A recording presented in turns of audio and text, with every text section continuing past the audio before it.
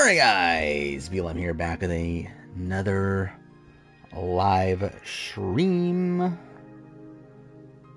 Yeah, Survivor happened. Amazing race. Really good Survivor episode. Really funny result. I don't know if funny is really the right term, but still. Yeah, as you can see by the stream title, yeah, D's won this, right? I didn't worry about putting that in the title in the sense that like people would actually think I'm spoiling the season and stuff, but yeah, actually like I feel like it's 100% D at this point. Like I should say 100%. Like realistically, it's like 80% D, 20% Katura. I think that's like the realistic like metric right now. Like outside of that, like no one else really has a shot. But it's pretty much D.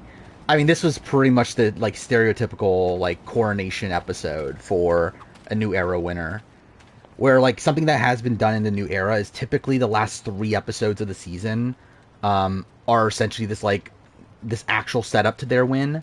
I think Gabler's probably the one that you can like be a bit more hazy on that, but like D's edit is like so similar to Mary Ann's in terms of how it's structured. So yeah, I think it's done. Amazing Race was boring. That was the thing. Traders Canada happened. That was actually, oh yeah, GTA 6 trailer. That was something. Game Awards are tomorrow.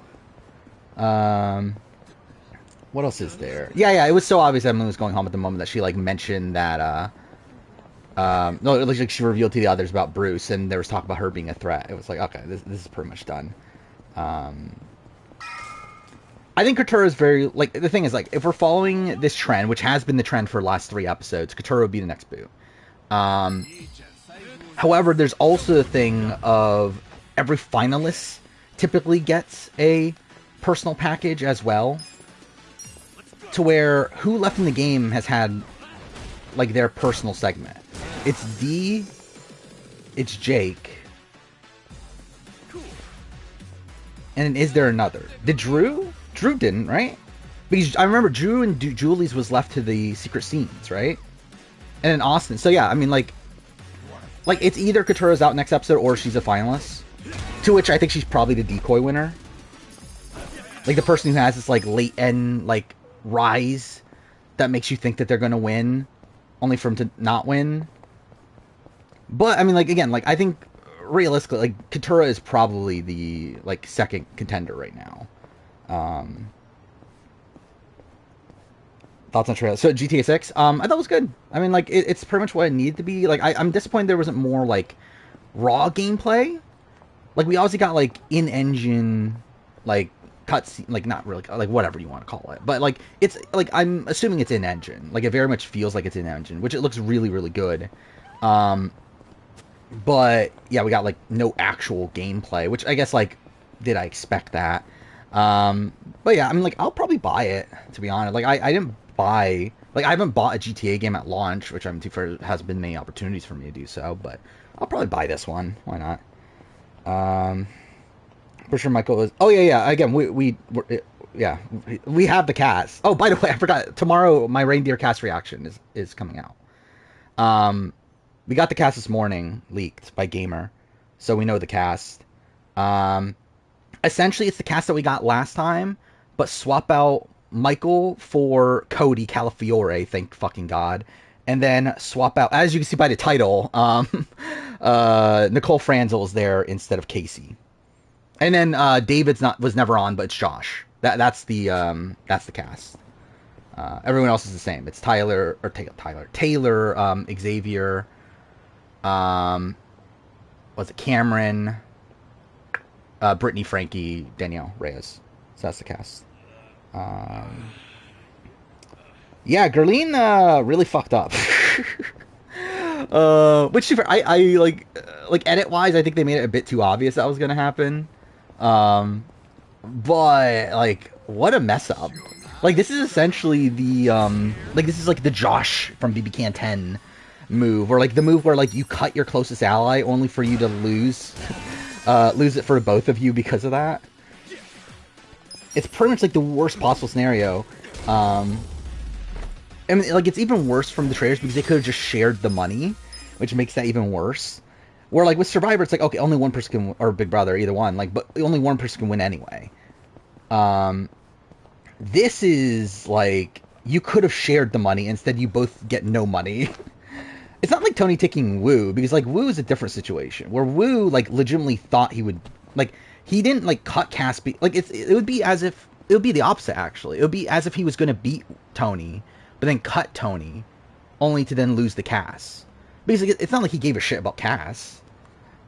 Like, it's a completely different situation. Where this, like, necessitates you having to, like, you having a closer bond with the person you cut. And you being, like, a very loyal ally to the one that you cut until you cut them. Gurleen worse than Quentin? Probably not. Because, like, Gurleen seemed to play well until, like, literally the last second, where, like, she just changed her mind out of nowhere. Yeah, I did notice that. Reindeer Game is not 50% POC. However, it is if you include the host, which I wonder if that's how they got away with it. It's literally exactly 50% if you include the hosts. So I wonder if that's what they're doing. Because it is 4 POC, 5 white people, and then if you include the hosts, it's 2 more POC, 1 white person, so it equals out. Emily joined Stephanie and Jeffra as the... I never even thought about that, actually. Like, I knew about Stephanie. I actually forgot about Jeffra, though. Yeah, by that point, that was all the beauties out of the game. What's Revolve beyond BB-Can 12? I assume not, but I guess you never know. It's a different network, right? So it'll probably be under contract still. I personally, like, I'm completely fine with an Emily boot here. Like, I think her story's done. Like, I talked about this last episode. Yeah. That's like, I don't know where her story goes from here. Like, it feels like it peaked too early. To where it's like, I don't know what else there is to do with her. From a storytelling perspective.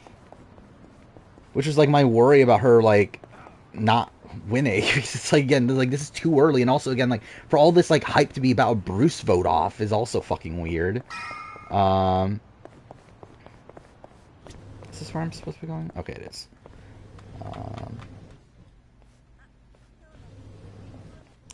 Zapater, like, I think the issue with that is that you have Redemption Island, which messes with the, like, overall placements. Because technically Mike is 6th place on that season. 42. What about you? By Redemption Island rules. Remember right. Damn, that makes me feel I think D would be the best winner of the new era at this point. Like, it depends on how the next few rounds play out, obviously. But, like, I mean, I'm assuming it's going to be, like, relatively smooth sailing. I guess she has, like, Julie as a fully loyal ally. She has Austin as a fully loyal ally. I can smell the like, I don't... And, like, Julie is a target ahead of her. Like, it feels like it should be an easy ride. To where... Yeah, like, I feel like D should end up being the best winner of the new era. Like, to be honest, at this point, I mean, like, maybe even debatably, like, top 10. We'll have to see, but, because my assumption was she'll be, like, top 15 or so. By the way, I have Jam Jam, I think, at, like, what was he at, like, 20 or something like that? It was, like, somewhere around that. So we're, like, already, if she had won, even, like, in the way that I was thinking she might win before this episode, she would still be above Jam Jam. But I think at this point, it's pretty secure. But I don't have an address for. But I feel like they handled the elevator game better than Genius. I don't remember Genius Netherlands. Have you always lived on the streets? But like, what they do different in Genius Netherlands? Actually, no, they did it wrong because they rigged it. Well, not rigged it, but like they stopped it. They went on for too long, so they just stopped it, and then screwed over a 3rd place person. Anamaya, that was her name, right? So no, they did it worse. But I don't remember if there was like an actual format change or whatever. Well, I mean, as in like obviously they brought back people and they allowed them to have a chance to come back to the game, which that's fucking idiotic. So I don't remember if there was another change to the game outside that. Yeah, it's also insane that Julie doesn't take out Austin here. Like Dee literally tells Julie that he's my number one.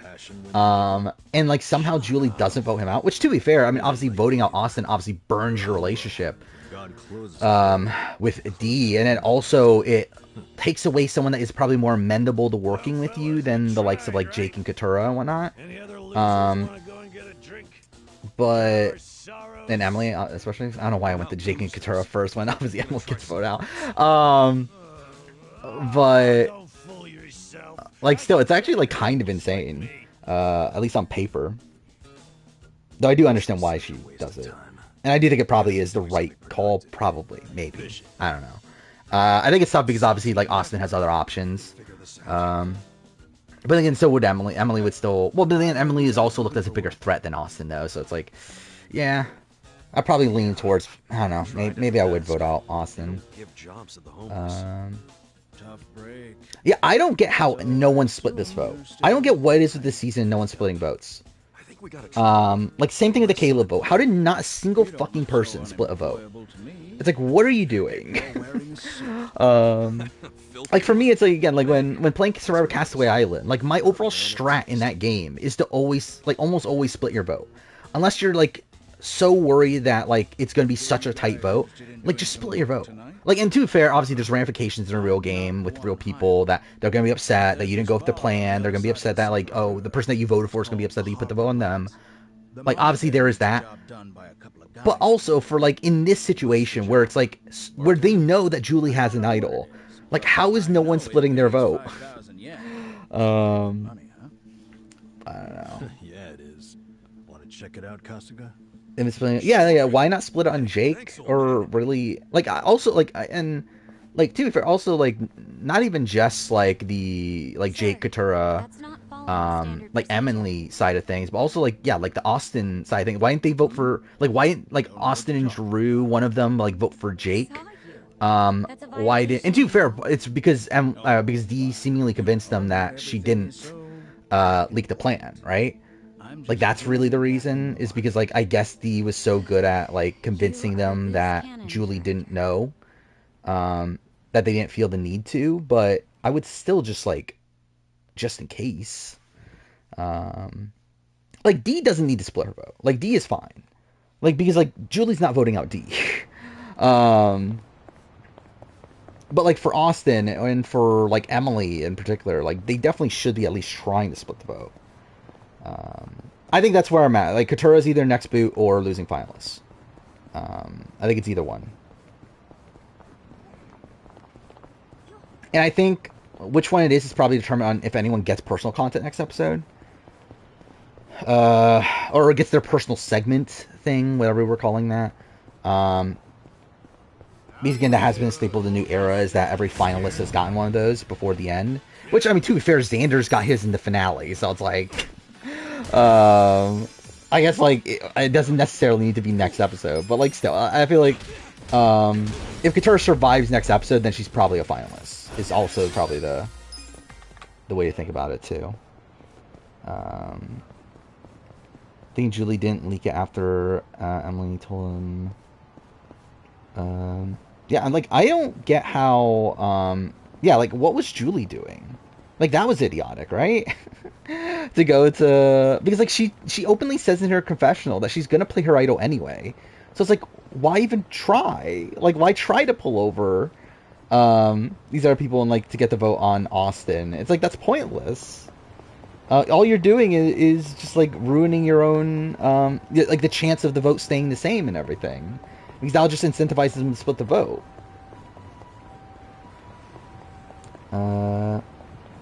Why do I have that big of an issue of saying, man, with how he handled Doohy, considering people did worse on reality TV?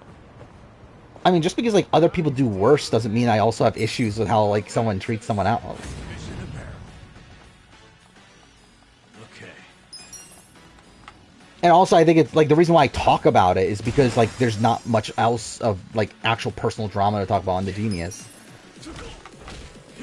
So that's probably like one of the biggest instances of like this like mean-spirited behavior on The Genius. By the way, also Genius Season 2 retrospective came out today, which that was something. And again, as I mentioned, Reindeer Game Cast Reaction will come out tomorrow.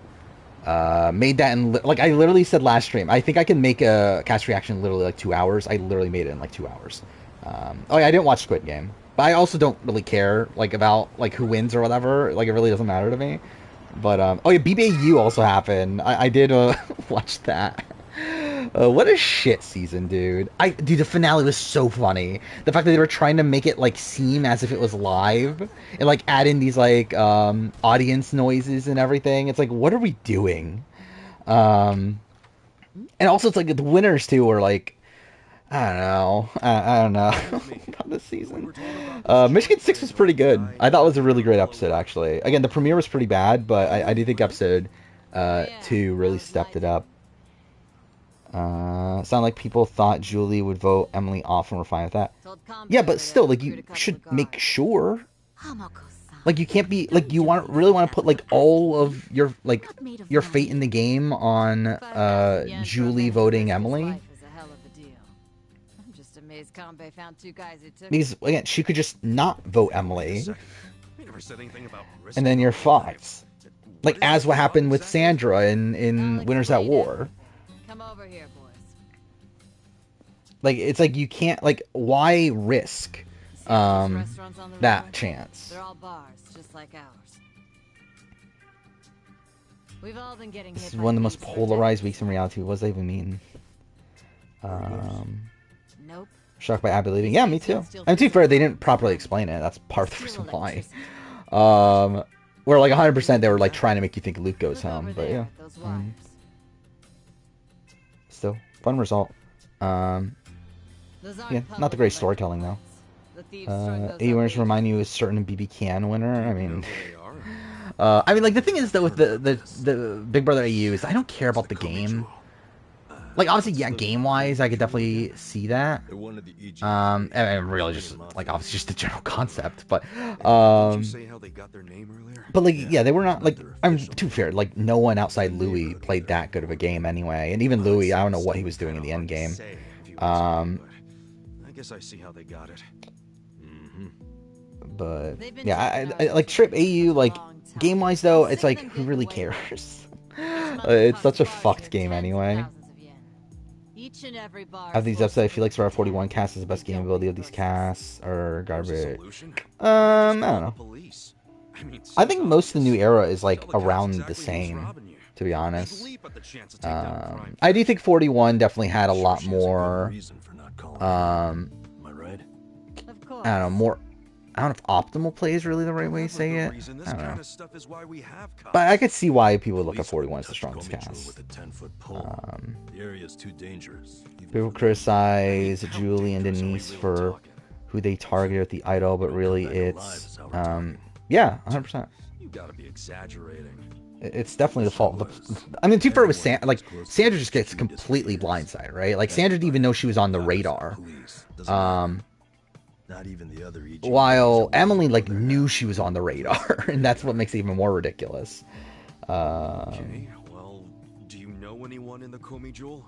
Well, BBAU and BBUKB, yeah, they're gonna be on the 2023 video. Then we'll have to find one of them while he's away BBU is very low. They gotta leave sometime.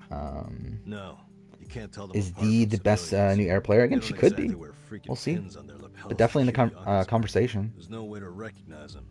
Out of the EJ3, they're the most secretive by far. I mean, again, I don't necessarily agree with some of the strategic decisions she's made, but also, like, I didn't with Jam Jam either. Want another idea? I got one. I don't know. I think in terms of winning, like, if D wins from this point on, in terms of winning game, D would definitely be number one. In terms of player, I think it would be still kind of close between her and Jam Jam. There's gotta be something we can do. But yeah, we'll have to see. Let's forget this. By the end of it. Seriously, we don't need money that bad. Hey, crazy idea. I mean, Austin's been out of it for a while. Greg and John, I think, have also been pretty much out of it. Which, yeah, I mean, like, Amazing Race wise, it's Joel or Garrett or Robin Corey. If this was Survivor, it would be Joel and Garrett.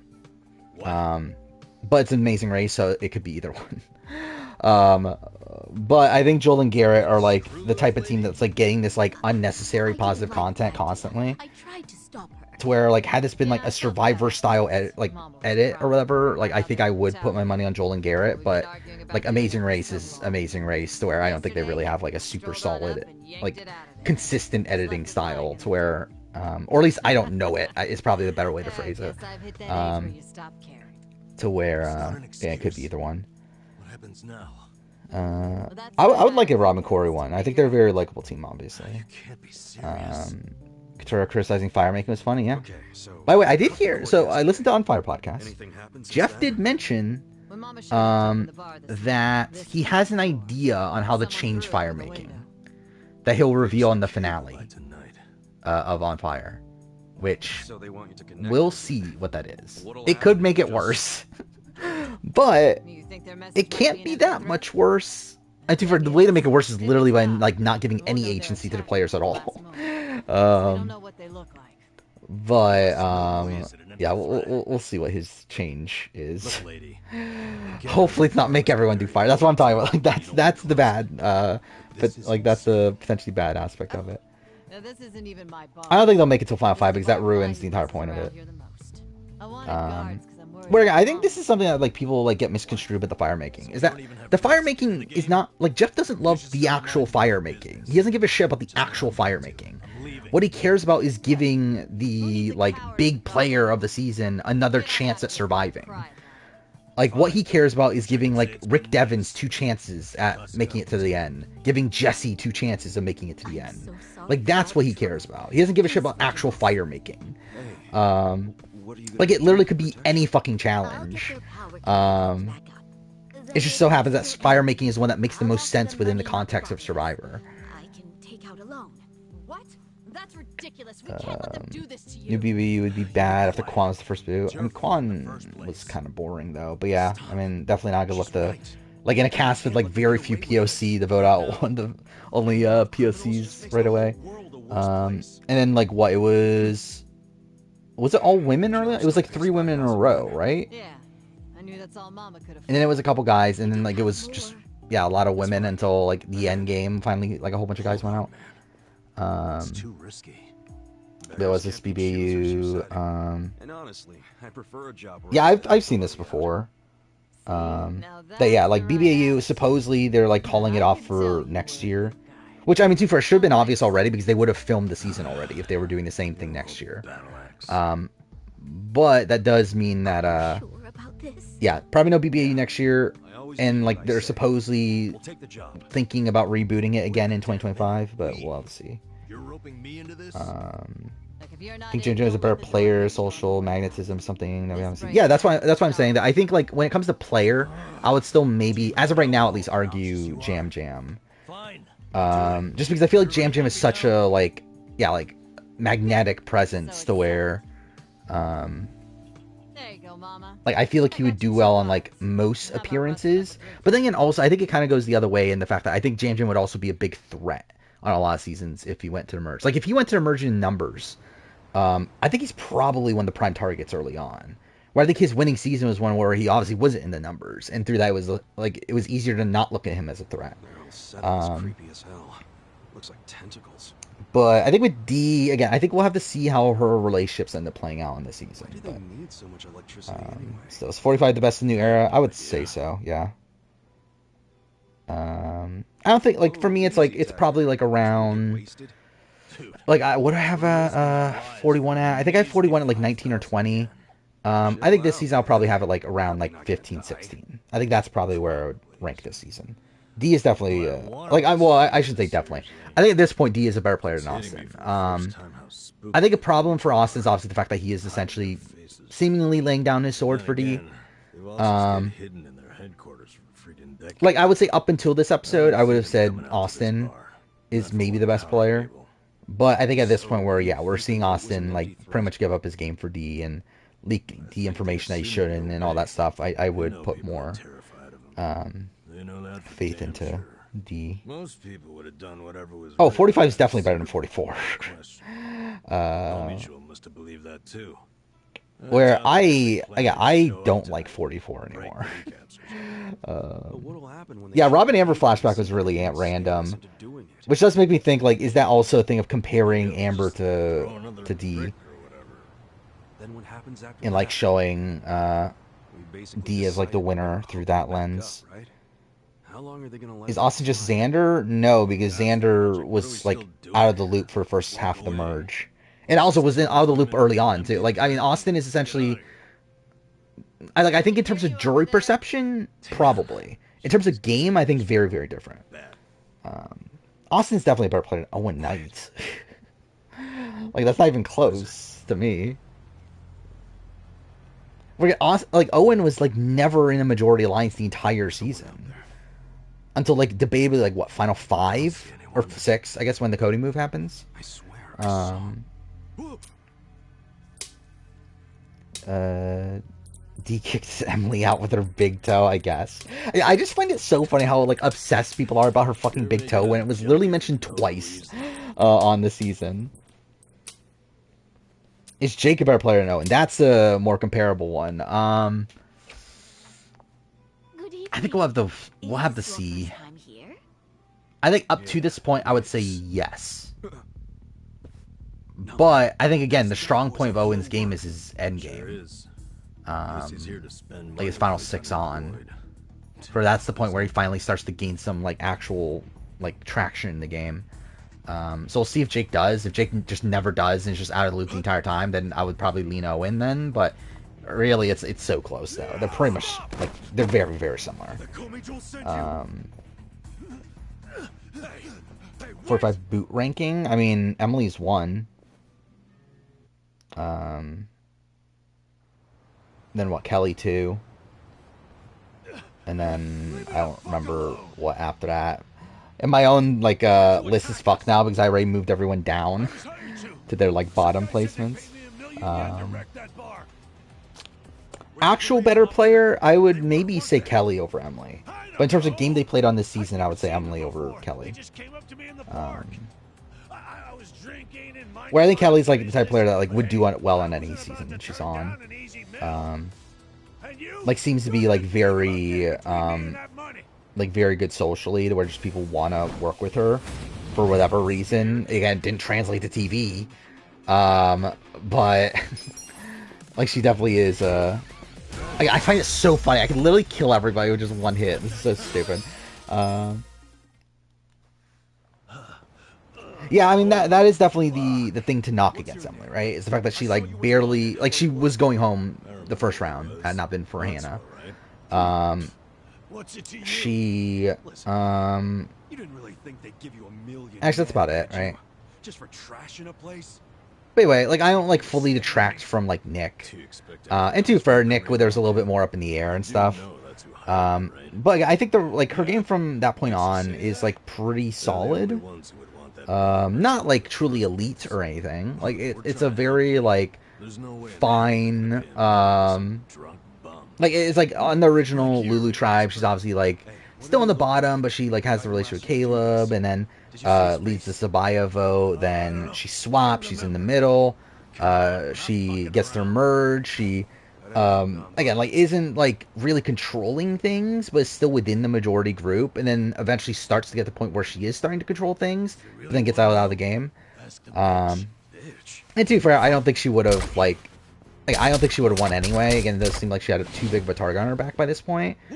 Where it does seem like the in-game perception is that her and Julie are like the two biggest threats in the game, to where like even if like Julie went home here, like more than likely Emily was just gone the next round, right? So again, like you can definitely qualm with that, but again, she still got out of the game. So I think it kind of equals out with like the fact that she was almost booted the first time around. Again, I could see Katura to a degree. I don't know how the fuck you think Jake is winning this season. Like, if you think Jake is winning this season, like, I don't think you're meant for Edgic then. Like, this show is literally telling us he's gonna be losing finalists. Like, I just don't understand how someone like that actually like analyzes the edit, actually comes out of it thinking, you know what, Jake is going to win. But whatever. Emily deserves that for voting out Bruce. I mean, what are we gonna do? I guess. To the new era tribals, I think I already have that on my list of videos. How to rank each winner. Well, so, okay, so, yeah, D is 1, right? I probably have Austin, 2. I don't know, Austin or Drew. I think Austin's the better player of the two. But yeah, I don't know. I think it's kind of close. Julie 4, maybe. I think the issue for me at this point is obviously that she like got saved by an idol here. Which, to be fair, she got that information through having such a strong bond with D. But also, like, D had that information through such a strong bond with Austin. So it really is her being saved by D. And also it is, like, Austin fucking it up for himself by giving her an idol. Oh, where would they be on the ranking? So, like, I think D would be top tier for sure. Austin... Again, we'll have to see how it plays out. I could argue top tier. I could argue, like, middle, like, upper middle tier. Same thing with Drew. Who's after that? Julie. Like, I don't even know where Julie would land. Again, it's a bit tough right now. And then Jake would be towards the bottom. Katura. What? No way. That's what I'm talking about. Probably like upper bottom, or upper bottom tier, lower middle, potentially. Is this guy for real? Mazur's 35, better or worse than 33, and 34 I think better, but still not that great. I think it had its moments. I think there are certain episodes that are really, really good, but most of it is still kind of mediocre. If Julie had a killer instinct, Austin is so gone. To a degree. Again, like as I mentioned before, I think there are arguments for why you don't take out Austin. Because, but also the thing is, like, that's also a mindset that's reliant on you wanting to get to the end of D. But also the thing, actually, no, you do need D. Because, like, you're a dead man walking, right? Like, if you get rid of Austin at this point, D turns on you, you have no other allies. And you're just voted out next. So she needs to maintain D's loyalty. And then with her not voting on Austin, there's at least a chance that D's able to rope Austin back in. At that point, you're 3v3. Like, I think probably, I don't know, I think the move is probably to keep around Austin. Especially because Austin's someone that you can beat at the end, too. Like, if Austin was, like, a massive jury threat, like, essentially if Austin was D. Like, if the roles were reversed, then, like, Julie had, like, a super close bond with Austin. And it was D that she was considering blindsiding. I think at that point, maybe you argue taking out D. But again, when it's Austin who, like, has, like, doesn't seem to have that much win equity in comparison to you and D, then it's like,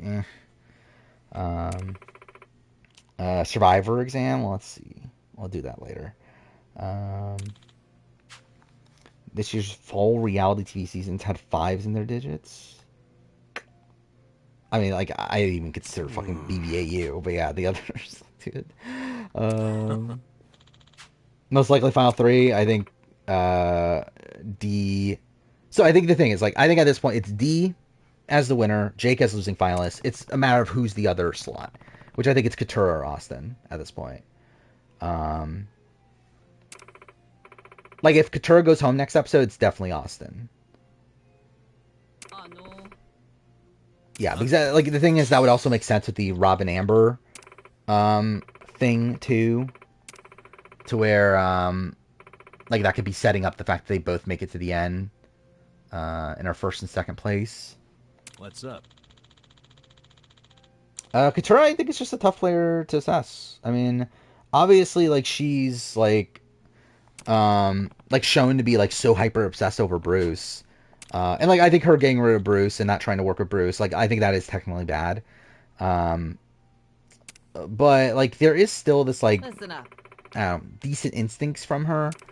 Like I remember like back when we were talking about the split tribal, and I was like really like anti Katura in terms of how she played that. I actually completely disagree now. I think she played it right. And too, for a lot of that is because like the context of it all. Where again the way that we were being shown this is the fact that like she was ruining a plan that would benefit Bello, but then it turns out that Bello didn't even want that to happen. The Bello wanted Caleb out too. I think when you take that into consideration, it's like, Okay. yeah, why is she gonna risk rocks for a situation where, Got it. like, she's not really gaining that much from doing this? Um, could also get one vote, final three to D. Yeah, I mean, if it's that situation, it's probably Okay. like D gets everybody but Drew, maybe? Is that what it is? Like Drew could vote Austin, so it could be like 7-1. Actually, but then again, like, I think like would Emily vote Austin or D? Okay. I feel like she might vote Austin, but you never know. Especially if like D really takes credit for the Emily vote. So yeah, could continue the 7-1 trend. I saw that Corey did stream, and I followed him on Twitch, but I didn't watch the stream itself, and he didn't save it, so I'm like, okay, whatever. That's a reindeer game cast. It's fine. I like, why the fuck is Cody there? Outside of that, it's like whatever, it's fine. Well, I mean, no, well, Cameron also, but like obviously I expected Cameron to be there.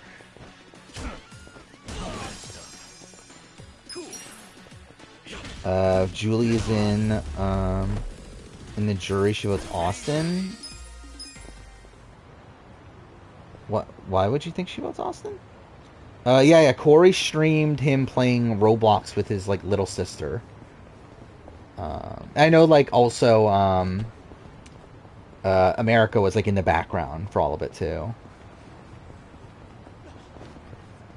So yeah, that could have been a fun stream to watch, but I didn't. I did hear that Corey made a top 50 best Survivor player list though, and I was interested in seeing that, but I haven't seen anyone like actually write it down. And I saw that Twitter was upset at that list, which makes me think it was actually probably a somewhat accurate list. But I actually would like to see this. By the way, also I've started the process of recording the Big Brother ranking, which is such a fucking pain. I fucking hate it. It's like such a miserable experience recording that video. Like I've literally, like, so what I've been doing essentially is I've been doing like 40 people at a time, and I've only gotten through, well, 40, like 32 at the beginning, then 40, then 40. But either way, I'm 112 people into the list, and I'm like, fuck, dude, this is miserable. It's already 4 hours of audio, by the way, which is actually not as long as I thought. So like by calculating everything out, I'm thinking the video is gonna be like 6 hours. Like what, like all parts together will be around 6 hours, like a little bit more. I would say like 6:15 or so. Which I was kind of expecting to be closer to 7. But either way, he didn't say all the lists, but he said like 30 or so. Okay, Dan, Will, Okay. Cody, Derek. Well, either way. Tiffany at 10. That seems a little bit high. Hayden, June. Like, I just want to see this like in comparison to my list. Like, is it? I feel like Lisa's too high. Is my first like big observation. Holly at 46. That feels maybe a bit high. Hey. Yeah, it's not fully in conjunction with my list, but obviously, like, I mean, but then like I was gonna say, but like, there's obviously some like people that are exactly the same, but like also you would expect that, obviously. Um, yeah, like I have Michael higher than 44. Like Kylan at 23 is like seems a little high, but I'm not sure. I don't know, like I think I have Kylan at like 28 or so to 30. Which for that's not that big of a difference, but again, that's the fuck thing about Big Brother is that it's like, again, like Kylan feels like way too high to be having him in the top like 30, but then you look at the rest of the list and it's like, fuck. Like all these people are like above, or all these people like should be below Kylan. Yeah, I think Katura is either second or next boot. I think it's one of the two. Where whoever's in Final Tribal against Jake is essentially going to, and like isn't the winner, is essentially going to be like a person that gets some votes. Because again, just by the way that Jake is being portrayed, it's like exactly in line with Owen. Like he is like so blatantly being portrayed as like a 0 vote finalist. Is Matthew Wing Survivor UK? that's also the thing. I've been working on my Survivor UK review. Here. I'm only up to episode 4, like I'm midway through episode 4, so I'm not even that far into it because like I've obviously been recording the Big Brother review and whatever. Get up. We're But closing for a through while. rewatching the season, I do think there's a series, like obviously just position wise, you would say, okay, Matthew has a good shot. I think even edit wise, like I think obviously the big turning point the big negative for Matthew is the fact that he was like pretty much invisible in the premiere. I had not watched Squid Game finale, Let me sleep a bit more, but yeah, he was invisible in the premiere. However, the thing I find interesting is that there is a confessional from Tanuke, where Tanuke says that the Calaton tribe is gonna rise like a phoenix in the ashes or whatever. And like it's a very much a like type of confessional that would make you think, okay, Calaton's gonna win the game. And the interesting thing about Matthew's early edit is that so much of his edit is as if he's talking for the tribe. It's like and like to be fair, I don't know if like Survivor UK is actually doing this in depth of editing. Like I don't think it's at the Survivor US level of like being very intentional in all the things it's doing. But if that is a thing of like that early on, Matthew is essentially the representation of Calaton. Then again, that would be like thematically satisfying for like a Matthew win, like storyline wise. From being matched up with the like Calaton underdog arc. Because like all of his confessionals early on are like him talking about how oh we like talking about like how much they need to win, how much they're like how their like living conditions are going. Like he's essentially like talking about like the tribe as a whole. Which like to be fair is also like a thing that you can interpret as a major issue. And the fact that he very rarely talks about himself early on. Like it's not until episode 4 where he even gets his like personal intro. But I think that is like an interesting thing about his edit. Yeah, that's what I was saying. Like if it's D Austin Jake, I could see Drew being like one vote for Austin. That's probably it. You don't know them? It's Bleach Japan. If the show isn't Rick for Taylor or Cameron, Frankie or Cody, is 100% winning. Yeah, I mean, I think I said in my video that I think yeah, actually, I think I literally say Frankie and Cody are like the two I think can win. When I talk through them. The thing is though, we don't know what the challenges are going to be because like straight up, I don't think these are going to be like super physical challenges. It's not going to be like the challenge style challenges. But yeah, I think even then, like Frankie is definitely someone that I could definitely see doing very well. They want to crack down on all crime, whether it hurts someone or not. They want to bleach the I mean, determines how you interpret the best player. But yeah, it would seem like she would make active strives to vote for D. Makes sense, considering their founder is Ryo Aoki. And that is...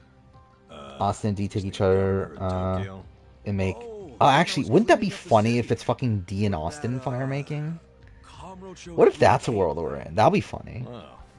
But yeah, obviously we did get that fire making scene in this episode of Jake and Katura making fire, which that feels like the first like little bit of foreshadowing we've even gotten this entire season to fire making. Because they really haven't done it this season, pretty much at all. So yeah, I would not be shocked if like Katura is the fire making winner, based on like how that was portrayed. Why are they protesting right outside? I think Peg is getting 4th. I can see that. I can see Peg Leg winning too. Like I think Peg Leg's like early edit is actually like pretty good. If you're lucky, a waitress might bring you some tea. Of course, you don't pay for that tea. You pay for something else. Wait, what is this from Corey? What it is, a brothel. Everybody in this neighborhood knows it. This is crime, pure and simple, happening right out. So he knows who I am. Well, that's something. Like if I'm making an official winner pick, I probably would go Frankie. Probably. Actually, I don't know. Could it be Cody? These women are just working hard at their job. By the way, also, it's fucked that 3 of the 9 people on this cast are from BB16. Like, that's fucking terrible. But whatever. I'm just looking at the cast again. It's because the truth is so terrible. Yeah, I think it's between Cody and Frankie. people you're protecting, your loan officer and your debt collectors. I'll go Frankie. I'll pick Frankie You as ever the consider the why winner a woman pick. might do this job? Because they have needs. Some are caring for their I think parents, it's Matthew and others are as of right now, if I were to guess the final sometimes two, I would say support Matthew and families. Lawrence. By the way, also, yeah, Lawrence is definitely not winning this season, based on Exit Press. Why did you hear about Tanuke, who, yeah, pretty much trashed Lawrence in her Exit Press, to where, yeah, I'm not expecting Lawrence to do well if he gets to the end. They keep their children happy and healthy, and that's Calls me a what super truly talented matters. YouTuber. What's Show me one. Yeah, I didn't hear the actual Show clip me a itself, child who's happy but being raised I did hear by him a saying my whore. name at least. You aren't even trying to Um, understand. You're just being an asshole.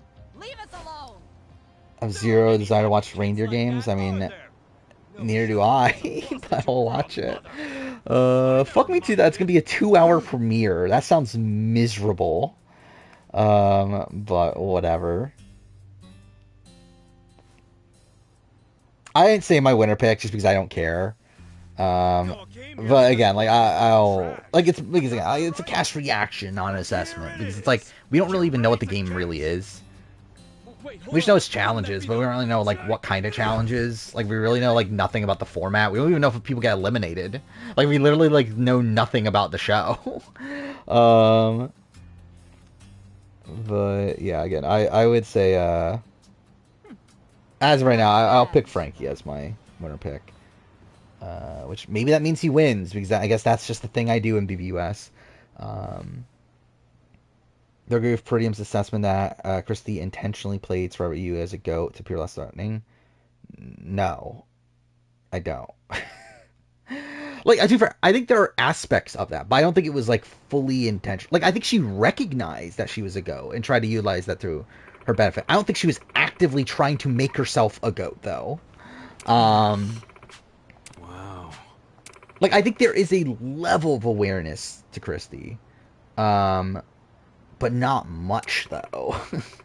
Like that, not that much intentionality. Sup?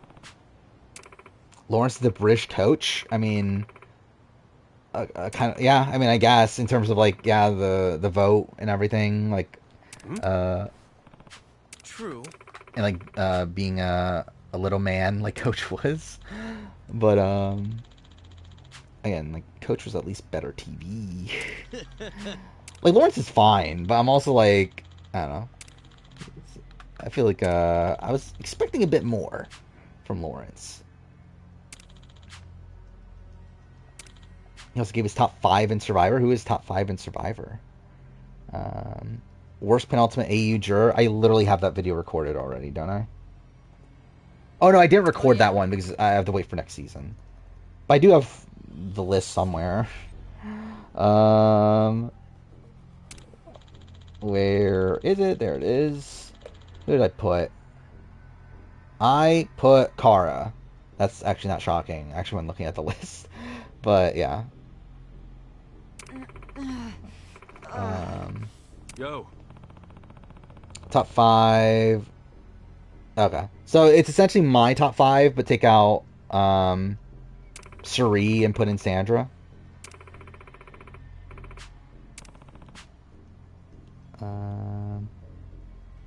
A woman-loving king, I mean, I guess.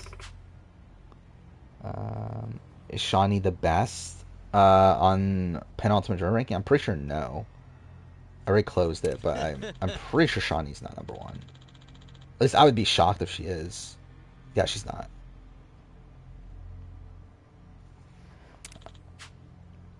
Goodbye. It's not Brooke. It's definitely not Brooke. Okay, I'm just gonna skip all this. I'm not reading all this text.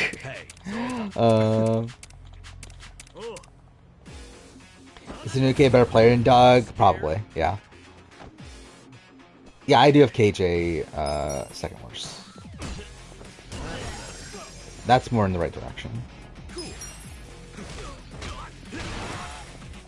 I think I debated between number 2 though, where it was between Shawnee and Michelle. I forgot I can block this.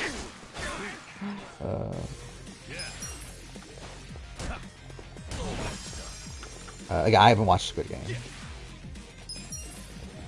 But also, like I don't actually care, or if someone spoils it for me, I don't really care. I don't give a shit about any of these people. Like, I'm interested in seeing, like, what they do for the, like, final game, because obviously they can't fucking actually kill each other. But Phil won in dominant fashion. Well, thank God he won in dominant fashion. But again, like, the editing of Squid Game is just, like, I don't care. Like, none of these people, like, matter to me.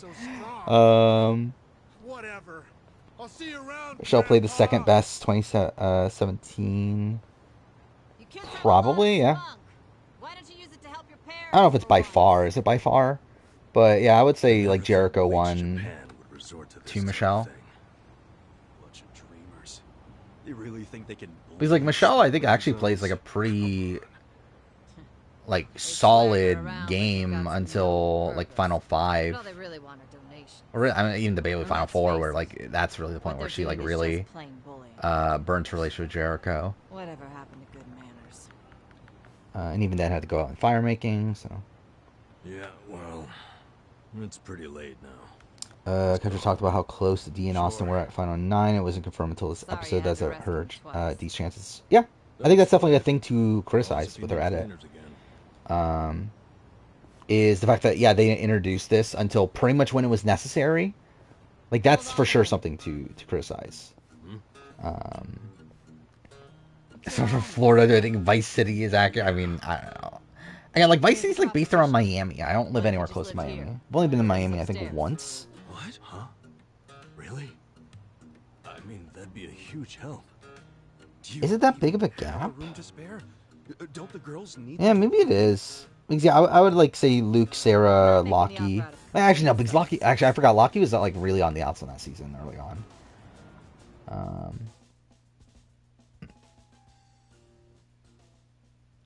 Who else is there? Ziggy. Ziggy's fine, right? Like, still made some suboptimal moves, but If you live her game's here, you fine. get But something yeah, called it probably right is a big gap after residence, Michelle, which would though. benefit me.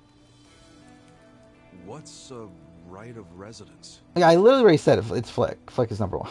It means that you can legally assert that you have the right Like, the thing to is, like, live if you know how I look at the game, like, it should be pretty easy to gauge who, How would like, that is, benefit you? like, number one on a lot of these lists. Well, Um, I live in a different building. like, yeah, I mean, like, I feel like I've made, like, my overall, like, philosophy on the game, like, I don't get pretty, that like, right of residence. clear. I think I get it. To where it shouldn't be that hard to guess I'm who's leasing number this one, building, you see? on these sort of And lists. if Bleach Japan really wants to get us evicted, And, like, who's at the They bottom. might pressure Maybe there's, the like, government. room for, like, one or two, like, placement changes or whatever, but, like, Wouldn't it put should it be past pretty them. apparent. if someone here has right of residence, we can Because again, talk like about it. something I say about these Once like you sort have of that right, things is that if it's a Can't just evict situation you where right like away. someone shouldn't have been booted in that spot, Oh, so what's living in the place would be or okay taken out with due to this? like some like outside circumstances, then to me that Sounds kind like of a great elevates deal. them above the But people that were taken out you due to don't mind normal a couple bums circumstances. living here? Well, you two are really my only choice of renters. Or again, that's my entire like justification for having like Sydney, So, like I number can't enter was into a she like lease number contract 3 or with 4 on the them. merge boot But ranking Bliss, of it's not the only reason I'm making this offer. I'm impressed with Survivor, what you two but did. Sounds good to me. I don't mind being your live-in security. Kara was dominantly on the bottom, makes her a dominant winner. I guess Just that's promise how you won't break the lease. you can look at I it. want your eyes on my shop for a long time. I probably will do Bleach anti-penultimate Japan ranking, finds someone else to- which is funny. But yeah, I probably will at some point. I don't know. Again, the thing is, like, this is the thing. Like, I said this before that, like, after Strider 50, I was thinking of, like, stopping myself from, like, consistently making videos in the way that I do, of, like, forcing myself to make 2 videos a week and everything. Freaking amazing. But, like, I've been thinking about it recently. It's like, I think it'll be tough for me to do so. Like, I think for me, it would have to be, like, I don't know. It's like, I just think that for me, it's like, I think I have to run out of ideas, I think is the thing. But also, it's like, doing a lot of these, like, video ideas I have would take more than Sure it's not water. what it would take to be able to do 2 videos a week, so that's also kind of an issue. You're sleeping with every time you Where drift that's off. straight up a thing I'm struggling with right now, is the fact that I have, like, so many big videos at the beginning of next year. To where I'm not even sure if I can keep up with it, but we'll see. Thank you, Ichiban. But Yeah, I don't know. We'll see what happens when we I get to should that be the one point. thanking you. Is Roddy a top You'd be 50 dead and rotting in player? a I think trash he's can if you hadn't close. saved me. If he's not, where do I have Roddy? Hey, why'd you quit He- nursing anyway? I don't know. Where the fuck is he? Must've been good He's if not you in the saved top me. 50. He's right outside. Truth is, I was smuggling drugs out of the hospital. By the way, I'm about to talk about Raven on my, next time I record my, Big Brother list. Next up is Raven, so thank God for that. Not too big. And it all came Did you mention she's I lost my Charmander? Doesn't mean she's fire making winner. I mean, would they go that deep? Like that seems a bit too much. You don't think I regret it? Tarzan being that high is I don't know, that seems like a choice. You can apply your medical skills to something Where it's like, yeah, else. he Easier said like than done. shouldn't have gone home in the sense that You got another job in mind? he got idled out of the game, but he also got idled out of the game by himself though. Not really. I've been walking But I don't know. I mean, I guess like the only argument would be he's like lower than Mark and Sam. I can't see them. Because like he would still be above like Kate and Adam and Joan, Talking but about your patriarch? still. Guy like you. Looked up GTA 6 on Twitter because all the memes and discourse is funny. There's also some like idiocy too, though. Like I'm just saying, like, oh my god, so woke. How dare they have a female protagonist? Like that part is stupid, but yeah, for the most part, Discord's fun. I think UK is gonna have a final 3, where I think that was the point of having it on a limb. Because the schedule works out perfectly now, to where if they do Australian Survivor format, they'll have a final 3. What'd you want to be when you were a kid? Which also the finale is going to be 90 minutes, right? Or not 90 minutes, no, like an hour without commercials. So it's like, I don't think they have much time in that episode to do much more than just one elimination. I did see the picture of Caleb and Corey. That was funny. Winner of 45 is probably going to be a woman. You know, a hero who could Wait, because if they put... Wait, like who put what? The video game? Any thoughts? What's this? How ridiculous is the video game? It's kind of crazy, all these random NPCs show for 2 seconds. I mean... Yeah, I mean, it's easy to just trash on Ubisoft. But I did see that there's rumors that Watch Dogs 4 is being made right now, which that's funny. But I just love how like shit Ubisoft is at this point. So you do it. Become a hero, just like you wanted. Come on, it was just a Like it's like to the point where it does seem like they're actually trying to change at this point because they realize how shit they've become. But it is funny like how like they're like pretty much a disaster at this point. It's not like being a hero puts a roof over your 15, 16 are back to back, are they? Interesting.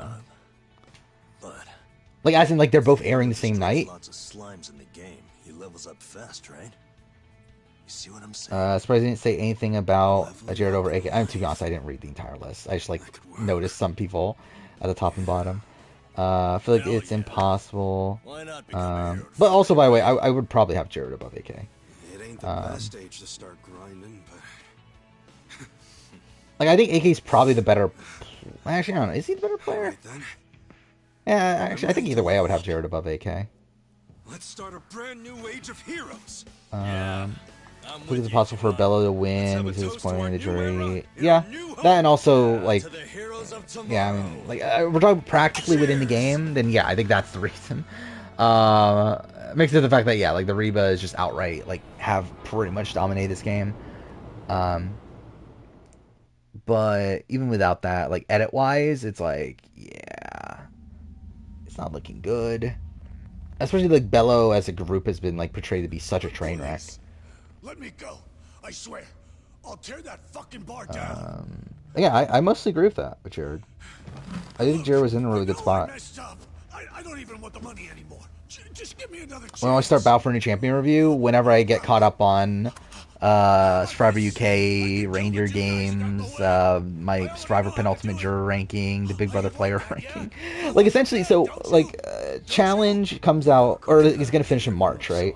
So, essentially, I'll probably try to finish everything up to that point before I start working on the challenge. Unless we're at a point where like it's like literally about to finish and I'm still not caught up, which that'll be the true disaster situation. But like, yeah, as videos that aren't done yet, that will need to be done by that point. Amazing Race 35, Survivor 45 review and player ranking, 2023 Year in Reality TV, Sasuke review, Survivor UK review and player ranking, Ranking of the Year Game review, Big Brother ranking the games that re-entered, or ranking the players that re-entered the game, Survivor Penultimate Juror ranking, Guide to International Survivor. I might or might not do a Last of Us Remastered video. We'll see. And then I will Survivor All Star Retrospective. I forgot about that. Cast assessments for Survivor 46 and Australian Survivor, though again we don't know exactly when those will be. Left Behind Retrospective, the Big Brother ranking, and then BBCan 2 Retrospective. Like those are all videos that would probably be done before I start on the challenge.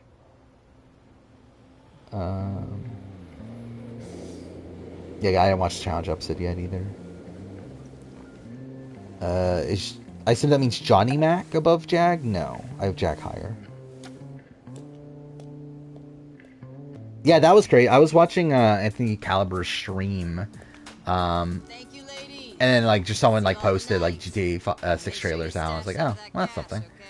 Which yeah, like I knew it leaked beforehand, but like it's funny that they like went out of their way to just like actually just release it themselves after that.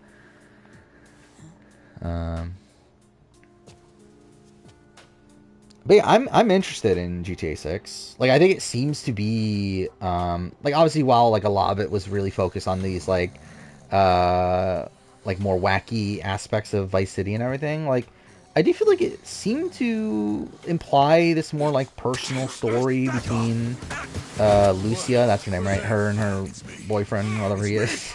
So we're like, I don't know, I'm kind of interested in that. It'd be interesting to see like a Bonnie and Clyde style story being told in video games. Queen Leilani knows that you can only start playing the game at Final 9. I don't think that's what you should do, but sure. I think Julie's fifth or fire. I can see Julie being next episode too. Like I don't think Julie makes it to the end, but I could really see her going out in any of the remaining spots. To I actually think fire is probably least likely. With like how much she's being propped up as a threat, I feel like Final 5, Final 6 makes more sense. I'd probably lean Final 5. But also, so it's like, well, okay, so if she's Final 5, then Drew's Final 6, right? Also, does that mean you found this place? I guess not. Like Drew could be fire making loser. I guess, but then like, we are getting like a lot of setup to a Drew, Julie like war. So my only hesitancy in one of them going out next episode is the fact that we did get that in the next time on. But it feels like it's been a storyline set up like pretty much all season. Well, not all season. For the last like few episodes. To where yeah, like I feel like it's gonna come to a head at least like again by Final 5. It's like unless they're like both in fire making together, but again I don't see either of them making it to Final Tribal, so that's not likely. That's GPS. You can put apps on. Jake said something about making a big move. That's what this guy did. What would the big move be? It'd probably be Drew, right? Yeah. Kind of. Because like would Julie be a big move if Julie's already the big target? So yeah, I feel like if they're saying make a big move, that means it's probably Drew. And Austin can't go home next episode unless he's really that big of an idiot and doesn't play his idol at the last time he can. Of course it was. Like theoretically. Are you aware that Kasuga was Actually, no. I was saying theoretically D could go home, but even then, nah, not really. I think Julie goes before D no matter what. Even if D is to not win the season, I still think D probably at least makes Final 5. I was the one who snuck Kasuga into that meeting. Well, Tokyo. Yeah, so I think the 3 contenders for boot next episode are Katura, Drew, and other person, and Julie. I think are probably the 3 potential boots. Every episode, Jake keeps saying it's time to play. Yeah, pretty much. Actually, I never actually paid. Like now, I'm thinking about through. Yeah, he does, doesn't he? Like every single episode, he starts the episode by saying, "Oh, I've been in like a dead dog or whatever, but now's the time to play," and then he just like doesn't. And then they literally did that again with this episode. I kind of forgot about that. That's how like last episode started too. But I still need proof. Is Jake worse than Eddie Fox? No, Jake at least is playing the game. Closer to Arakawa, the only person I know of with ties to the commissioner. No, I think he's definitely better than Eddie Fox, especially like in a general player list. Like in terms of the games, maybe you could argue a bit more. I would still say Jake is better, but like as a player, like Jake is definitely better than Eddie Fox. Why do you care so much about exposing the commissioner? Yeah, I didn't watch the challenge. Well, it's not out of the goodness of my heart. It's revenge I'm after. What was my score for the Big Brother list? What's his tweets? Jake episode 1, Jake episode 2, Jake episode 5, Jake episode 10, yeah. Yeah, actually, now I remember. Yeah, he did say that in episode 5. I don't remember him saying that in episode 2. Murdered during a home invasion. The suspect, but he definitely did say that in episode 5. I do remember that. I made the arrest myself. Then obviously he said something to that nature in episode 1. Before the trial, a witness claimed to have seen Kasumi in He's the worst SA player of all time. I don't fucking remember. I haven't thought about SA in forever. Probably what I say at the time, like Tanya, or did I say someone else? I don't fucking remember. Like again, that's my issue with SA is that I just haven't watched a lot of seasons in a while, and like they're not like as ingrained in my head. To where I don't have a great like if you were to do a Survivor SA quiz, especially with like super difficult questions, like I probably would not know a lot of them. Yeah, should I do the Survivor exam at this point? 61%, that's pretty bad. I thought it would be better. Why did he backtrack like that? He was coerced by the chief of Kanagawa Police. I've been watching the challenge. Keep saying it's a thing. I mean, yeah. Challenge has been, I don't know, it's been kind of mid recently. Largely because like it's just so stagnant with like I don't personally like this format where there's obviously big chances that just no one goes home. And yeah, I mean like there is a lot of drama going on, so at least there's that. But and like I think this is a better season than at least 37-38. Maybe argue about 36. There's not like again, there's worse seasons out there, but it's not great. Is Shy Pint? No, Shy is better than Pinty. He hung himself in prison. Like the thing about Shy is I don't even understand why people didn't like Shy.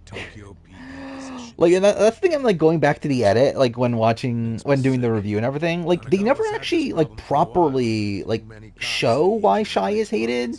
Like we just get talk about how we get like talk about how like he was like too controlling and whatever. But like we never see that though.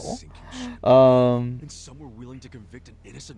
where, like it does make me wonder like were there just like natural biases out there against him or what? But I don't know. Pinty's an amazing social player, obviously Pinty, greatest player of all time.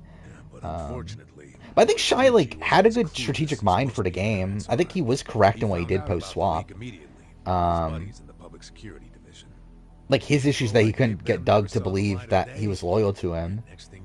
But I think strategically, I think Shy is like solid. So at least that's something. Is Sophie the best plurality vote? Is she? I don't remember. Probably. It's up there at least.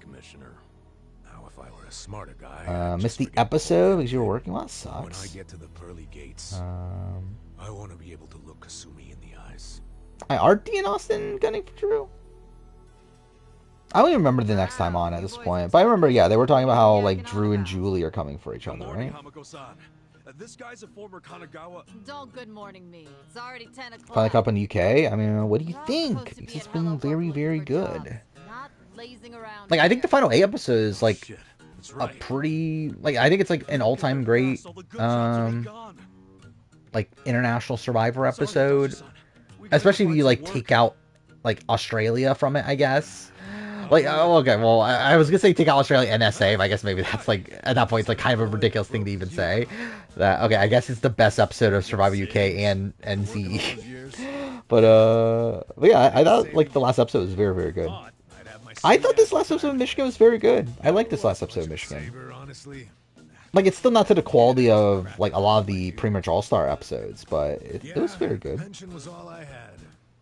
Did Bryce pull 45 while you're gone? I don't think Bryce has shown up in like a month or so, right? It's been a while. They let someone so irresponsible driver's licenses. Also, again, like, I don't believe there are spoilers for 45, right? Women are expensive hobbies. At least not, like, to the degree that 42 was spoiled. Turn off the first 5 minutes? Well, you should watch more. There's some good stuff by the end. By the way, also, I love how, like, I've not paid attention to the game pretty much at all. This entire stream.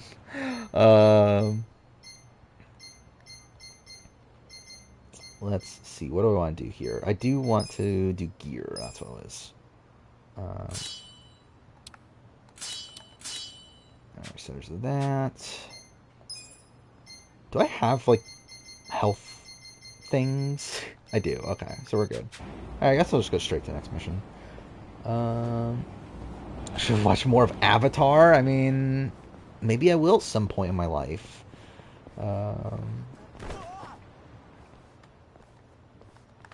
Yeah, main spoiler guy said there's 4 people and one of them are the winner. Are all 4 still in the game? Is that a thing?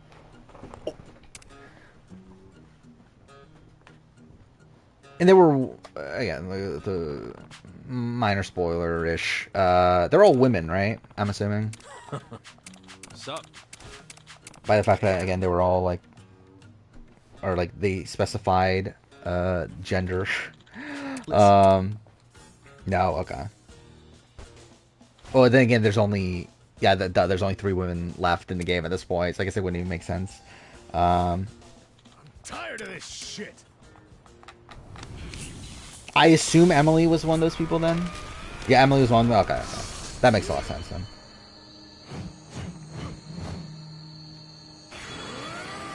Two of them are still in the game. Okay, I have a feeling who the 2 are then. But to be fair, that doesn't really change anything. Oh, Kendra is one of them? Well, that's funny. Yeah, you would think it would have been Kelly over Kendra. But to be fair, I mean, like, I guess it's like where they get, how they get this information. Hey. And to be fair, I thought Kendra had like a decent, like, first, like, what, 3 episodes? I think it's like episode 4 is the one where, like, okay, she's pretty much out. But, like, she actually had like a solid early. Not much of online for GTA. Yeah, hopefully. Like, I mean, they're gonna have online. Like, there's no fucking way they don't have online. But, obviously, I don't care about online. What's up? Like, literally, like, I find it funny how, like, GTA, obviously, like, nowadays is, like, played mostly for its online. When, like, yeah, I'm not ever gonna play it. Yeah, I'll probably still end up buying the game at launch. What are you raving about? No, to Final 5. Come back. Interesting. Well, we're at Final 6 right now, so it's literally just one person, right? Whatever. At least it's more fun for me. Was I the only person that oh yeah, I still haven't watched the fucking challenge. What is this? Oh, this is a connection you made. I mean, is it as easy as, like,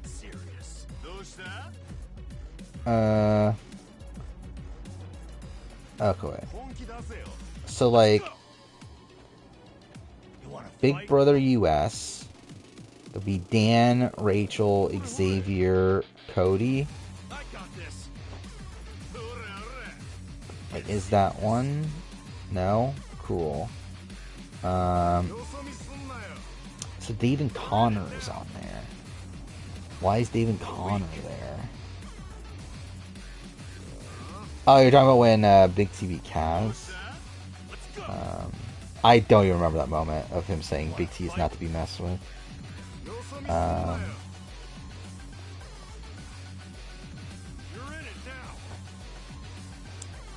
Wait, so, like, is it literally just by show?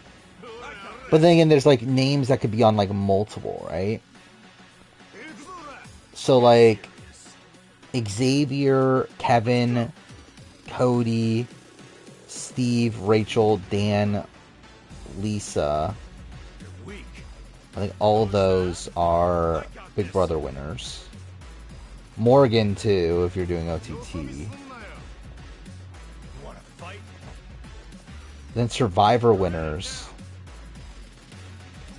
There's only who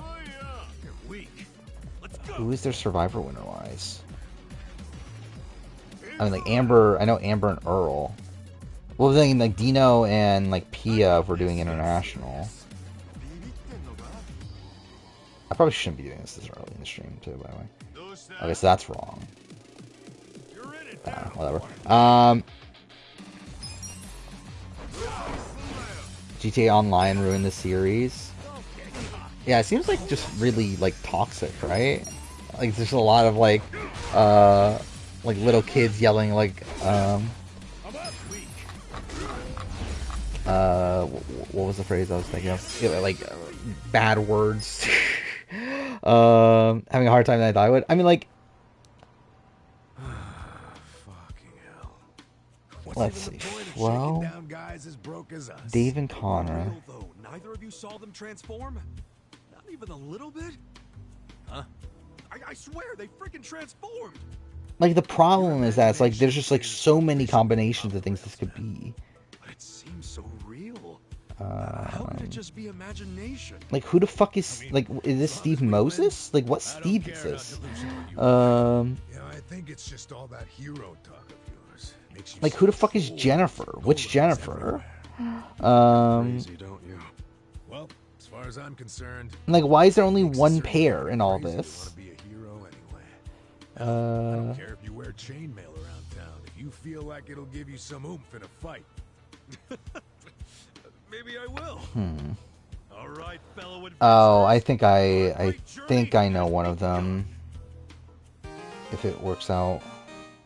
No, I don't think it works out that way. Like, is it like inner show or like not inner show? The opposite. Oh, sure. Like, are some of these like Lead on. across the shows? Hello, work. Yeah, this party is sorely lacking in coin. Pretty soon Oh, we'll I be able think to afford any is booze. All Star Winners one of them? Medicinal herbs. Yeah, we need to grind for some cash. There we go. I got it. Amber, Cody, Dave and Connor, and Dino. Life really is One an returnee RPG season. when you think about it.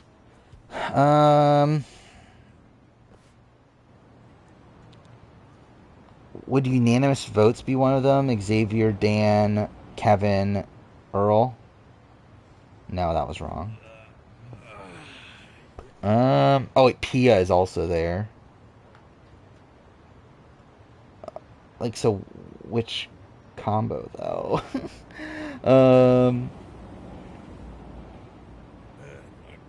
I'll probably do the exam like right after I finish this, I guess. I probably should have done the exam first. I had that open longer. But yeah, this is just like a like again like who the fuck is Jennifer? Like, is it Jennifer BB6? Like, which Jennifer is that?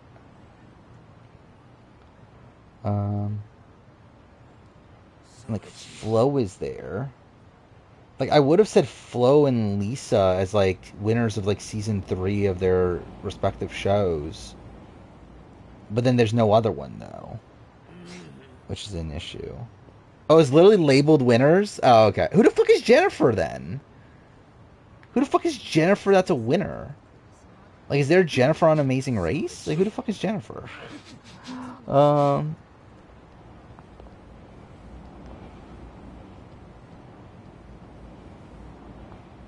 who the fuck is the winner that's named Jennifer?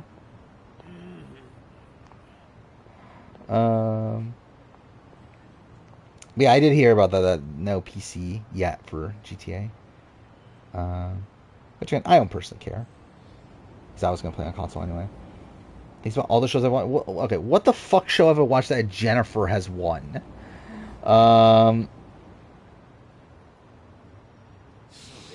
Like, who the fuck is Jennifer? Man, my back is killing me. Like, I'm literally gonna look at my reality TV show list from this year. Yeah, who the fuck is Jennifer? So itchy. Yeah, that is a shame that, yeah, it is gonna be on Series S, which is bad.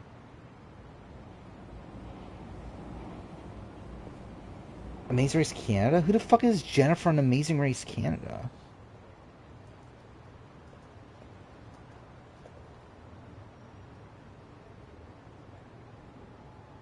Okay, I still don't see a winner for Amazing Race Canada. Australia? I still don't see any. There's Asia? I feel like I would have seen it already just by looking up Amazing Race. Yeah, there's none still. Yeah, like who the fuck is Jennifer? All-Star Battle. Okay, I had no memory of who the fuck won All-Star Battle. Oh, okay. I think I get it now, though. So itchy. Oh, maybe I don't. Wait, Jennifer Flo. Rachel was that person that was on All-Star Battle? No, okay. He's like Flo and Jennifer, obviously that would make sense as people that were on Bad Girls Club, right? I don't know what the other combination would be though. Yeah, I'm wasting way too much time on this. I've already made 6 incorrect guesses.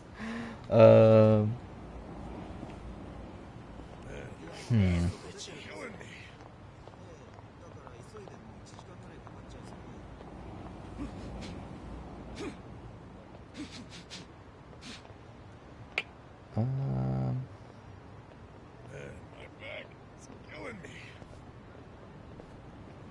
These again, it's like, well, I mean, too far. I forgot that was all winners, which like made the first part of it a bit tougher.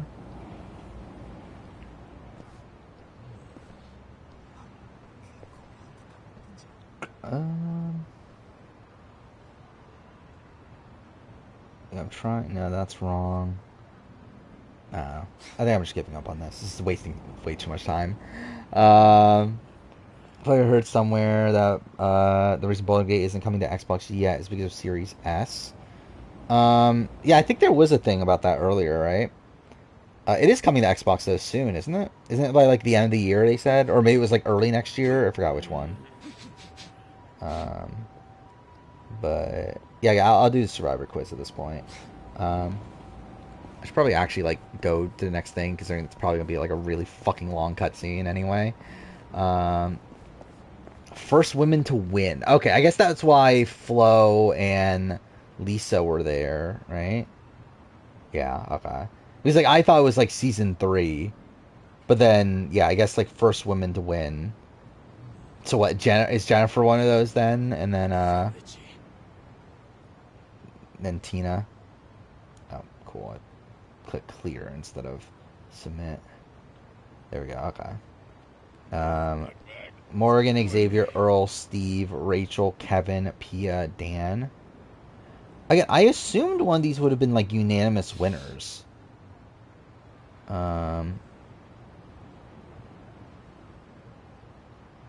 But I don't think it works either way.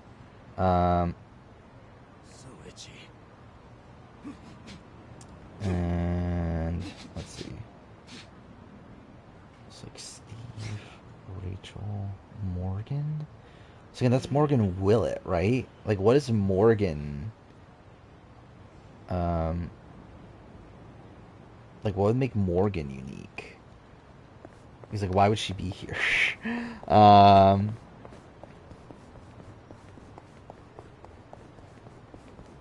Morgan, Rachel.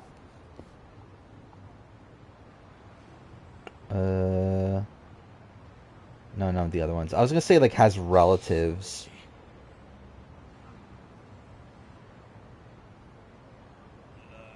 Yeah, I don't know. Yeah, I'm still just wasting too much time on this. Um, but yeah, I am excited for Game Awards tomorrow. Um, especially now that I have an Xbox, because they already said they're going to announce a whole bunch of Xbox stuff, so that'll be something. And like a big Game Pass announcement, right? Was what they said. Which I assume it's going to be the Activision is coming to Game Pass. Is my assumption. I haven't seen any leaks or anything. So I don't know what's like really out there in terms of that, but like that's my assumption is what it would be, is that the Activision games are finally coming to Game Pass, considering that's obviously been like in the works for a bit. Um, that'd be cool. I don't even know what like Activision has to put on Game Pass. Um, first unanimous winner. Okay, so it was first unanimous winner. Okay. So that'll be okay. So that's why, because I was having fucking Xavier and like all my things. So that was the issue. Yeah, so it was literally all of them but Xavier. Then Morgan, Xavier, Steven, Rachel. What are their connective tissue? Most nominated winners. I had never thought about that in my entire life. I guess that does make sense. Yeah, like Call of Duty. Um, No. like the thing is, like they can even like make like so like backwards compatibility is done, right?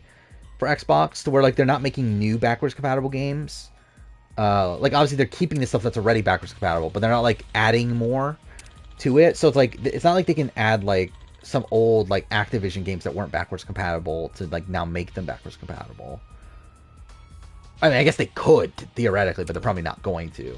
But I guess they could make some that are already backwards compatible, and put those on Game Pass, which I don't know what those are outside Call of Duty. I don't remember what Activision has made. Should I look up list of Activision games? Because I genuinely don't remember what they've made anymore outside of Call of Duty and like World of Warcraft and stuff like that. Let's see, more modern Crash Bandicoot. That could be cool. Tony Hawk. Could Tony Hawk games go to Game Pass? Hold on. Well, actually, no, it wouldn't. No, it wouldn't matter because like again, like they're not backwards compatible. The other older ones, so it'd only be like the modern ones, which are all shit anyway. um, but yeah, like looking at Activision games from 2020 on, it's literally just Call of Duty, Tony Hawk, and Crash. That's literally all they've released. Oh, and Sekiro. I guess Sekiro they published. I don't know. Maybe Sekiro will go to Game Pass. Let's see. Before 2020, what do they got? Spyro, more Crash, more Call of Duty. Yeah, this isn't that good of a lineup, is it? Marvel Ultimate Alliance? I doubt it, right? There's no way they'll get the rights. Deadpool? That would also have them get rights from Marvel. I really thought they made more shit than this. Like, this is not that many games. Like, I assume, considering how big Activision was, they've made, like, a whole bunch of shit. Or, like, published a whole bunch of shit. They really haven't. It's really just Call of Duty. Especially in the last, like, 10 years. Guitar Hero. Is there even a modern Guitar Hero game? I genuinely don't know. Like, I haven't been, like, following. But, like, also, it's like, eh. I accidentally closed the quiz. God damn it. I think I can open it back up if I go to recently closed. Or maybe I can't. Can you post the link to the quiz again? I was literally gonna start and I accidentally closed it instead. Let's go. Trying to make a gaming connection earlier and had to make a Persona. Or I had to take Persona 5 out because I had too many fucking connections, yeah. Because it's just that good of a game. I got this.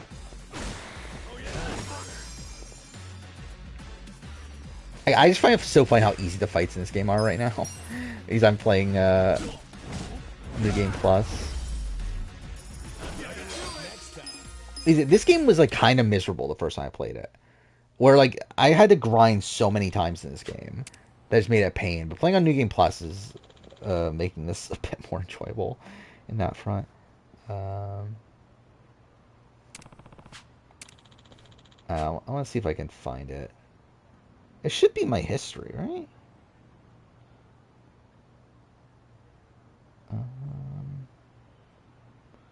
Oh, their open history page. Want to do AC Brant Steel winners as a category? I actually don't remember who's won the Brant Steels. Oh, there, I found the exam. There we go. I got it back open.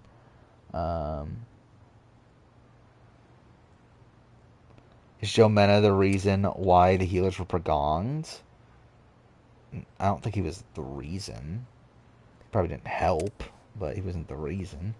Who was the fourth boat on Borneo? Ramona Gray. Who was voted out episode 3 of Australian Outback? That was Mad Dog. List 8 Survivor players who quit the game. Do not mention any players who asked to be voted out of Tribal. Okay.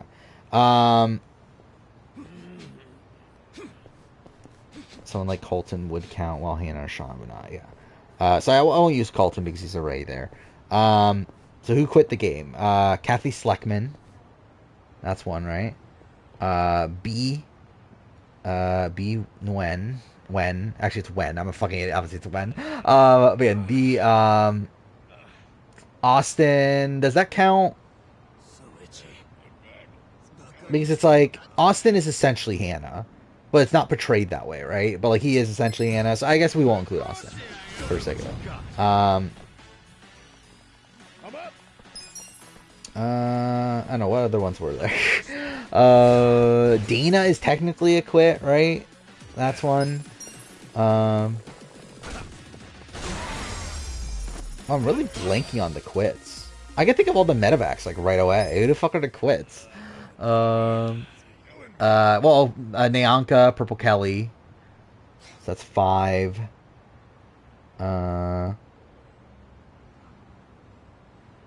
Actually, I worked too during the Game Awards. At least the start of it. To where I'll still be watching on my phone. Which, yeah, it could have been cool to stream it, but obviously I can't. Where was I at? I was at 5 quitters, right? Who else quit?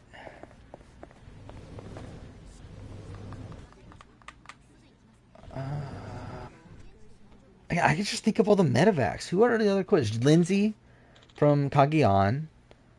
Again, I already said I'm not going to use Colton. 24 didn't have any, right?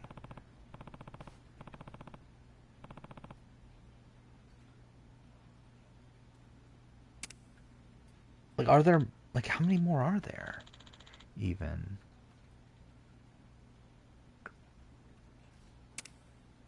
Like, I mean, like, are we including Edge of Extinction?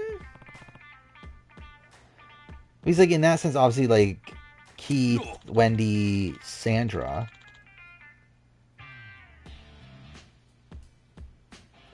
But... oh, Julie McGee. Yeah, Julie McGee. I forgot about Julie McGee. Straight up. But, yeah. Again, I guess Quitters is not my forte. List every player who found a Beware Advantage in New Era. Every player who found a Beware Advantage? Fuck me. Xander, Brad... actually, Jeannie found it, right? And then, other person. Nasir found it for, Lubu. And then 42 was what? Mike, Mary, Andrea. 43 was what? Carla, Cody, and Janine?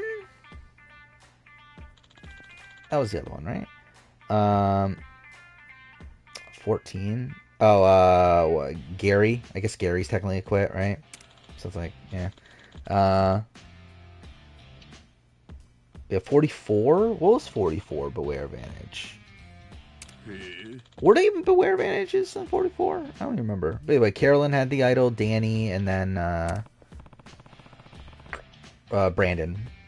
And then this season was Bruce, Sabaya, and Austin. So yeah. first season to feature an advantage of some sort at the auction. First season, would it be Guatemala? Or is there one before that? I think it was Guatemala. I'm pretty sure it's Guatemala. Like, advantage as in, like, again, advantage in a challenge counts? I assume that counts, right? Because obviously if it's advantage just as in, like extra vote or something like that, then obviously it would be... well, I guess that would be the only time, though, would be Worlds Apart. So I guess it would be, like, advantage in a challenge. Because, like, every other time was an idol clue, which, like, yeah, it's, like, that's not much of an advantage. Well, it is, but it's, like, it's not really... Say, I guess advantage in challenge is what it means. Match each player with their final placement on their original Survivor season. Well, I mean, Chelsea Walker was, what, 17th? Voce was 17th. Or no, Voce was 16th. Edgardo was 9th. Helen Glover was 4th. Jacqueline Schultz was 2nd. Jackie Berg was 16th? No, 15th. 15th. The main squeeze is Master of the River Dance. Obviously my favorite part of this Amazing Race episode. Jessica Macho was 15th. Jonathan Libby was, I guess like 20th/19th. Marty was 11th. Sash was 3rd. Angie Layton was 16th. Bradley was 14th. Christian was 7th. Cole Metters was 10th. Jamie Lynn was 6th. John Cody... That's tough, because, like, are we including Redemption Island? I assume we are, right? So, he was 2 before the merge, so he was 13th place. Kelly was 10th. Right? Yeah, Kelly was 10th. Lisa Kiefer, that one's actually a little bit rough.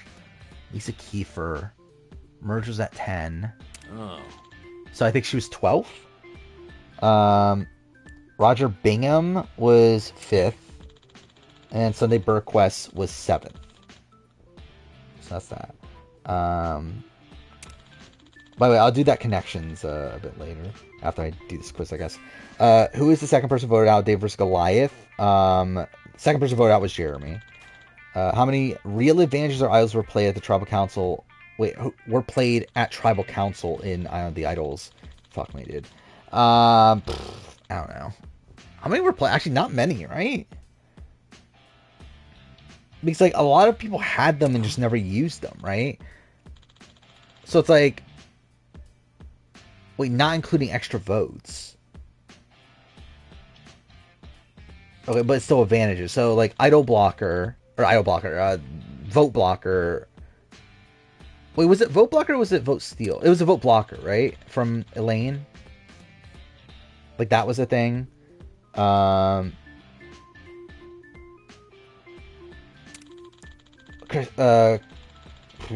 Karishma had an idol. Was she the only idol play that season?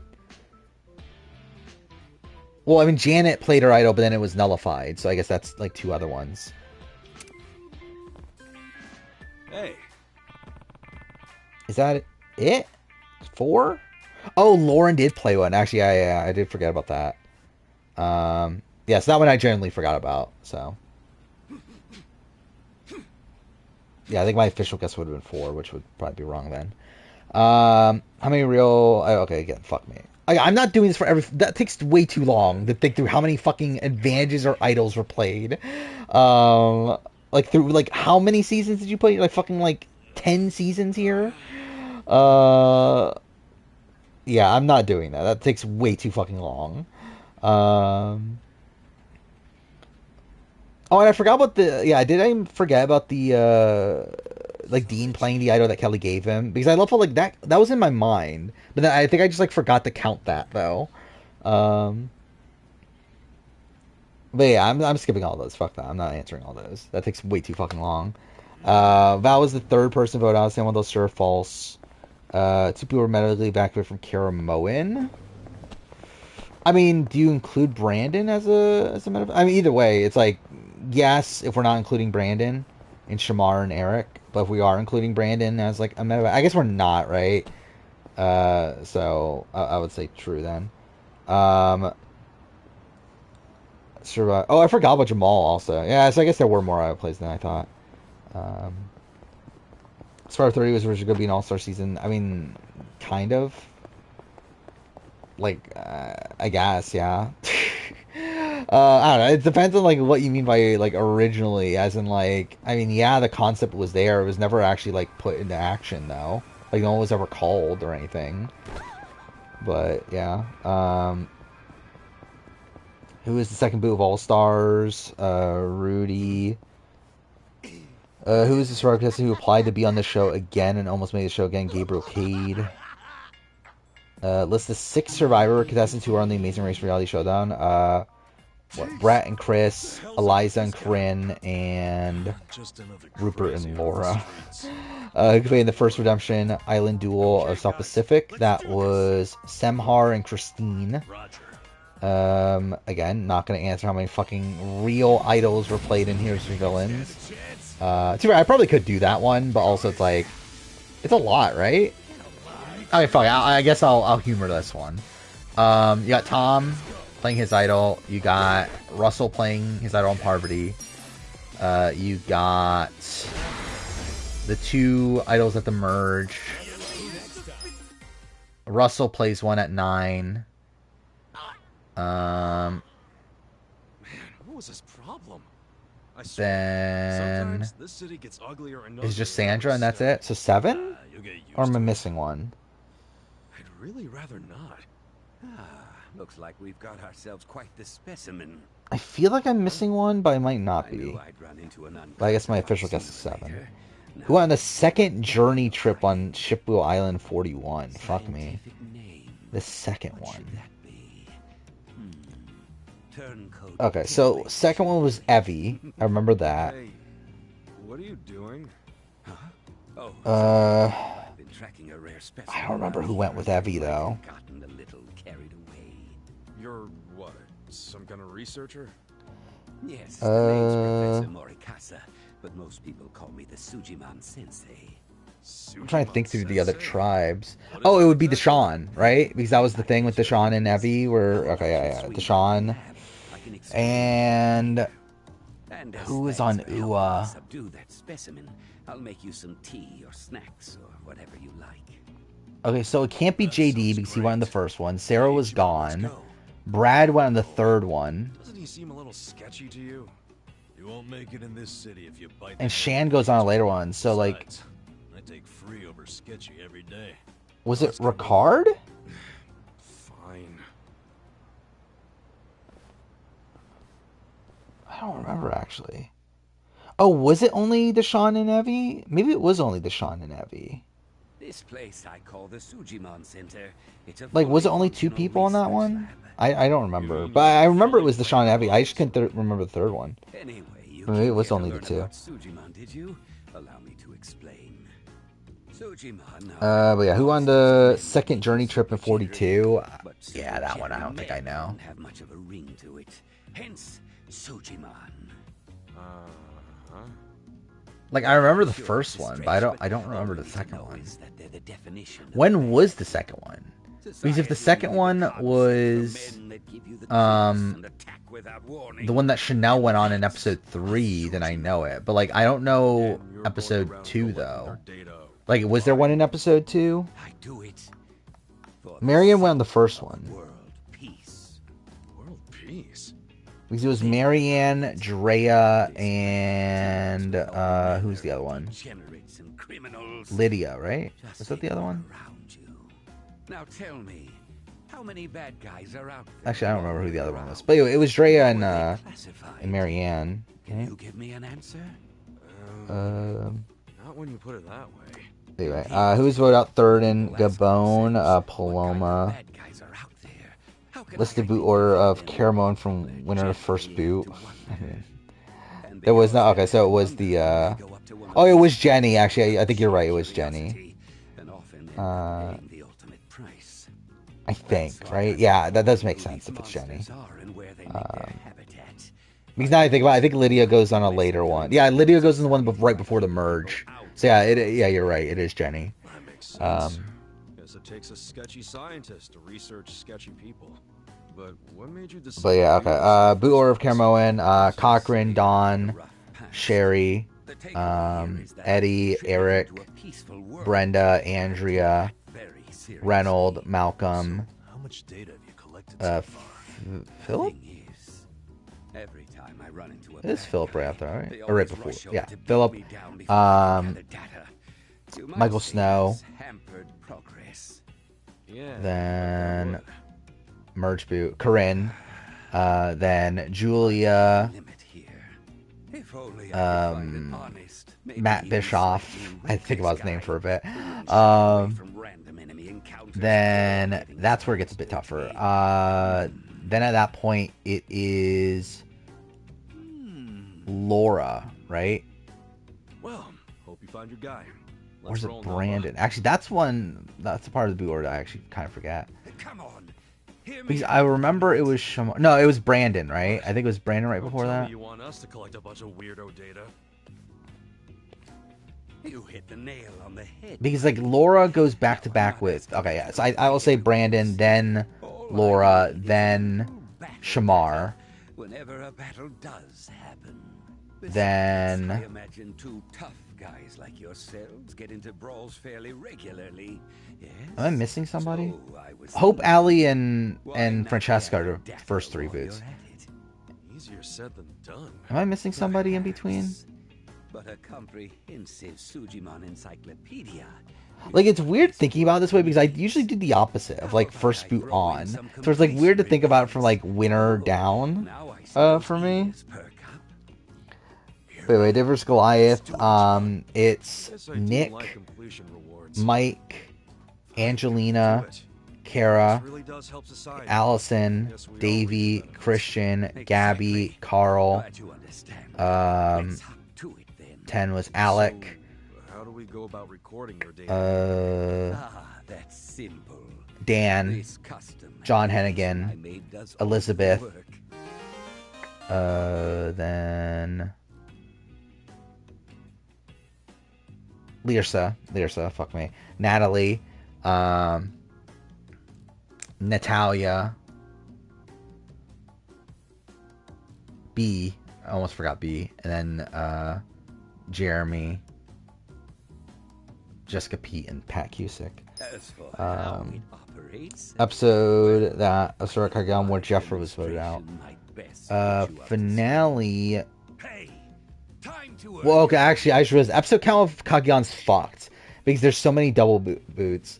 So, fuck, it's tough to think about that way. Okay, so the premiere was the first two rounds. Bryce is voted out in episode 2. What's your favorite color? Then Jatia. Blue. Then or green? Cliff. Not Then sure where you're going with this, but was it Alexis? Yeah. Then episode 6 was the merge. Then Morgan. Then actually, it's only one double boot, isn't it? But I just think like the premiere like fucks me up when I think about it. Yeah, episode was very good. It was a really good episode of Survivor.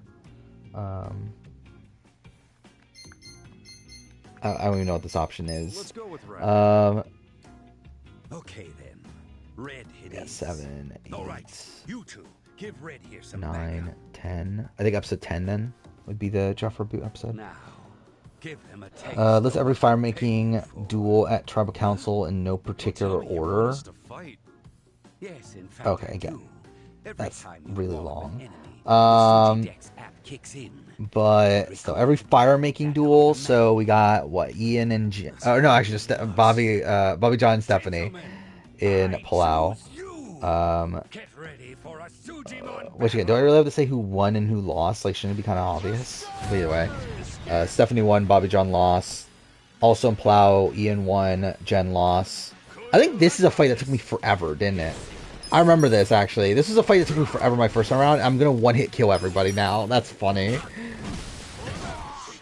I guess he didn't get killed right away, but either way.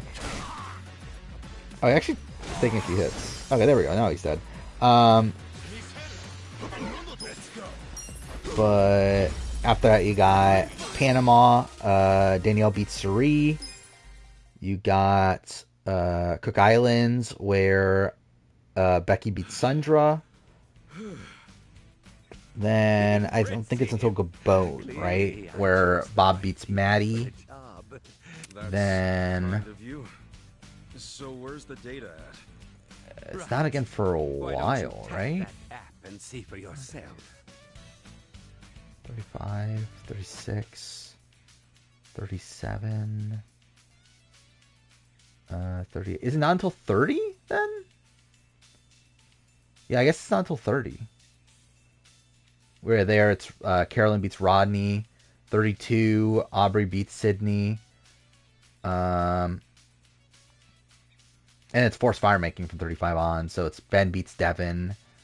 It is Wendell beats Angela. Mike beats Kara. 38 is Chris beats Rick. Then Dean beats Laura. I still can't believe Winners at War had forced fire making when I'm thinking about it right now. By the way, Tony beats Sarah. That's the idea. And then Deshaun beats Heather. Mike beats Jonathan.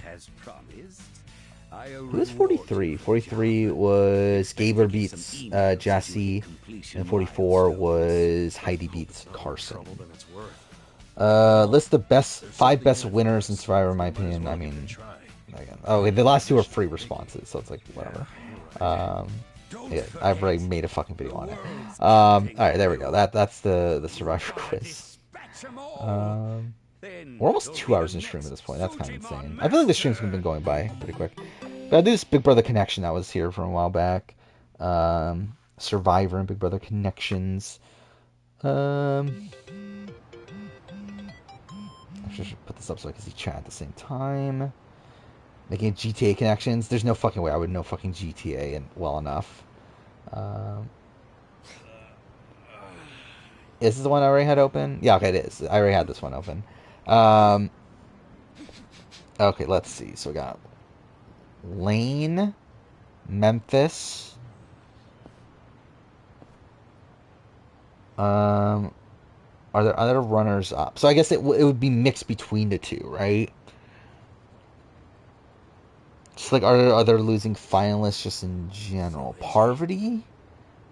Would Parvati be here as a losing finalist? Okay, let's go another route. Before I go that way. So let's see. JT, Xavier are there. They're unanimous winners. Are there any other unanimous winners? Not really.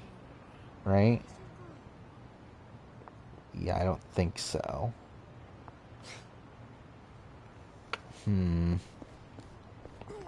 Actually, I'll head towards this thing just so it starts playing. Corey is there. Ben is there. Alexis is there. That's random, right? Wait, did I pass the thing? God damn it. So, like, why would Alexis be there? Is a question. Also, which Hannah is that? Is also a question. Actually, also, which Brandon is that? Anyway, okay, so Alexis. Why would Alexis be there? Like, what makes Alexis unique to where she would be on this? Hi, Mizuki-san. Their time is up. Okay. Go ahead and clean up the room, then count today's take. Next will be BBUS exclusive, not including spin hustle. That'll be interesting. Front desk. The faucet's stuck? Well, just use the same bath water for the next customer. Yeah, I know. Okay, but okay, let's go other options. We got Sandra, Ian. They're two winners that like got all but one vote, right? Hello, this is there any others? Oh, not Ben. Oh, actually, yeah, that which Alexis? Like my first instinct was Alexis Maxwell, but I guess it could be Alexis Jones. She got out of the game. Alexis Jones. I mean, it sounds like a serious medical issue. But also And if that'll it be keeps you out of work, exclusively how are to you going to live in Survivor, your right? dear old dad's care, huh? Seems like your life would be easier if he just died already. Alexis and But I guess that's out of Parvati your are control. there. Are you crying? Oh, come Hmm. on. I only say these things because I'm your boss. I can't be your therapist, Steve too, is there. Which but come Steve back is in that? as Is that soon as you Survivor? feel Or is that better. Big Brother Steve? I Okay? assume so, Bye. right? I tell you, girls these days. Actually, let's just see. Like, what? So, Wait, you one folks of are them here is about the job exclusive we to Big posted, I Brother, one of assume? them is exclusive to Survivor, and two are Sorry. both. I don't Okay. think I want to be employed here. Okay. Ditto. So, okay. Not a fan of anything I just heard. You out too, I think Casa? all right, let's first like break it down to who's Survivor, who's Big Brother. So, you So came all the Lane, way here Ian, just to insult Memphis, me in my place of Corey, business? that's Corey Wartenberger, I'm Oh, assuming. no. Hello Work I practically I begged me think. to hire you three. They Xavier, told me you'd be willing to Steve. do anything. I don't care what they told you. We've still got principles. Which Brandon is that? Yeah, I don't know I'm which grateful Brandon that that Kanbei is. put in a good word, But for most, I pass. actually, is there a Survivor Brand or a Big Brother Brandon? I plenty mean, of other jobs out there. now I think about Let's it, go, I don't think there is there? Yeah, there's Brendan, but not Brandon. Okay, yeah, I guess there isn't this Big Brother Brandon. Um, Ichiban, what's the holdup? Come on, let's go. I'll try to figure it out first. Maybe if I'm like stumped, I'll ask. You heard him on the phone, didn't you? Well, I've been to my share of back alley soap lands. Yeah, that's This guy's gotta be the 6 worst Big I've ever Brother seen. people. The girls don't Alexis deserve is that kind of Survivor. treatment.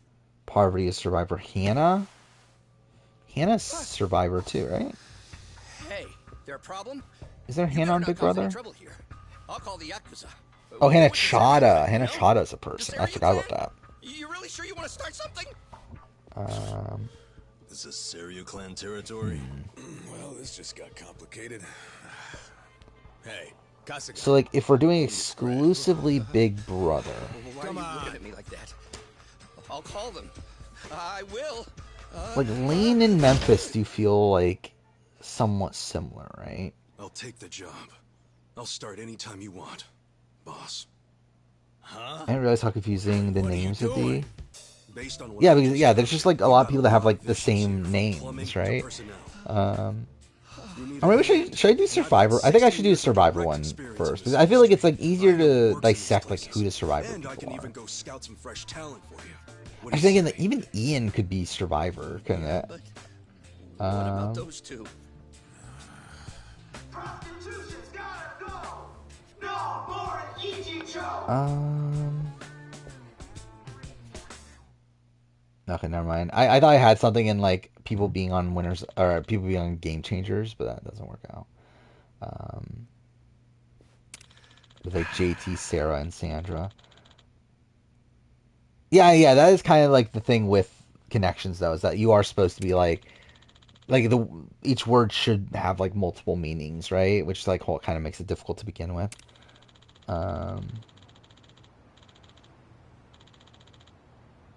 Yeah, like which Heidi is that? Is that Heidi 44? Oh, Heidi, Ben, Ian. Well, I think that's it though. That's one fire making. Because Sarah lost fire making. Lane, GT, Sandra, Steve, Brandon. Is there a Brandon one fire making? No, right?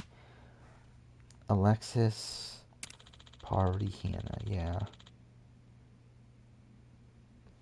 So there's only 3.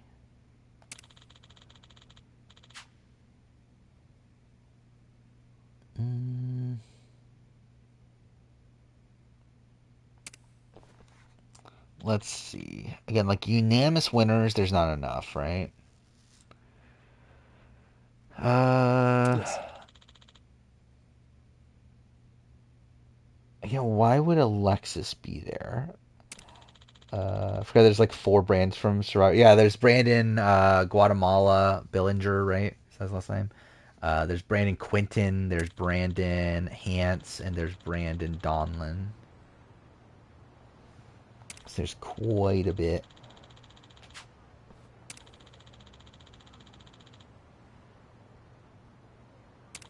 I'm trying to think through like which. So I mean, I assume Hans is like the most notable, right? But like also Brandon Donlin is very recent. Like I doubt it's Brandon Quinton or Bellinger because they're not like super notable. Um, Well, damn. it's like what's notable about Donlin? Donlin lost his vote, didn't have a vote when he got voted out. Oh, I forgot about Brandon 44 actually. Brandon 44 is a person. That's a person that exists. Right. Yeah, what was his last name again? I don't even remember anymore, actually. Didn't we look this up? I'm pretty sure we looked this up like not that long ago.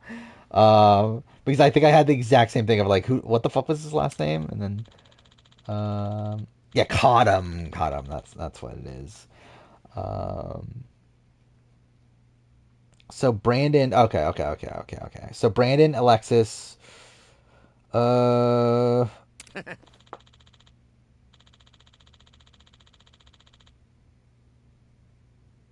JT, Sandra. Yep, players out. All right, I got that one. Um, how did I not remember the Survivor player of all time? Yeah, that definitely is the Survivor player of all time. Okay. Okay. So I think that's pretty big getting Sandra out of the way there. Yep. Huh. So okay, so that's the Survivor exclusive one, right? So there's a Big Brother exclusive one, then two that are mixed. So at this point, I think we might as well try to find the Big Brother one, or would there not be? Actually, I guess there's not really that much of a point in doing that. Hmm. I assume Sarah Lucina. So where's Sarah Lucina, Steve,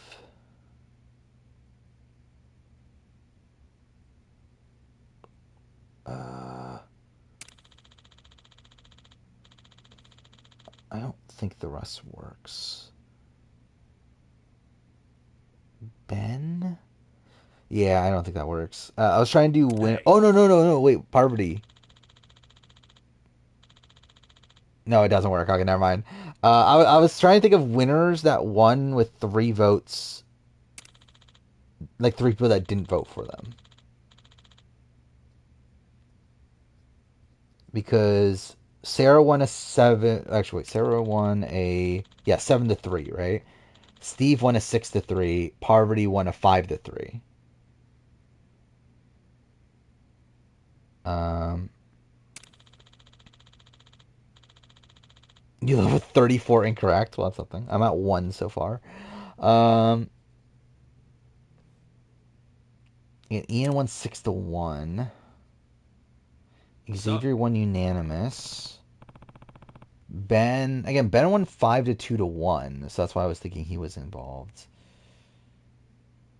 Like if there was a 4-3 winner on this, that would make sense, but there isn't. There's Lane who lost 4-3, but yeah, he didn't. Well, either way, okay. Let's think about Shan. So Shan is in a category that is mixed, right? So that means it's not the fact that she got idled out of the game. Or not idled, went out with an idol. I mean, um, went out in a tiebreaker. Is that a thing? I don't think so. Yeah, that can't be a thing. What other things does Shan have? That would be between shows.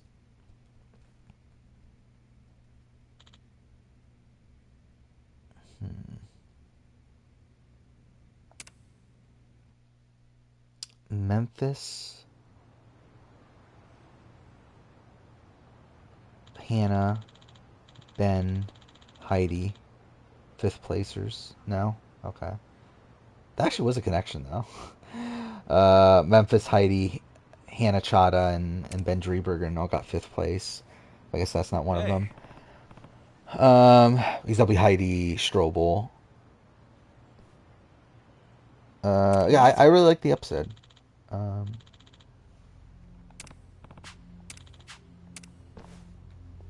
Is the megaphone off? What mega? Oh, in the game, I've not been paying attention. Hope I'm not talking about my mic because I should probably okay, cool, it is on. But anyway, I suppose I never tested the audio before stream, but yeah, in terms of this, it's again they couldn't record all the audio for this game because that's the thing Japanese games do is not record all the voice acting for whatever reason. Obviously to save money, but whatever. Big Brother Exclusive one's a bit hard.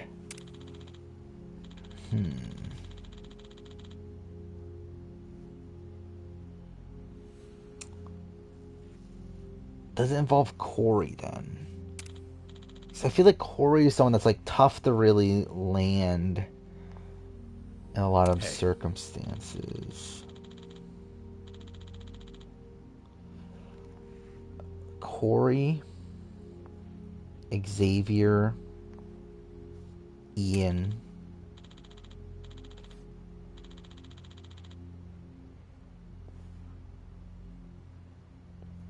Lane? No. See, what I'm thinking right now is like nominated due to like a weird twist or whatever. Because like Corey was nominated during the double veto week. Xavier was nominated due to whatever that was. I don't even remember what it was. They got nominated, like that weird wheel thing.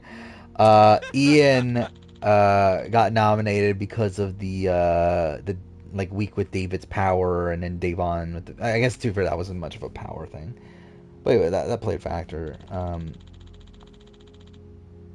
Then Lane, I don't know, was on the block during the during the Diamond Power veto, but that's not really much of anything either.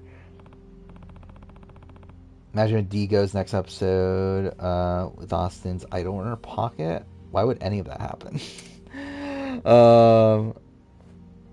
But again, like Austin has to play his idol next round. Like, why would he not use it?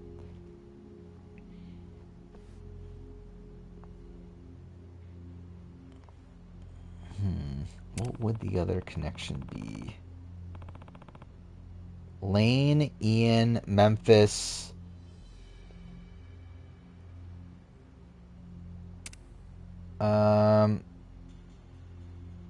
Ian won part 2 of HOH? No? Okay, cool.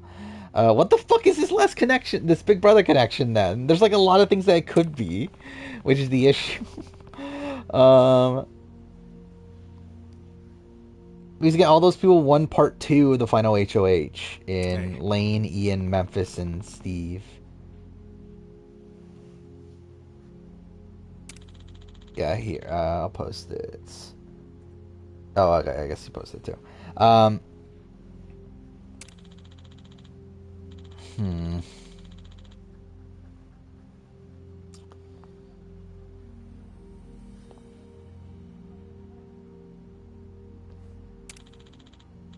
No, that wouldn't work. What would the Big Brother one be?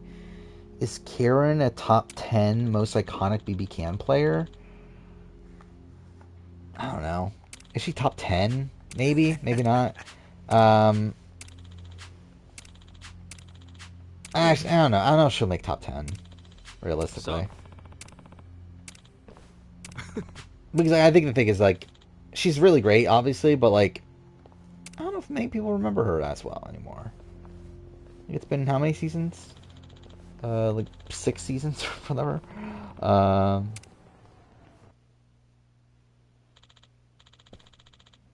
The gaming connection would fuck me up, probably.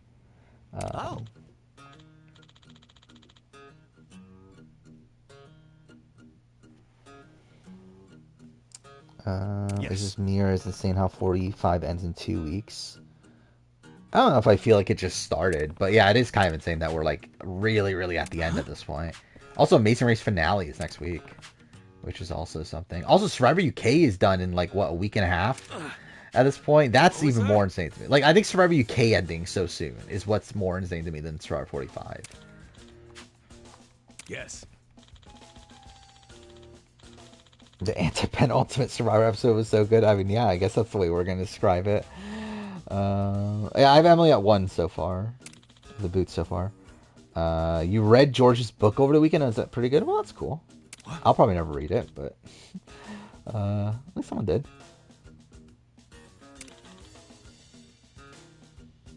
Thoughts on Tay and Ari winning Big Brother EU? I don't know. Kind of a boring result, but also to be fair, it's like all of them were kind of boring results. But I feel like if I was going full character, I would have wanted Benet. If I was going gameplay, I would have wanted Louis. Well, I feel like Tay and Ari are like just the other option. One of the categories was 2016 retrospectives. What? Wait, but that's not like none of those are 2016. Like Catherine came out in what 2011. Life is Strange came out in 2015. Persona 5 came out in 2016 in Japan, right?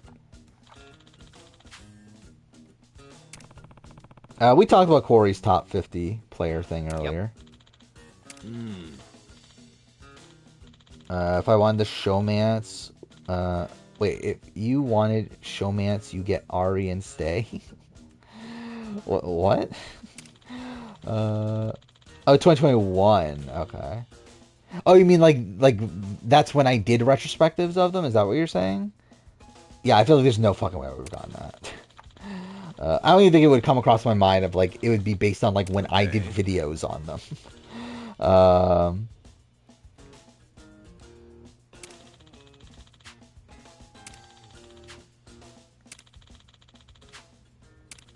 Yeah, I heard about Corey earlier, which is cool. Wow. Yep. I mean, yeah, they were they in 3? I mean, they were with Jake, and then they were with TJ. Which TJ seems like a fuckhead. I was playing with like Tay and Ari won. I mean, I guess the tough thing is that like I feel like Tay is a lot more likable than Ari. Or like I didn't find Ari likable really at all. Well, like I feel like Tay, like I don't know, was fine. Nah. Like to be told though, I am kind of surprised at the result. Like while like they definitely got less negativity than Louis and Monet. Like Louis and Monet were just like all over this season now. And also like Louis again kind of fits into the type of person you would think Australia would like. To where like I thought that would give him an advantage there. I thought Monet again like got this big storyline to where I thought she had some like Sophie upside, even though Sophie didn't win. Which like kind of made me like I was more convinced that Louis was gonna win coming into the thing. But yeah, I thought the Tay and Ari win was just like kind of surprising. Yeah, I mean they did have a big TikTok following, and also it's like who the fuck's watching the season, so maybe it is almost all their TikTok following. But I'm not gonna compare BBAU to like actual social strategy games because there's no point, especially this season where there's like almost no real game going on. Like this season is such a train wreck. Like it's so funny how they like literally cast all these people that like didn't give a shit about the game, to where like Louis was pretty much like the only one actually playing the game. Hold on. So everyone else is just like simply there for like the more so the experience and everything. Greatest social strategy show of all time, obviously that's what BBAU is always meant to be. But I do want to finish this connection though. It's kind of bothering me that I haven't. I have it very low. I forgot the exact placement, but it's like a couple spots from the bottom. Like it's above like Stars on Mars. I still have it above like Amazing Race Canada. I think I have it above one other thing, but I think it's like 4 spots from the bottom maybe. Forgot BB UK was the thing. Yeah, I mean, I think BB UK. I have a tough time ranking it. I did finish it, and yeah, I did rank it. Trying to look up where I ranked it. I think it's like out of like 32 shows at this point, I think it's at like 23 or 24 or something like that. But I think it's a tough one because, like, I just did not care at all by the end. But I thought, like, I had a fun first week or so with the show. At least that's something. Yeah, I'm at 24 out of 32. Oh, no, I have people in Australia at 30. It's only above Masonry's Canada and Stars on Mars. I debated Challenge Argentina. That was the one I debated. But I guess I did go with Challenge Argentina being higher. The connection was kind of easy. Well, See you later. Sure, I guess. I only got players idled out so far. 5 Big Brother seasons this year is kind of insane. What, 5?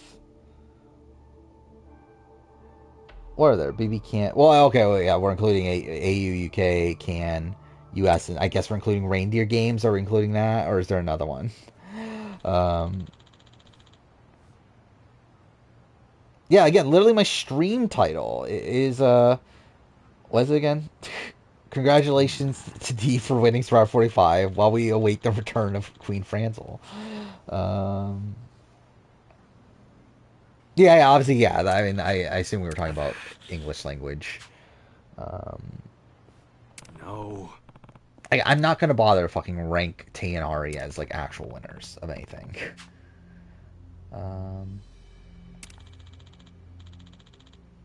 Because with this season, there's no real game there. Like, things were happening. No one was, like, actually, like, properly playing a game. And considering how, like, fuck the format is to begin with, it's like, I'm not even gonna fucking bother.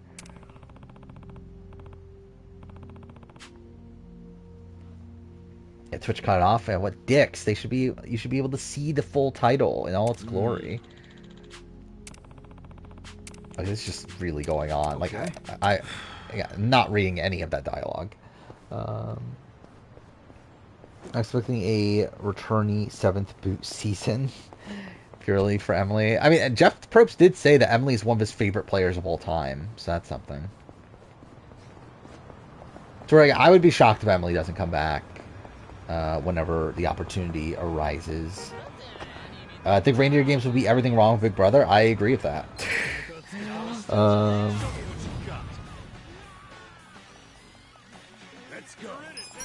Yeah, it is pretty insane. But yeah, he does seem to love Emily. He was also super high on Dee and Julie as well, which was a thing. I believe he did also call Austin a great player at a point. I don't think he ever talked about Drew. And yeah, he didn't really talk about Jake or Katura much game-wise, at least. Oh, I think Emily's definitely a strategically flawed player. I don't agree with a lot of her decision-making towards the end game here.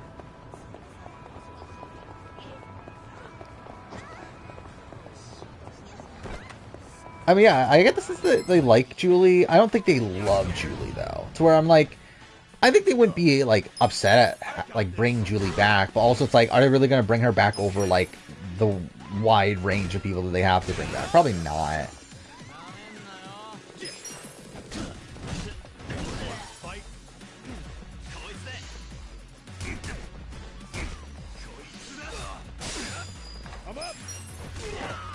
I don't even know who wins a jury vote with this. But he's like, it seemed like where the fuck does, like, I mean, Josh probably votes for Tay and Ari anyway, right? So I guess that doesn't really matter as much. But also, like, why the fuck were they so bitter at Dion for, like, flipping on the Jake vote? Like, that was ridiculous to me. The fact that, like, Josh got so upset to where he, like, got off he stormed off stage and everything. It's like, fuck off. Like, why are you so upset over this? Like, how dare someone swear on their mom? Well, whatever. I seriously doubt she'd ever admit. I still actually want to figure out the connections thing. Which season's Debbie Wayner's best game? I mean, neither, but I guess 34, I guess, probably. Oh, I'm meeting someone inside.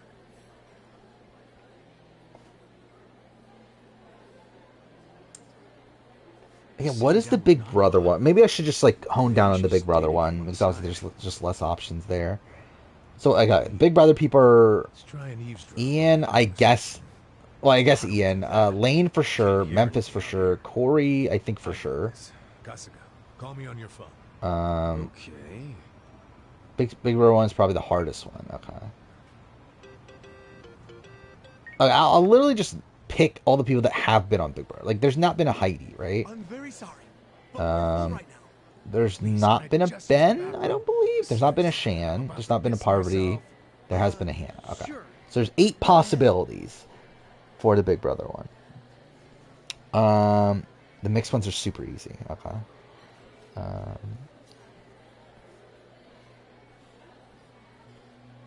Sorry you had to come all the way out here. So, okay, so it must be like a pretty niche thing, and that's why I thought like winners of like second HOH Part 2 was like a pretty good one, but like that didn't work. These days. We should get down to it. First of all, the money. And again, money. Corey, He's gotta be her other man. Hold your horses. double eviction boot doesn't work, right? Xavier. 2 million yen. Final 4 HOHs? 3 million left to go then. If you Let's see, Lane, Ian, days from now, we can carry out Steve, But Xavier? maybe we don't even. Let's see. I'm worried. What was it? Lane, Ian, Xavier, Steve? Don't tell me Nope, that's not it. Shit.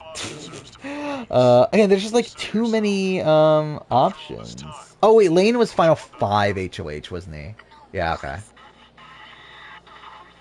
Yeah, he was final 5 HOH. That's why I got mixed up. But does it have to be? I doubt Sarah is Big Brother, right? Like, I doubt this is like fucking Sarah from BB6 or anything. Again, Steve and Annalie were fun. I love Steve and Annalie. Just my father's. Okay, so first timer, huh? Lane, Memphis. I guess. Everything Steve, when your father Corey, will be fine. I'd like Hannah. to see him one last time.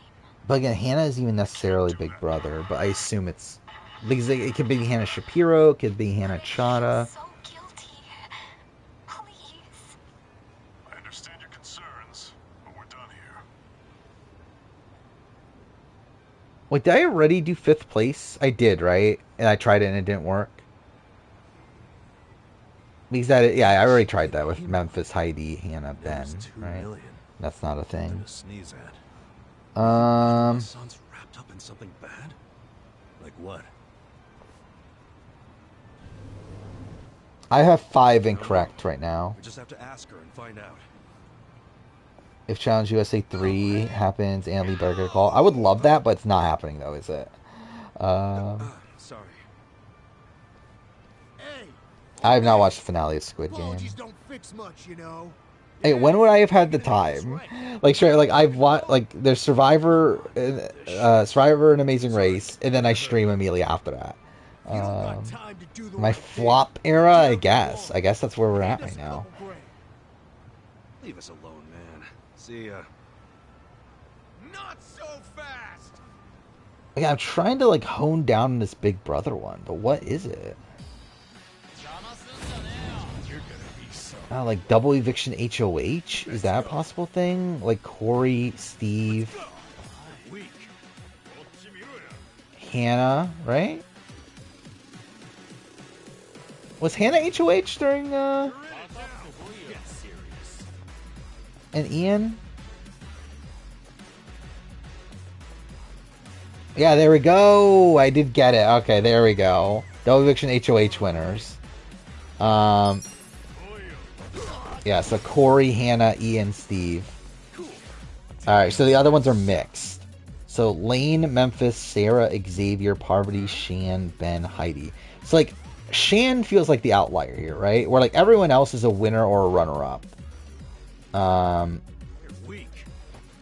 Was Memphis ever a double winner? If it was in 22. No, because yeah, he wasn't. I don't believe. Yeah, because yeah, that was triple in 22. Because I know in BB 10, it was Keisha in a double of that. Also, I love how like I've done nothing but just regular attacks in this game so far. I've gotten through.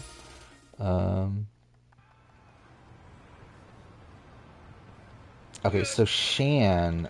So yeah, okay. Well, actually, yeah. So we're at the point where again, this has to be Big Brother and Survivor, which means it can't be like something like Idol related to Shan. Shan got what, 8th place? Which I don't think that's a thing we can really do here either. I'm pretty sure someone already said the winner of Squid Game. Like, I don't really care. Like, I'm more interested in like seeing like how the finale is like structured and everything than like the actual result. I really don't give a shit about who wins. Because it's like the show doesn't give a shit, so why should I give a shit? Yeah, Phil won in dominant fashion, I guess. I guess that is the thing that happened.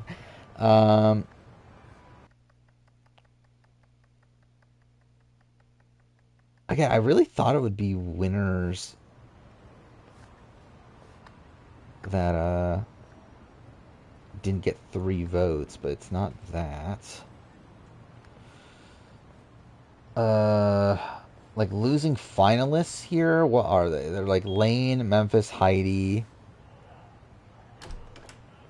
and Parvati. I doubt that. Oh, that actually is it? Well, that's stupid. That was actually it? Okay, cool. That was too easy. Last one. Challenge USA compared. That one actually I would not have got. I did not even think that through.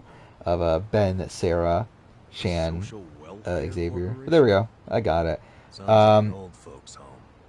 Yeah, like the second placer one. That was one that like I thought about earlier, but I was just thinking, okay, this is just too easy, so it's probably not that. And I just like try it anyway, and that's it. Okay.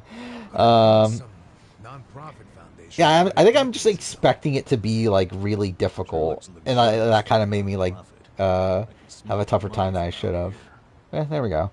Okay, so we know Nano has been working at the soap land to pay for her dad's care, right? Yeah. Why the way he said that just sounds so weird. Reality TV connections. We'll see. I probably won't make a review of Genius. I don't know. It depends on when it's at. I don't know. I'm thinking probably not though. Yeah, BB1 was definitely one of the tougher ones there. Of a double HOHs. Plus, why would she pay her dad's rent? Like obviously second place was like extremely easy. Idled Out was like easier when I realized like which people, like when you mentioned that Brandon from 44 existed, that's the point where I was like, oh, it's the people Idled Out. But like before that I was a bit more confused because like I recognized like Alexis, if it was Alexis Jones, then it was like, okay, it's probably her getting Idled Out. But I didn't know who the 4th person was, then obviously at that point it made sense. This is the front desk of Sunlight Castle. Well, everyone the front cam during film. Yeah, the fact that Cameron is going to be on with Taylor is going to be interesting. Yes, her father is a resident here. How may Actually, didn't we work with Nanoha at the same place of didn't business? even Xavier make a comment about it? I'm sorry, but only family are About allowed to Cameron being a visit. weirdo? That was predictable. I don't remember. We're not here to see him, actually. Or am I thinking of? Truth I think I'm is, thinking of something I'm else. looking They made for a comment home about. for my own father. Was Street Edge frontrunner of Micronation? No, Poverty was the frontrunner the entire time. I wanted to check it out. I'm terribly sorry. Which I think makes a lot of sense when you watch the season. Accompanied by a current lessee. Where like the edit is like just so much on Poverty, which is weird considering like she doesn't get many confessionals. But like the confessions she get are like really strong. And then if you watch the previously ons, Jeff Probst is just fucking gloating over fucking Poverty every single fucking previously on, so it kind of makes it even more obvious there.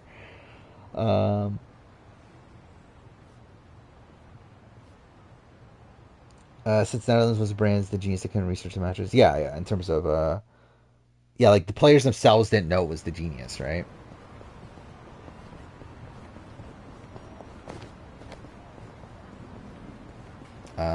Yeah, Traders Canada was pretty insane.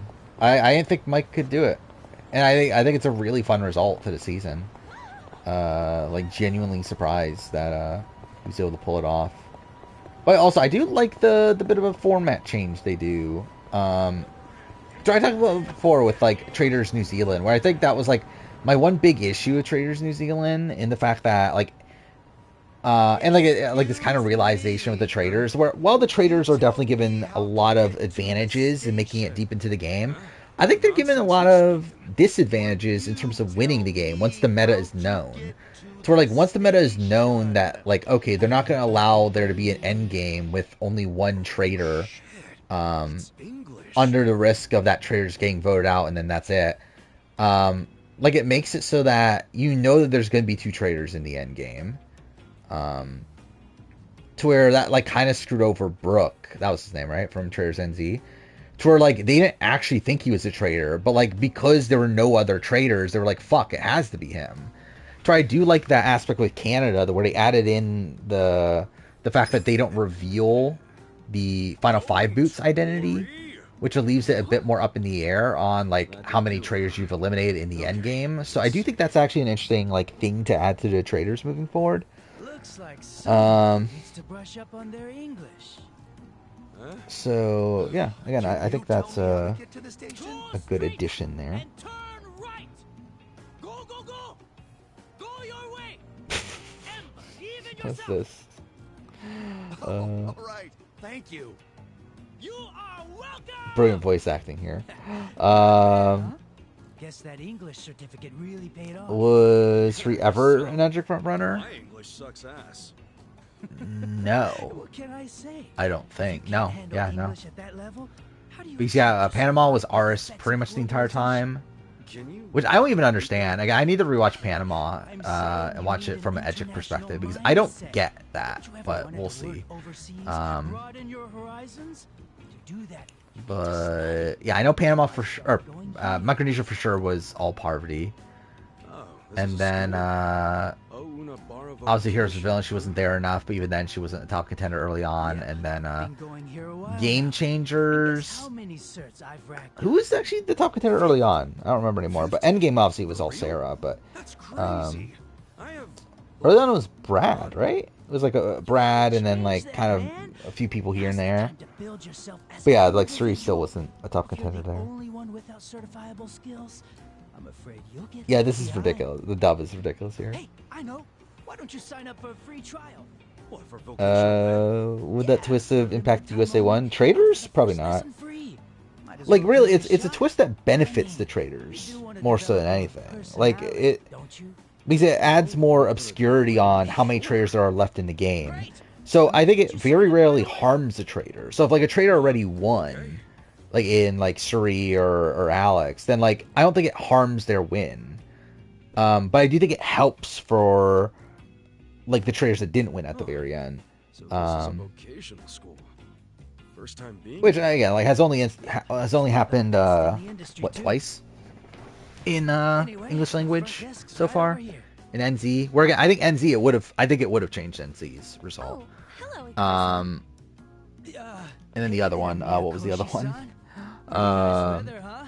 Well, to be fair, also I think the thing about that aspect of it is that with that being part of the meta, then you know you have to go down to 2 then. Like it's not worth risking it for faithfuls to keep around 3 people then. Because there's always the risk that there's another trader. So you might as well always plan for you to be a final 2 as faithfuls. So like in that sense, then Brooke probably would have been screwed anyway if they knew about that coming into it. But because like no matter what, he was always looked at as like the next most likely. But like they actually didn't like think of him as a traitor until they realized that though. But again, like if you're playing under this like with knowing that that's a rule, you're kind of incentivized to just go to 2 anyway. Better clean the wax out of those ears. Miyakoshi-san is lending us her But I don't know where Mike is on ranking. Probably high. Again, he won. I would say still below Suri and Alex probably. But again, he won though, so he's probably still not top 3 then, right? Are there the only 3 trader winners? Obviously you have AU, but like that's its own thing. AU2 I should say, but yeah, that's its own thing.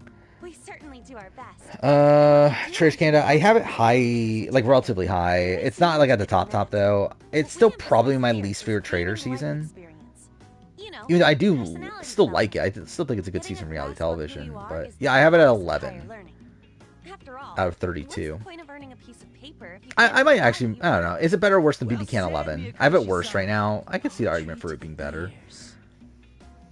Same thing for 44. I don't see it being much higher than that. I think I enjoyed USA 2 more than Trace Canada 1. But even that, I guess I could argue it being better than that. But I think when we're getting at AU2, I probably enjoyed AU2 more than this, though. So, yeah. Yeah, I will say I am feeling that as well. And I think that is something that did harm this season, especially early on, is that it just felt so samey. To where, yeah, it's like there's just too much traders at this point. What's fucked is that we're about to get 2 more seasons in like January probably of next year. Like literally a month from now, actually, Traders UK will be airing, and more than likely by the end of next month, also Traders US will be airing. So yeah, again, there's just a bit too much. What is this? Oh, okay. I guess we have to talk to the receptionist. There we go. Isn't it great that Traders US was this year? Yeah, it was very beginning of the year, obviously, but yeah. Perfect. Right this way. Yeah, it's insane that I'm going to be talking about my year in reality TV. Actually, how many Trader seasons are there? There's 4, right? On this? Yeah, 4. And they're all in the top 11. Traders NZ, Traders US, Traders AU2, and Traders Canada. That is pretty insane. Oh yeah, I forgot. I did open this GTA Connections, which there's no fucking way I'll ever know any of these. I don't know who the fuck most of these characters are. Yeah, there's no fucking way I'll ever get that. I'm not even going to try. Do I think BB26 and Can 12 will be flops? Or I mean, like, who knows? Which exam should I take? This one? I think there's a chance 26 will be better than this season. Because I think for the most part, like, I think this season... Wait, what is this? There's a... Okay, I didn't even realize there was a quiz thing. I have no memory of this. I'm not going to actually, like... I don't know. That, I guess. I'm not reading that question.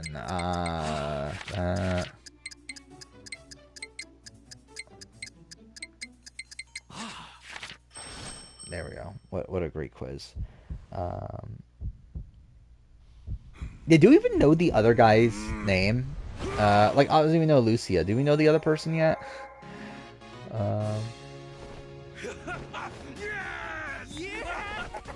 At least US has reality TV people, so it'll be an outlier. Traders UK has a lighter tone. That should make it stand out. Maybe.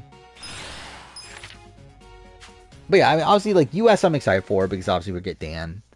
And Parvati, and Sandra, and who else? Janelle? Thanks for trying right? Is that all? People that, like, I actually know. But long and treacherous is the road to mastery. But this guy. His name is Jason. That's kind of a boring name. What did you think of your lesson, Kasuga-san?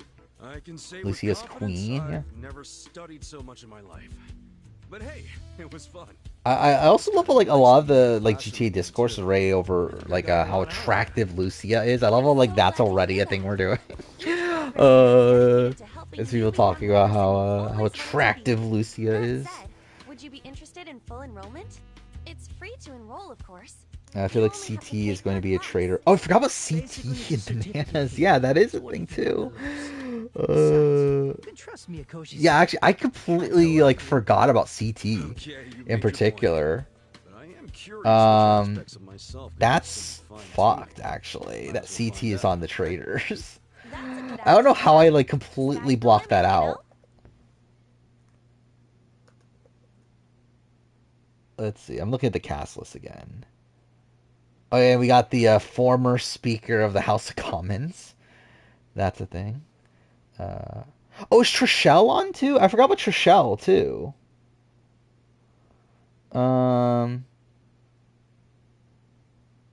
Okay, so I actually do know more than I thought.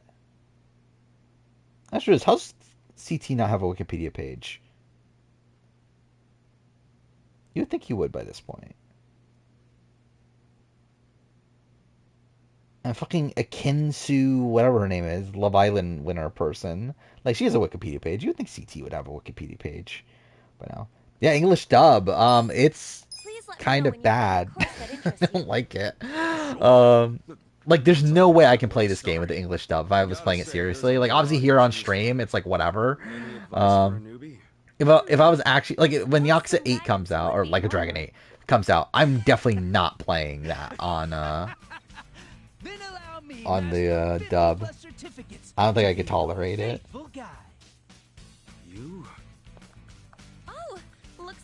Yeah, I mean, I assume cities. That one was pretty simple.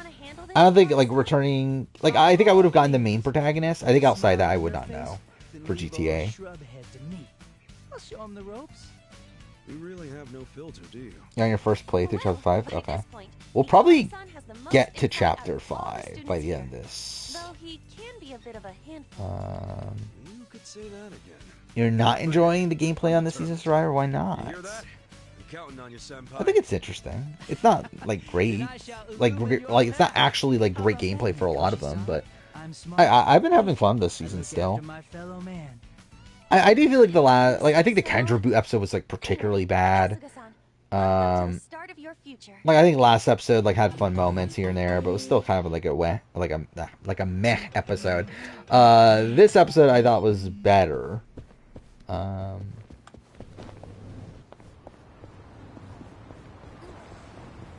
But I do think it's like conclusions kind of left us to where like it's kind of obvious where the season is going. Oh, I can get that. Yeah, not liking the Reba 4, thinking they're boring. Yeah. But yeah, I don't know. Which is funny because like I find it funny that like Drew is the main narrator for the group when like clearly he's like the least important of the group, right? We're like very like it seems pretty clear that like Dee and Julie are like very like important to how the season's actually being played out. Like Austin also is like connected to all these people. Like Drew just simply seems to kind of be there. And like while he has like strategic input at points and stuff, it definitely feels like he's like the least important. But he's like getting all the screen time because like he's the only like somewhat entertaining like narrator of the bunch. Does Drew have Emily? Like because from what we've seen, like Austin has Emily more than Drew did. Like we even saw in episode 5 that Emily wanted to flip on Drew and Austin had to talk her out of it.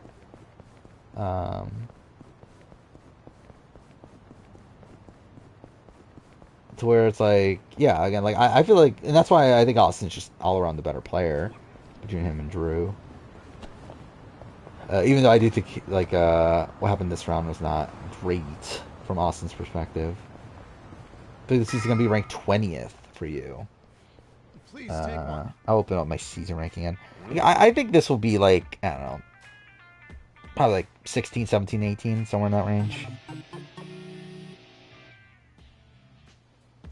Oh, okay. Actually, I have 41 lower than I thought. I have 41 at 21.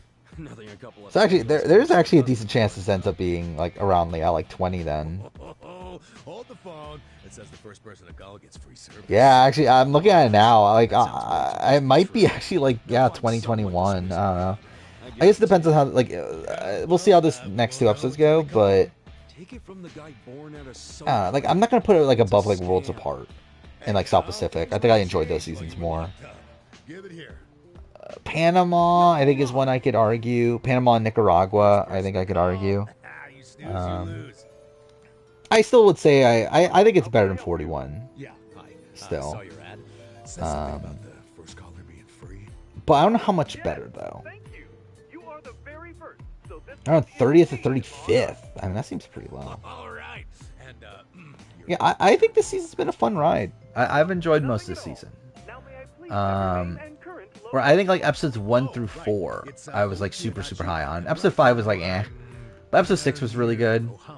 What was episode 7? Episode 7 was like whatever. But episode 8 was really good. And then yeah, episode 9, episode 10, they were kind of like whatever. But yeah, I thought this episode was good. So I don't know. I think there's been more like good episodes than bad. We want you to know how great we are. Now then, we have them en route to your location. Huh? What, you're sending someone? Yeah, I agree that like I think the last 2 episodes were a bit stagnant. And I think the show's like doing like during that period, I think it was like doing the best it can, just like covering up a like boring pagonging, right? Where like the Rebas just had full control and like we're just like taking out the bellows. I think the show tried like as good of a job as it could have in like trying to hide that. Though to be fair, I mean like the final 9 rounds entirely on them. Like what the fuck were they doing? Taking away votes in the way that they did. I see their biggest party. Yeah, we are at 2 o'clock. Fuck me. Are you? Are you, Daki-sama? Yeah, that's me. Well, why is this character model look so fucked? But whatever. You have 42 as top 10. I guess that is like a popular opinion out there, isn't it? I don't know. I don't get why people love 42 as like that much, personally. Because like to me, 42 is just more of the new era. To where like I just find it weird how like people like criticize the new era so much and talk about like that's why 41 is so bad and that's why like 43 is so bad, but then they fucking love 42. I don't know. It's always been like strange to me that that's the case. Where like you have like Shannon Gus talk about it, like she fucking loves 42, yet hates like 41 and 43 and stuff. It's like they're all like pretty much the same.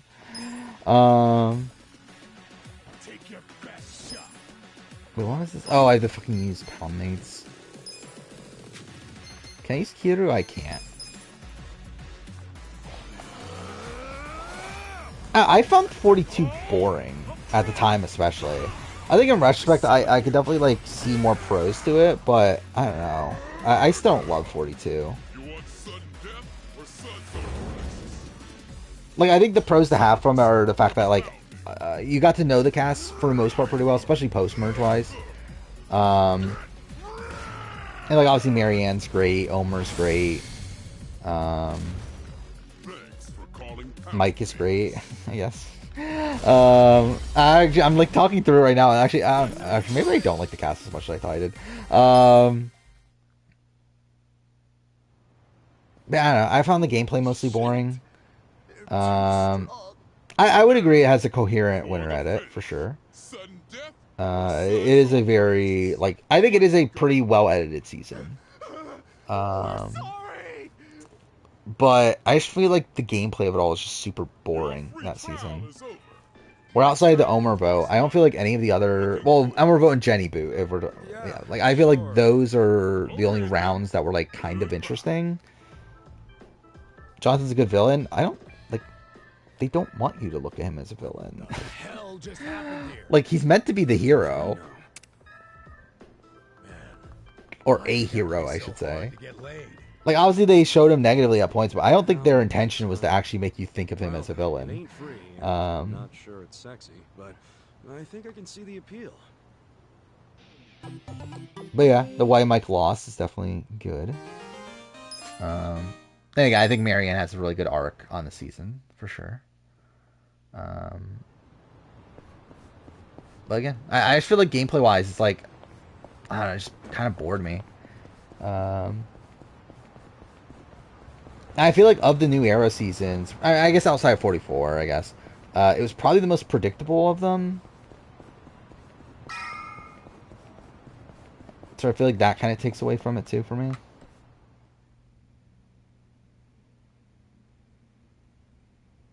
Yeah, obviously it's like everyone has their own opinions about things, and everyone can like things for different reasons. They charge 5 million yen just to start a lease? And then it's 41's the best new era season, in your opinion? I like a lot of 41. I think, obviously I have issues with like its presentation and whatnot. And particularly how much like focus there is on like the like new mechanics of the new era and whatnot. But I think there's definitely things from 41 I respect. Particularly, like, even though a lot of people hate fucking Erica's winner edit, I think that's actually one of the things I love about 41. Dad's enrolled in the excellent course.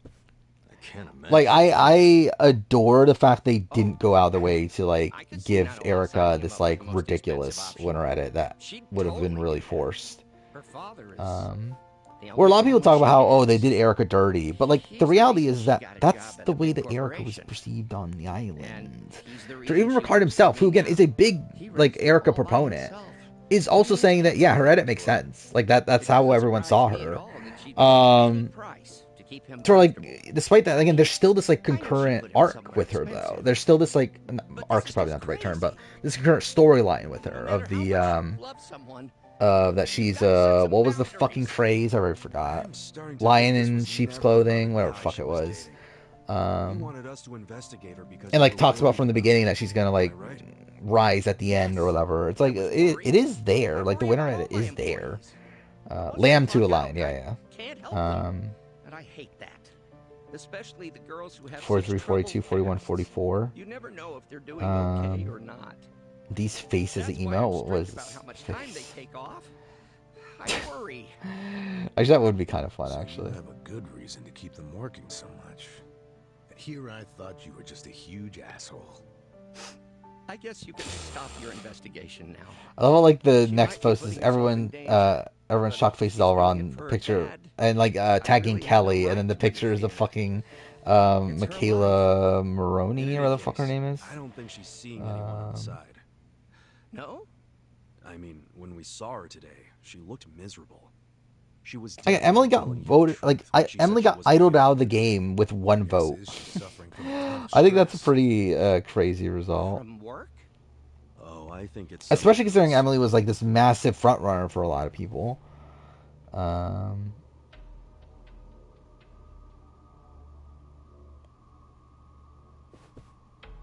Yeah, I think it's an entertaining. And like the thing is, like it's not even like really, like, I guess it is a pagonging, but it's like a bit of a weird one because like a lot of people are in on that pagonging. Where like it's a like. Because I think traditionally, if you think of a pagonging, you would think, okay, it's these two warring sides, just that one of these sides has the numbers and takes up the other. This is a situation where, like, the Rebus have kind of, like, convinced everyone else to just go along with them. It's like, it makes it, like, kind of a weird pagonging. But I guess it is a pagonging. I think I'm probably, like, yeah, 80 to 90% D, 20 to 10%, like, Katura. But I feel pretty certain about D. Well, I think Katura is the only one that can win, though. Why pull that shit? Just to get her to Fluid pagonging, kinda. They don't care what she has to do to earn it. They just want their money as soon as possible. That's just so cruel. Yeah, Drew did flip. Who do it without a second thought. Like Drew literally did flip in this episode. By the way, I am gonna save this D image, so maybe at some point down the road I'll make this an emote. Because I do think this is a funny image. Nope. And there's another thing that could happen. It's even worse. I don't remember where I saved my emote pictures. The contract says if she misses a payment, they could kick her dad out and not return any of her money. Is it this one? After she's been working herself to the bone just to pay them. And honestly, who the hell knows if they're really providing good care in that place? Hardly anyone's allowed inside, so there's no oversight. That's fair. I felt like he was on the plan because there wasn't a contingency plan. I mean, I think he fully flipped here. But yeah. Main positive thing for Katura. Yeah, it was pretty much his plan, and he had immunity. He didn't need to be worried about anything else. Yeah, main positive thing for Katura as the Edgic frontrunners for Premiere, and her being shown right is about Bruce. Yeah, and then the fact that, again, I've been saying this for forever, that I feel like her edit's going to have a resurgence after Bruce goes. And I feel like this episode was that. To where, yeah, like, we got, like, personal content from her. I will say, like, strategic-wise, did we get enough here? Questionable. But we did with the lawyer stuff, right? I mean, that's not really strategy, but like we got like that storyline came up again, which was something that was from the premiere and everything. So that was kind of like good for her. Well, we're sort of buddies with that guy Kambe over at Hello Work. Let's get him to help. Last episode for Couture, she's showing that guy her way. Yeah, this episode, like, she wanted Julie out. Obviously didn't get that, but also she got the votes on Julie, at least, kind of. Yeah, questions like, was it her? But still. 2023 best quotes, Jack, shut the fuck up. Yeah. In the CBS logo. Wait, is the CBS logo wearing the Reba buff? Maybe. Maybe that was an intentional thing.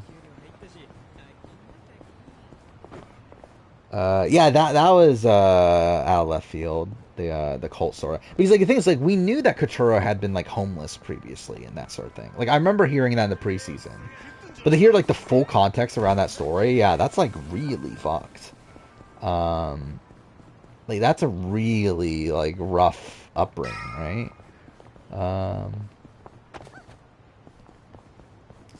So we're like, it's kind of insane to me that like that sort of thing still happens. Which, I mean, I guess you would like assume it does, but still, you don't really like hear from people that experience that. Who am I talking to? This one? There we go.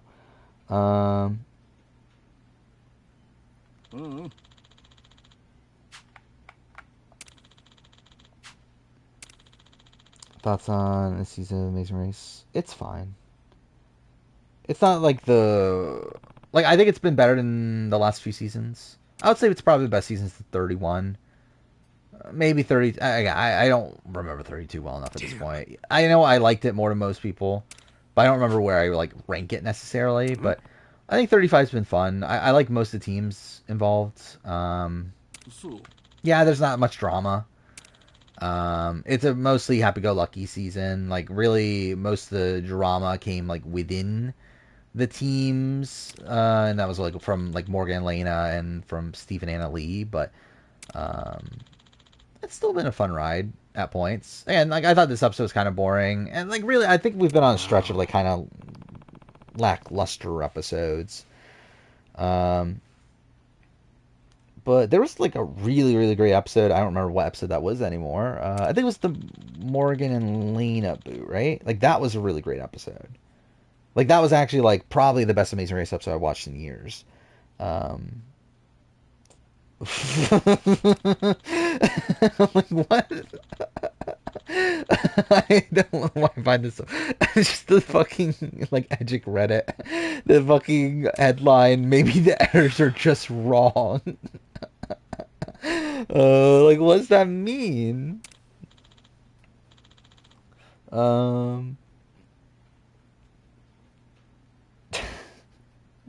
What? Like, what's that mean? Editors are just wrong.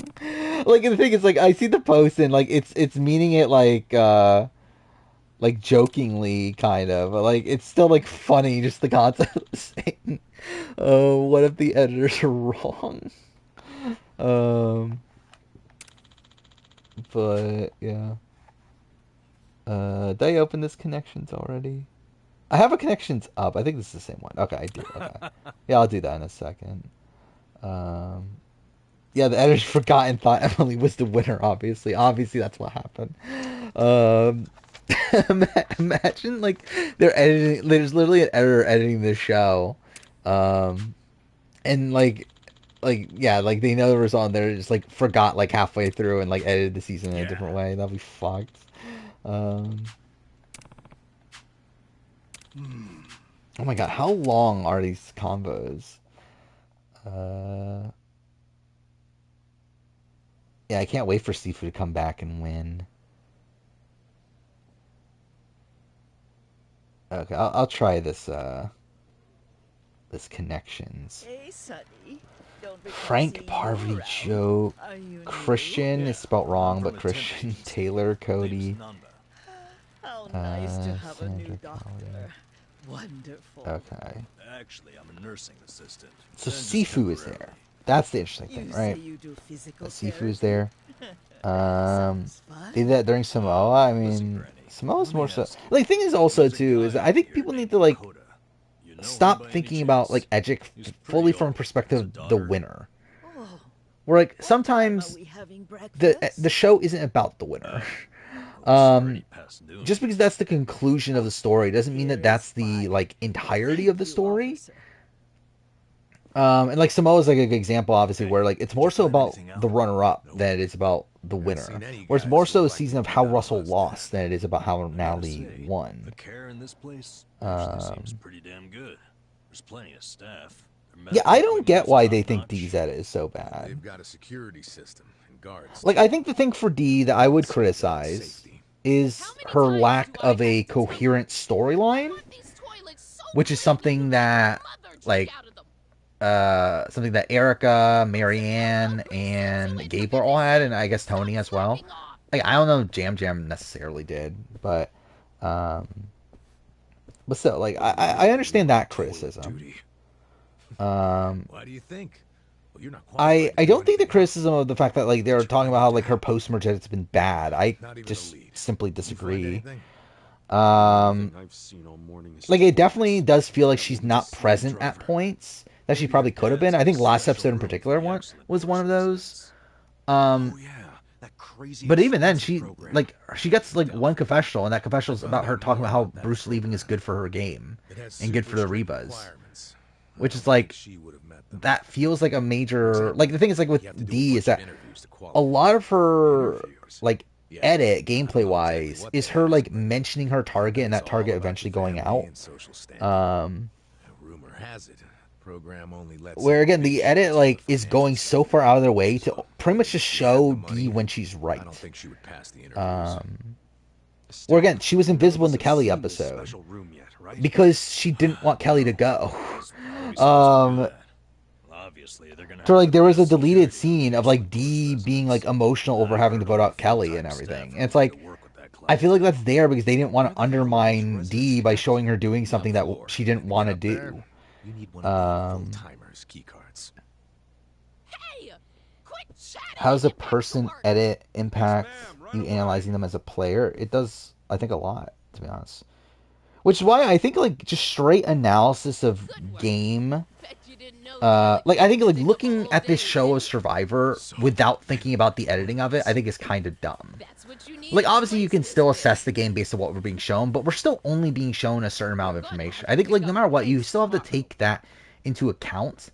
The fact that like we've only seen so much that like our assessments of people's as players can just be outright wrong because we just don't have enough information.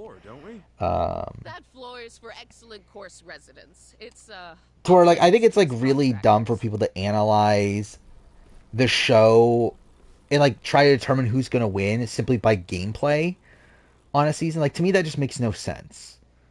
Because there's no point in that in my mind.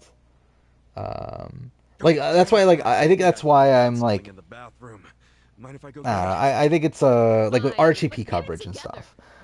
I think it's kind of why I've started to become like less interested in like the recaps and like that sort of thing with RTP, just because like I just find it kind of pointless to be talking about like who's gonna win Survivor when you're not talking about like the edgic of it. Like that's why like when I hear Rob keep on talking about how like the Rebas they're in such a good spot and stuff, it's like well yeah, but like doesn't really matter. It's like yeah, I mean like yeah, I still think Dee's gonna win or whatever. But it's not because she's in such a good spot in the game. It's simply because her edit is really strong outside that.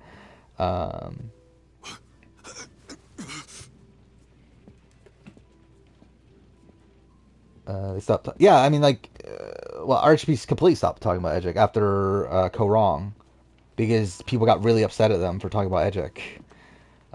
And to be fair, Steven does suck at it, but Steven did get Michelle right, and he was constantly talking about how Michelle was going to win Co Wrong, and people got upset at like him spoiling the season because of him talking about Edgic. So like Rob essentially stopped that from that point forward.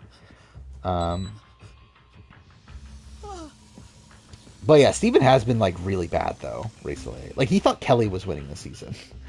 And then it'll be over. Like what? Like last year I believe he thought Carolyn, right? He thought, actually, I don't remember who he thought in 43. Knowing him, it was probably like Jesse or something. I remember he was like super big into LJ, in 28. I'm trying to remember other people he was high on. He was high on Ken, right, in 33? Which, to be fair, I mean, there was a point where it looked like that was like a decent guess. I think D's in a good spot, having two people. Oh, D, again, D is in a good spot. I'm not saying she's not in a good spot. I'm just saying that that's not the reason why I think she's going to win, though. Okay. And again, like, I think just, like, analyzing the game, like, when you're watching a season live, not knowing the result, I think just analyzing the game and using that as justification for why this person's going to win is pointless. Because, again, the story is being told with the knowledge of what already happens. So even though what we're being shown could look like something that is something that could make a future result look somewhat illogical, it doesn't matter. And that's what I was saying with Bruce. Like, where Bruce, him going home when he did is illogical. It makes no fucking sense when you're looking at it from, like, the episode beforehand. Because, like, why would he not play his idol when he constantly talks about playing his idol? But, again, the editors know that Bruce is going home. And through that, they're going to edit his episode beforehand as if he's going home next, as they did. To where, like, that's what I was saying coming into the Bruce vote, is that, like, logically this makes no sense. But edit-wise, it would be Bruce. To where, like, to me, it's, like, again, like, it's pointless to, like, actually, like, assess it under, like, actual game means or whatever, when it's like it really is the edit that is the basis around everything in the show Survivor in terms of like what the results are going to be.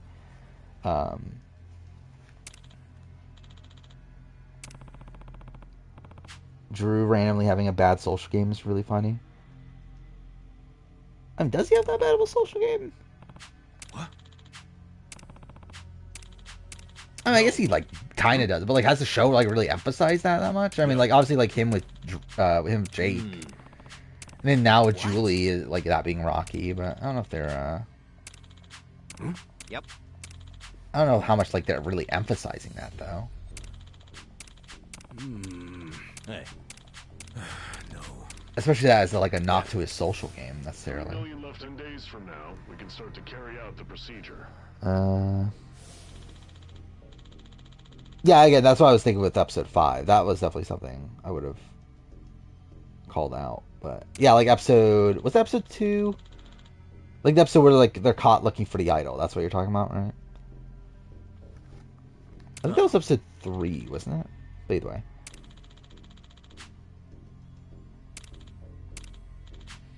Because episode 2, I think they don't even look for the idol yet. Where I think that was the episode where like the Drew and Austin relationship gets established, and then they don't look for the idol until episode 3. By the way, Katura and Drew are probably the two I'm most cheering for at this point. Yeah, again, I would put more money on Katura than Drew. But damn, hold on. I actually isn't like Drew like hated by like the casual audience? Like that's a thing, right? Right, I think I saw like that, like yeah, like the Survivor Facebook just like hates Drew, which is funny.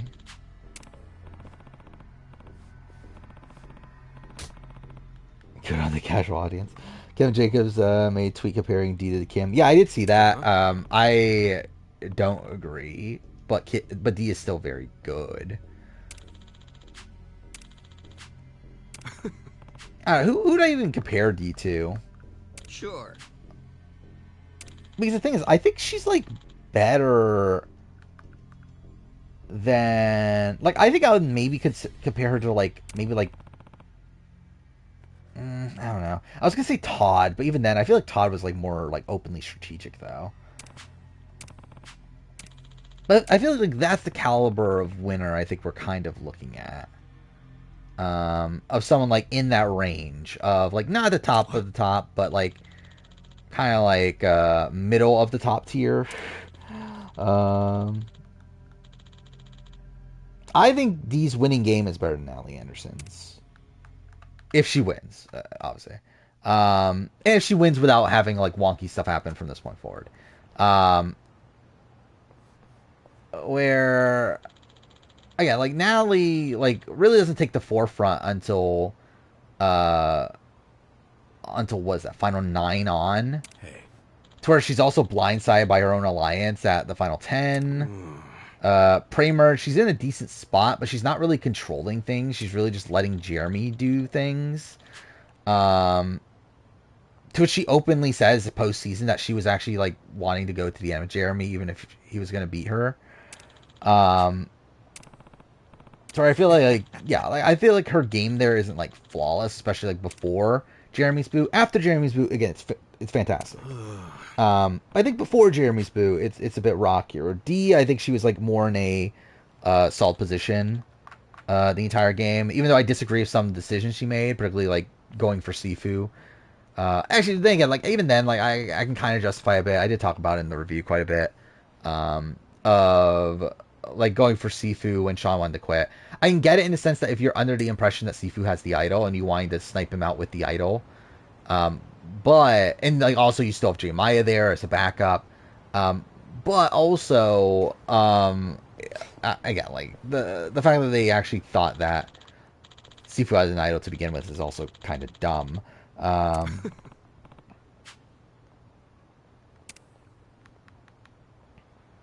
Oh yeah, I still have not started the connections thing yet. Oh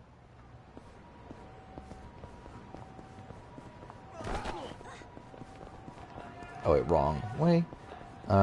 Is Gabler a good player? I mean, what are you considering good? Will he be relatively high on a player ranking? Like when I rank every Survivor player? Probably. Would I have much faith in him if he were to return? No. So, I don't know. Is D a poverty shallow new era? I think Raw, like game on the island, is comparable. I think the thing for D is that she doesn't really have these like massive negatives for me of Parvati, in the sense that like, well actually at this point I think the big negative that I hold against Parvati is win equity at the end. Which, I mean, to be fair, I mean, like, we might find out that, like, D, like, wanted to go to the end of Julie, and Julie would have beaten her at the end. And she, like, lucks her way into a situation where she's not at the end of Julie. Like, that could definitely happen, right?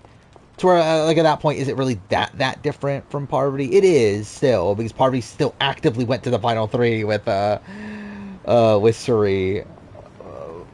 But, like, it probably isn't, like, as big of a difference. And yeah, definitely, I think Parvati is definitely better TV than D. But I think trying to think through like alliance structure. Is there like a similarity? Kind of, right? Where like both Amanda and Suri were more loyal to Parvati than they were to each other, like Austin and Julie are.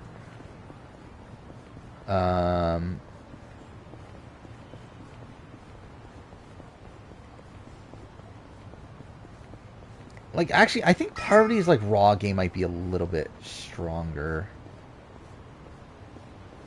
I don't know. It's kind of on and off. But yeah, I actually think, like, without, like, the final 3 situation and whatnot, I actually probably would think of Parvati higher, but I think D, like, as of right now, at least, doesn't have those, like, flaws there.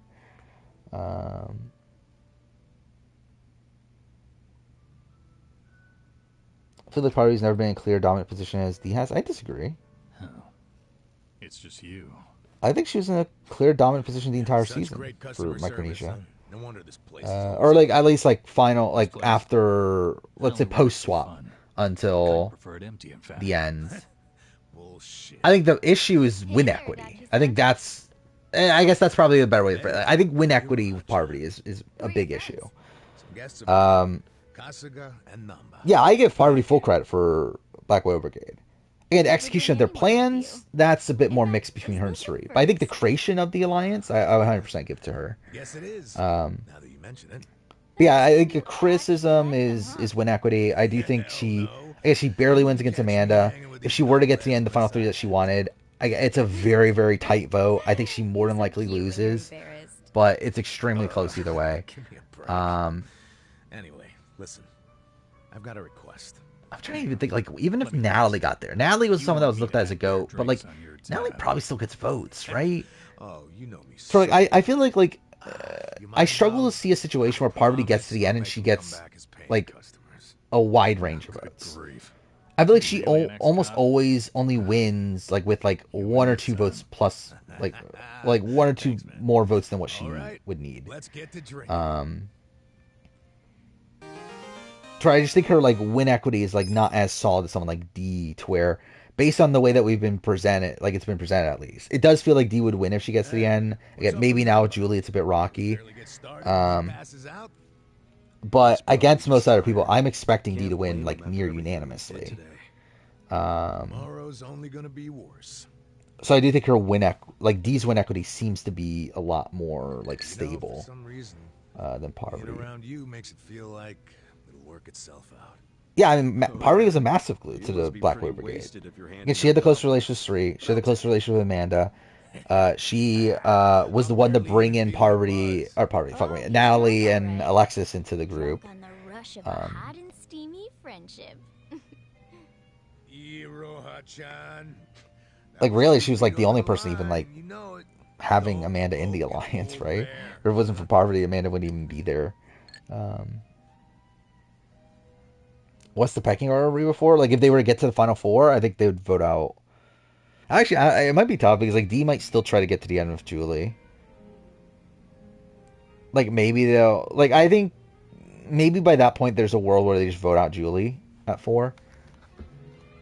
But I think it's also determined like I think just the concept of pecking order is just a bit tough because it's like, are we saying that there's a final 3 and they get to the final 4? Or are we saying that there's like if there was a top 2 who would be the top 2? Because I think those are very different answers. Where I think if it's a final 3 and they're at 4, then I think D would probably let go of Julie by that point. However, if it's a final 2, then obviously no. But also it's like, is Austin gonna let go of Drew at that point? I don't know. Hell yeah. It cost an arm and a leg to get a good buzz going here. That's why I got this little lovely at a Did Drew create the Drew before? The edit doesn't even portray it as that, actually. Or if you pay attention to the edit, it actually gives Julie the credit for creating the Rue before. Sure. Where Julie is the one that's actually portrayed as bringing the group together, and then Drew says afterwards, "Oh, this is a group I wanted to work with anyway." I don't want to bother with trying to hide a drink while I'm having fun. Wish I could be so carefree. Well, now I have I feel Julie would annoy some jurors by constantly apologizing for voting them out at tribal. Or fine tribal. Potentially. Like, I could definitely see a world where, actually, this is the thing that I don't get with Julie, is that, like, does the jury actually like Julie? Because, like, they talk about this as she's a massive jury threat, but I feel like we're not getting, like, it doesn't seem like Kendra and Kelly are, like, reciprocating to that. Despite talk about how, like, she's a jury threat. You and Hori Nouchi first crossed paths during a case 20 years ago. Yeah, it was a nasty one. Robbery. I think next week it's Drew, Julie, or Katura. I think it's one of the 3. I see Julie going out in either 5 or 6. So if Julie survives 6, I think she's probably out of 5. Drew, again, I don't think makes final tribal, but can really just go out in any of the next 3 rounds. I think Katura is either out next round or in the final 2 or final 3. I think Jake's losing finalists. I think Austin doesn't win, but could be either second, fourth.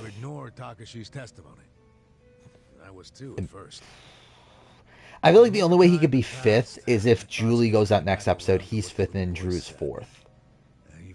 Like, that's the only way he's 5th. But I think realistically he's probably 4th or 2nd. Finally found the owner of a cigarette shop. told me he saw Kasumi walking with Takashi at the time of the crime. Takashi's testimony was legit all along. I contacted HQ right away and It's 4-4 requested Julie Kasumi's winning. release. But Horonouchi And what? made Wait, sure what is it the never situation that we're happened. talking about?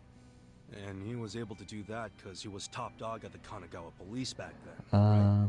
Yeah. But I very much doubt we'll get a 4-4 He'd just been vote offered a in job with the Tokyo police, so the modern landscape. Like, I just feel like it's like, obviously we saw Dom and Wendell, but even then that was like he shipped poor Kasumi kind of off to a just a prison, unique knowing full well situation where I feel like if Dee and Julie were to get to the end together, I feel like most of the jury would end up agreeing on one of the two to give the win to. Just to advance his own career. Julie, D, Jake, and Katara. All right, let's talk about it. Like D, Julie, Jake. I got beef with myself too. Caleb, Partly responsible for what happened. I think votes D. If only I believed Takashi's Based on the way he was talking about when he left the game, I think he would vote D. Yeah, for sure. No one else believed the testimony. But you never know. Kelly, I think would vote. Actually, Kelly, I know would vote D. Based on her ex-press and everything. Kendra, that one could go either way. I do believe she had a close relationship with Julie, I believe. But again, like her jury reactions are like, it does seem like she's annoyed with Julie more than anything. But I screwed it up. I would personally say D. Swept off to the license center faster than the Or if Katura is there, like if it's Katura over Jake, maybe Katura, but let's just say it's Jake for simplicity. Bruce, I think, votes Julie. Emily votes Julie according to tonight.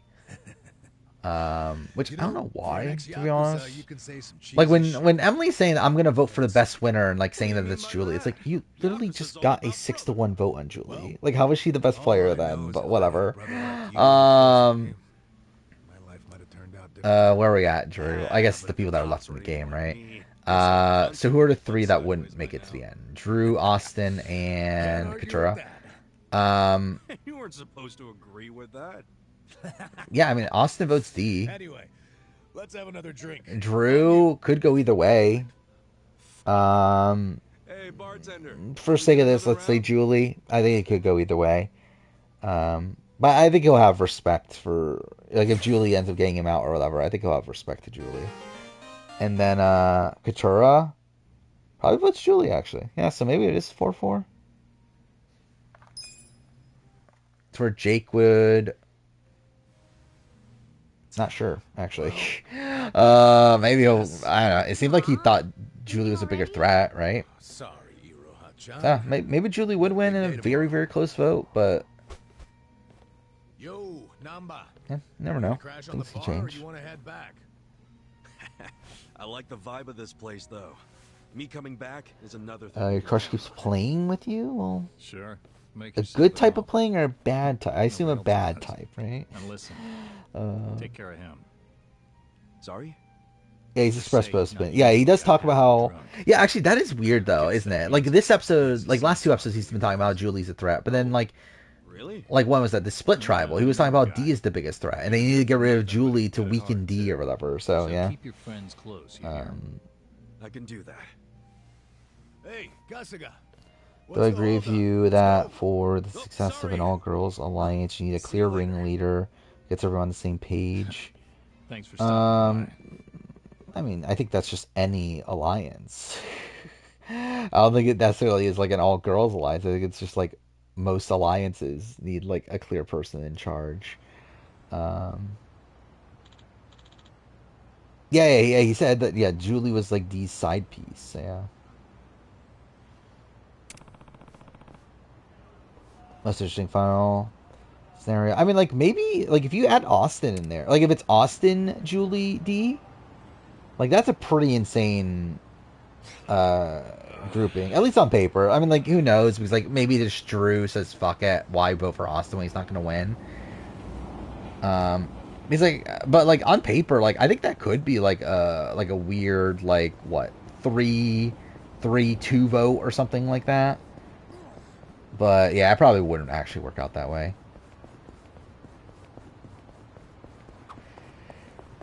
I do think it's interesting that Julie is basically a meat shield for D. Yeah. She's been voted for the last 3 times. Yeah, it is strange how, like, yeah, and also, like, initially it was, like, this concept of, like, we need to weaken D. But now it's like this thing of, like, oh, Julie's actually the bigger threat. Which, by the way, also, I do think this episode did something else that was good for D's edit, and the fact that they openly say in the show that, like, D's, I forgot the exact phrasing, but essentially that D's win equity is going down or whatever.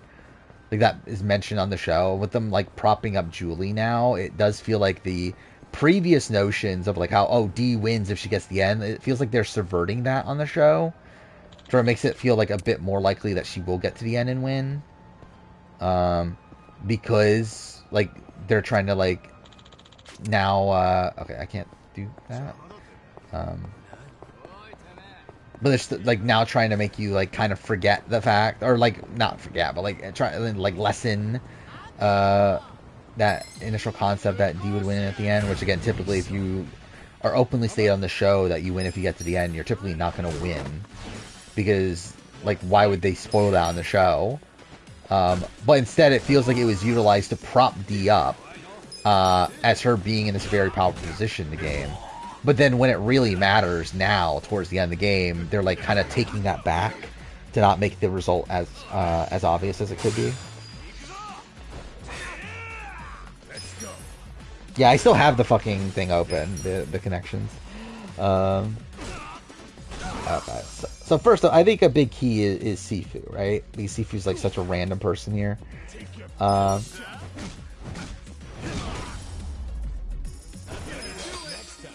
I think Victor's here too.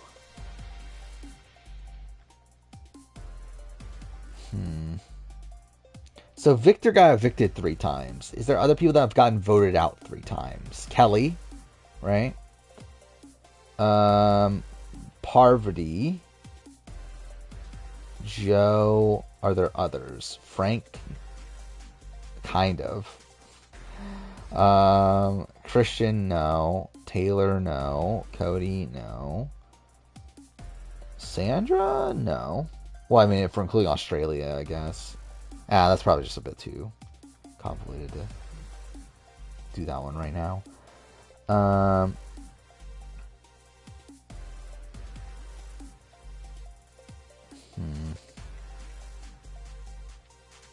Yeah, Matt. I think like people that actually went all in on Matt Chat are not the brightest bulbs.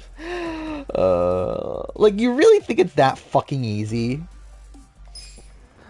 That you just see someone get a Matt Chat and it's like, oh my god, they're the fucking winner. Like I think that's really just like idiotic analysis of the game. It's just like to see a Matt Chat and be like, oh my god, that must mean they win the fucking season because they have a fucking Matt Chat. Which like obviously that's been a trend in recent seasons, but you shouldn't be fully relying on that as the end all be all of your Edgic analysis. Is they got a fucking Matt Chat, and even then, Emily didn't even get fucking asked a question. To where again, that was a situation that had to be shown because it was so important to the season. Like, it's not like they went out of their way to show Emily. They had to show Emily. So that makes that entire situation even more pointless to, like, analyze from a editing perspective.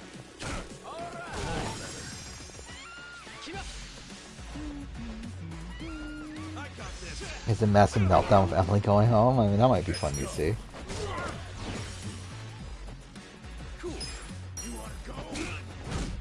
Let's see. So people that came back into the game. You got Frank, Victor.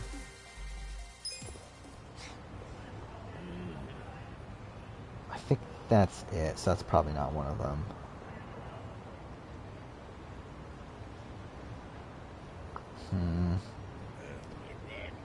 Like Saved by a Twist? Is that a thing? What, Taylor, Frank...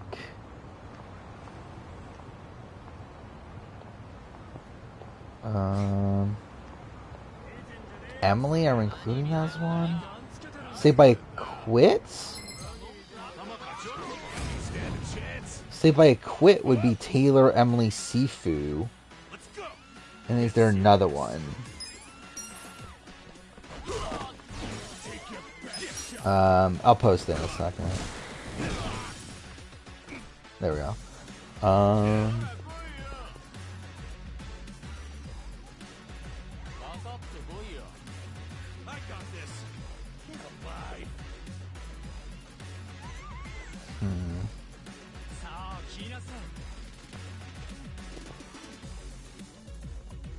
Like, is there another one that was saved by a quit?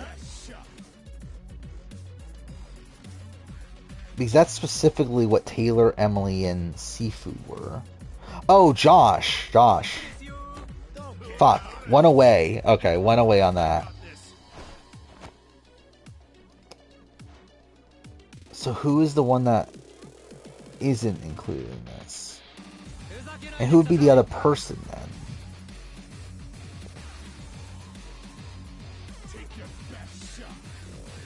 Parvati's not on here. Oh no, she is.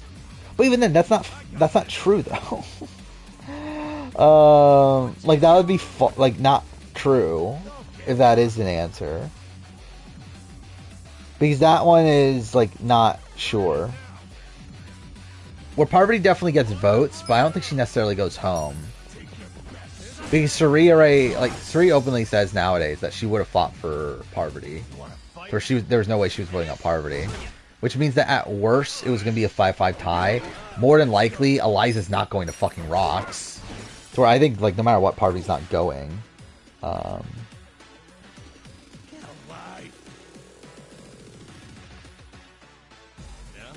But which one isn't on here, though?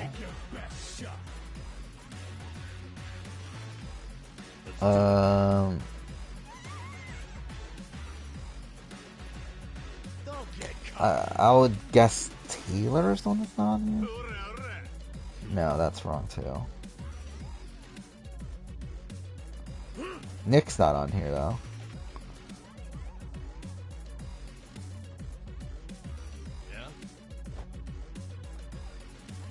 Okay, wait. I'm still one away. If I... Okay, like I'm just getting everything...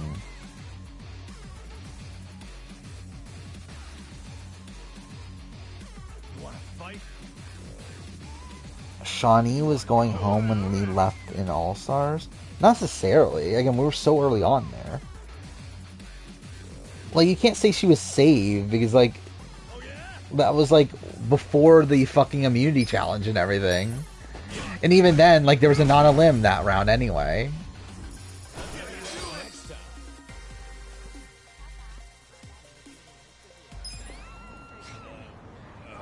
So, like, no matter what, there was going to be a non-elim that round. It's just the format of it changed because Lee quit.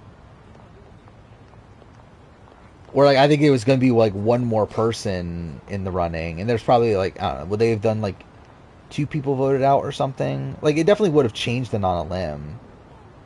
But, there was still going to be a non-elim.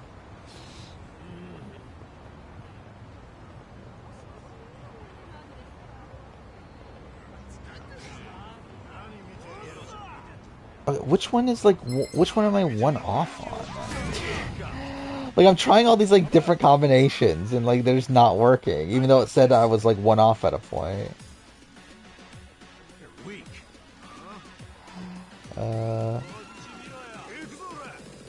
Okay, cool.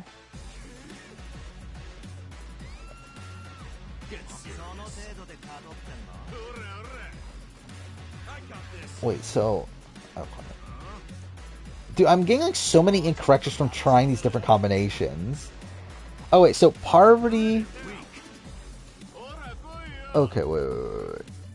So I do Taylor, Emily, Josh, Sifu. It says one off. Then I take off Josh and put in Parvati, and it still says one off. So is it neither of them? And it's a different one?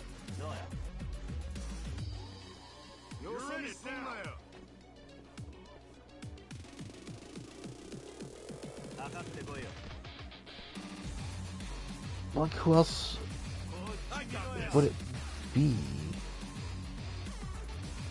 Alright, still run away.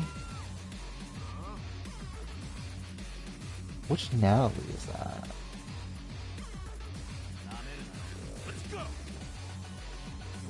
I guess we'll try Shawnee. That's still not it.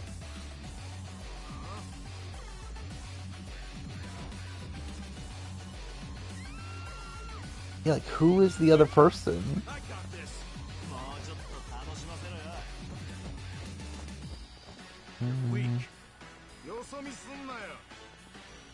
Okay, I'm literally just gonna try every combination then. Like, what the fuck? Who is this other person? That's still wrong. I mean, I'll eventually get it. Because, like, I'm just gonna try every combination at this point. That's still wrong.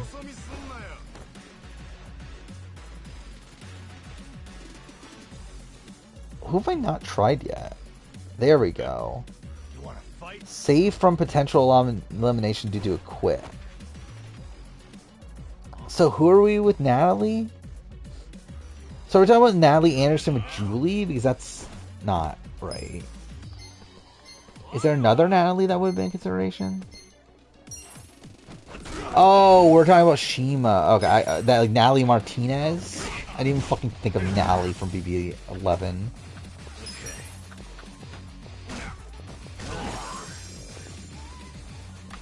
But again, was Natalie saved? Like Shima would have gone home. Like had Nam stayed the same, which they more likely would have because Jordan won, or Jeff/Jordan won the what would have been the veto comp. Yeah, like Shima just goes home. But you can say that about like literally anybody. Like I could say the same thing about like save from potential elimination due to quit for like a decent chunk of other people. Like Josh literally gets saved by. It depends on which Josh we're talking about, but Josh 44 like makes more sense for that criteria. Because he literally gets saved from Matthew quitting. But anyway, me and Nally droppings, there's so many. I don't think there's enough, right? Like there's a lot for sure, but like there's probably like what, like 5 or 6 Survivor ones, and then I don't know, like 3 or 4 Big Brother ones or so.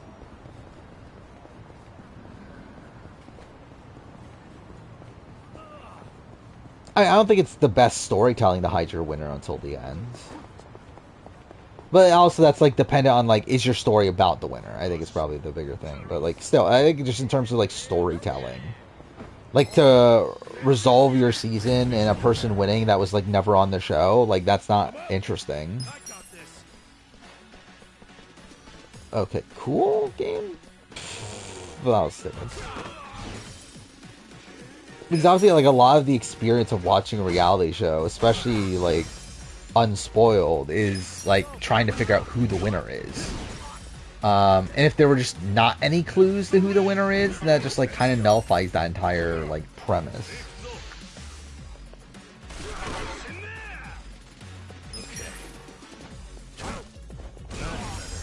How Josh gets saved by Matt quitting? He still gets voted out because he was still going home in that round.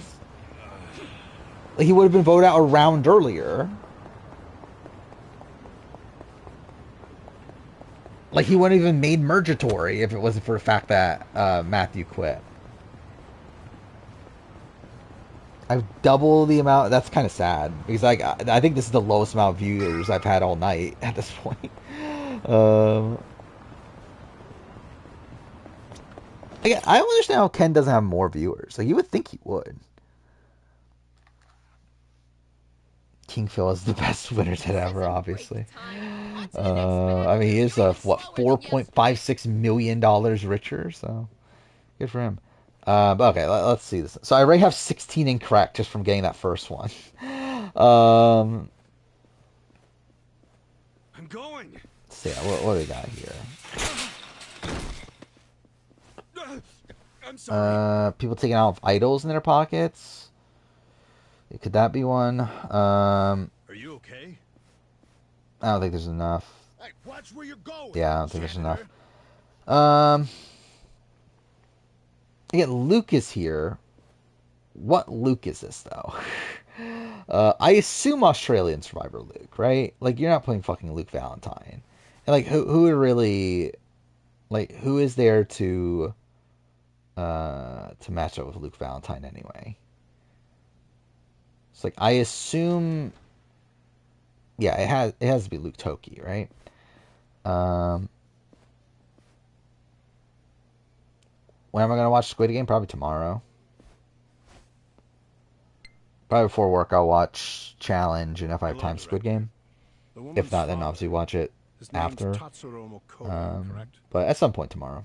Understood. I don't know. Actually, I don't know what I'm doing tomorrow in terms of like stuff I'm going to work on the channel because it's a bit fucked. Like my plan was that. So what I have been doing is essentially in the mornings, specifically on days I don't work. I've been. The plan was to record the Big Brother ranking. Like do one session in the morning, one at night. That's kind of what I've been doing the last few days. The problem with tomorrow is, or really just like the days after Survivor and Amazing Race, is that I need to get caught up on those reviews, to where I should probably actually focus more so on prepping that, getting those things sorted. But then also it's like when I'm going to record the play ranking then. Because I want to get that out of the fucking way, but it's just taking forever. Because it's simply miserable. Like I talked about that earlier in stream, but like recording the ranking of every Big Brother player, like it's literally miserable. I'm really struggling with the recording process.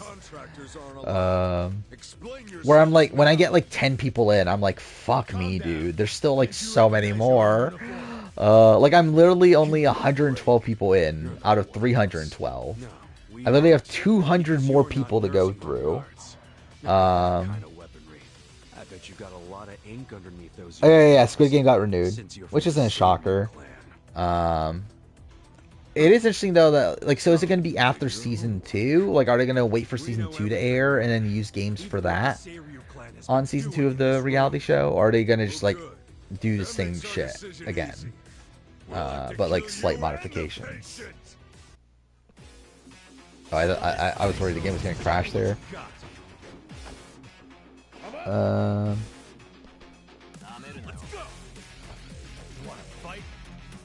But yeah, let's see. I'm still trying to do the connection. Actually, is Cody? Is that Cody Nixon?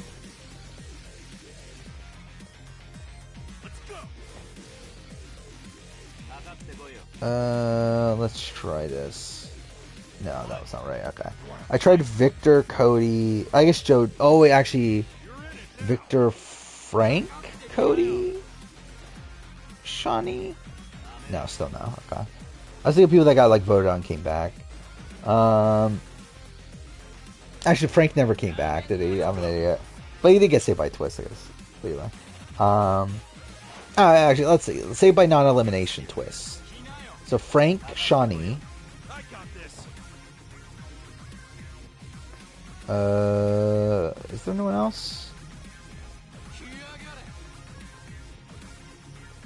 Like, would we include Josh in that? And then I don't know who the other one would be. Oh wait, Cody wasn't he? Oh, but that's still not the answer. Wait, I was gonna do like people saved by non-eliminations. It was like Josh would have been wonky because again that was a quit, but Frank, Cody Nixon, and Shawnee all were.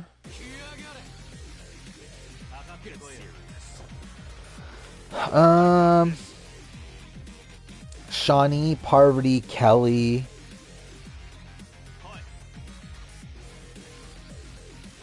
I don't know. I was gonna say people that had 2 idols, which I believe all of them have had 2 idols at a point. No, actually, no. Kelly never had 2 idols at once, did she? never mind. I got this. Actually, let's see. No, okay. I was gonna do Parvati, Kelly, Christian, and Shawnee as people that found 2 idols in 1 season, but I guess not. I don't know, what are the... I might as well leave attacking, right? And the thing is, like, which Josh is this? This is Josh Martinez? Could it be Josh Martinez? Oh wait, Josh Martinez got saved by a non... Well, no, he didn't get saved by a non on a limb. He got saved by a week 1 twist. It's a Survivor one. Yeah, I'll do it in a second. Saved by idols? Is that a thing here? Nope, still no. We're just going Parvati, Christian, Kelly, Shawnee. It's not being saved by anything. Okay. You wanna go?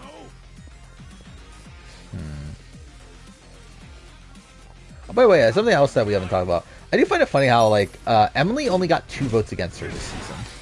That's something I noticed when looking at the voting chart. Is that despite Emily being, what, final 7 boot, she only got 2 votes against her the entire season? That's pretty insane. For that to be a stat. Let's grab her dad and get the hell out of here. He's like, all she got was the 1 vote from J Maya, right? During the mergatory vote, and then she got 1 now. It was... Maybe Lauren did, yeah. That would make sense if Lauren did as well. Holy fucking shit. But still, I mean, that's pretty insane, though, to be a final 7 boot and only get 2 votes against you your entire run. Lauren got 3, well, close still. They use it overseas for executions. The doctor was I guess she got idled out of the game. And that must have been how they killed Julie idled her out of the game. Just in time. Which is pretty insane. Guys, we ain't out of the woods yet. Has she have the same amount of votes as Sabaya? Yeah, that is the thing. And she had less votes on her than Brandon. That's the guy from. And to be fair, I mean, I guess she was going to be voted out unanimously at the first vote, or like near unanimously. I guess technically Kendra voted there, but he's coming this way. But still, I mean, like, it is still funny that she ends up with only 2 votes.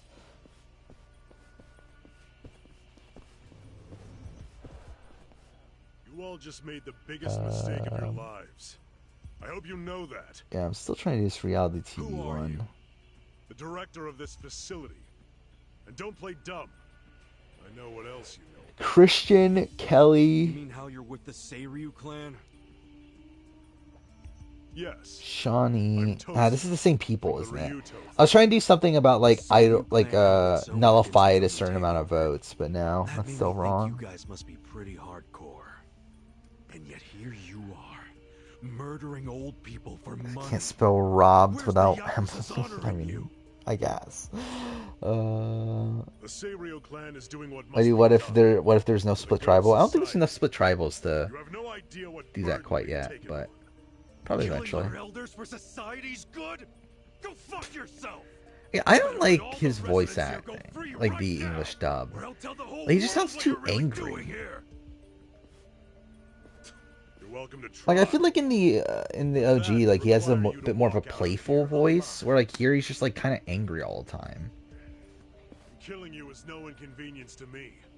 I've got enough chemicals to melt down all your bodies. Oh yeah, like what if every season has split tribal? Like that's just like way too complicated.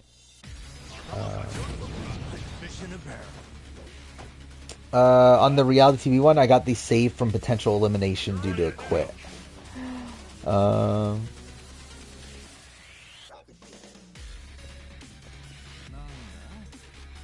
Let's see, Victor.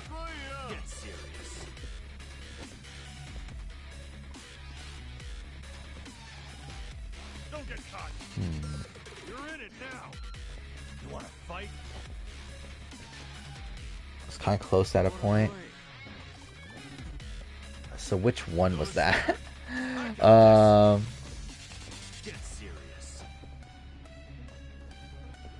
don't remember where I was at before.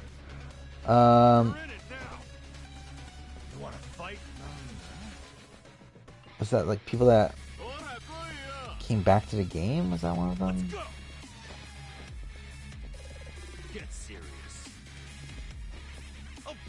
Yeah, say from potential elimination. Yeah, it's those people. But yeah, I still qualm with the Natalie one, but either way.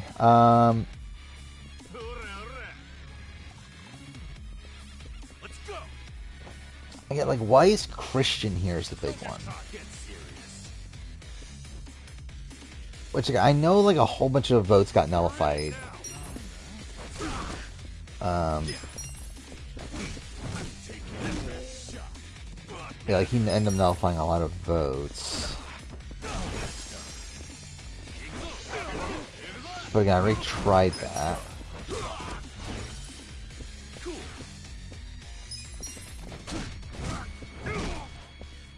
Well, that should be the one. I got Emily, Natalie, Sifu Taylor. That was one of them. Maybe Kelly... Luke? Did Luke nullify a lot of votes? I don't think so, right? Get alive. I got this. Still no. Don't get caught. Do I think voting Christian was dumb move for Nick at 7? I don't know if it was entirely dumb, but it definitely was probably not the optimal move. Like, I don't think it was like game ending, but yeah, he probably should have kept around Christian for 6 at least. I think getting rid of him at 6 is perfectly fine, but but yeah, at like 7, it's probably a spot too early, and you're really just putting all your faith into Mike White. Which, to be fair, Mike White was going to take him to the end anyway, but it still was not a good position to be in. Yeah, I knew about Big T losing to Casey. I could literally tell you the boot order if you want. Like, I remember most of the elimination losses. But obviously I'm not going to. But yeah, I mean, not shocking. It was pole wrestle too, right? It was like a challenge that, like, obviously Casey was going to win. So stop fighting me, and maybe, just maybe, I won't call the police. Otherwise, just maybe, my first thought is fucking Eric Cardona. Robbed by 3 thugs. What kind of Yakuza calls the cops? You're a stain on your family. Call me what you want. Again, like, what other, cops, you're done. I suggest you give up and get out. Yeah, like, what other combinations are there here? Maybe instead, I'll rat you out. Oh, yeah? Like, the problem is figuring out, like, which ones these are. He's like, there's Josh, but, like, which Josh is this? This is Martinez? We'll go tomorrow, bright and early, and get the chairman to fix all of this. I think Nicole doing Rangers games. We don't even know what Ranger games is at all. That's the issue. Yeah, like, if I were to guess, if we're doing just like typical Big Brother challenges, then like she'll probably do fine, but like not the greatest. So you're that scared of the chairman? You did it? Well, good for you. So you're coming with me, you spineless worm. Huh? Yeah. You're gonna take me there yourself. This one I'm just really struggling because if you refuse to come along, I'm gonna tell the big scary chairman everything you did. Like and Shawnee. Some things you didn't do. I mean, look at yourself. Yeah, like the issue is that there's like just so many combinations these could be. Because like you have these like all these like really big players where like there's like so much to their resumes. That's like, what part am I looking out for here? So, does this mean we have to go? But Johnny could do win BB Can 6. I don't know, win veto. I think he was in a pretty like unwinnable position during his HOH. I think like no matter what, he was gonna not get his way there, unless he really, really snowed people into like going his way. I talked about this earlier. I think if we're going by like edit, I would say Joel and Garrett. If we're going by, I should say, if we're going by if the edit is in, if it's being edited in a way that I would expect of like a show like Survivor, it would be Joel and Garrett. However, it's The Amazing Race, which has never had like a super consistent editing style to where like at that point it could be Rob and Corey as well. I don't think it's Greg and John. I think that's the apparent one. Other than that, like it could be either of the other two. Can Aaron from Ghost Island return or is the time over? I think they can, but it's obviously looking very unlikely for anyone but like Dominic and like Wendell. I think could just straight up return still, but like Dominic, maybe Kellen, but that's not looking super likely anymore. Michael Yerger's out, right? Okay. And yeah, I mean, it's probably about it. Stephanie Johnson is not coming back. She doesn't want to come back, let alone them asking her back. I don't see any guards. That's because no one is stupid enough to try and raid the Serial Clan. I think that's probably the thing of that. I'm like, I don't know about Dominic. Because, yeah, my theory was that like I think the people that came back for Challenge USA are people that like CBS like that Survivor Production didn't care that much about. To where like obviously if Dominic is in that group, then that's not great for him. That gate drops like a cattle chute if someone walks through without giving the correct signal. I would say Omarosa or Bananas are probably winning. House of Villains, but again, I don't really care. Where's the chairman? Upper floor somewhere? Perhaps. You'll never reach him. I won't let you get anywhere near his office. Oh, I was really hoping you'd seen the light. Guess we're back to using brute force. Still like trying to get this fucking People better put us in their wills. never won immunity. Is that a thing?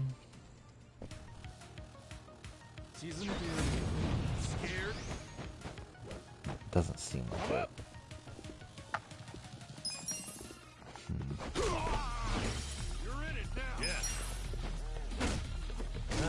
It's just out. I mean, outside of if Ben wants to come back. I think, yeah, it's not looking great. Like, I think Chrissy is, yeah, I think Chrissy's pretty much out at this point.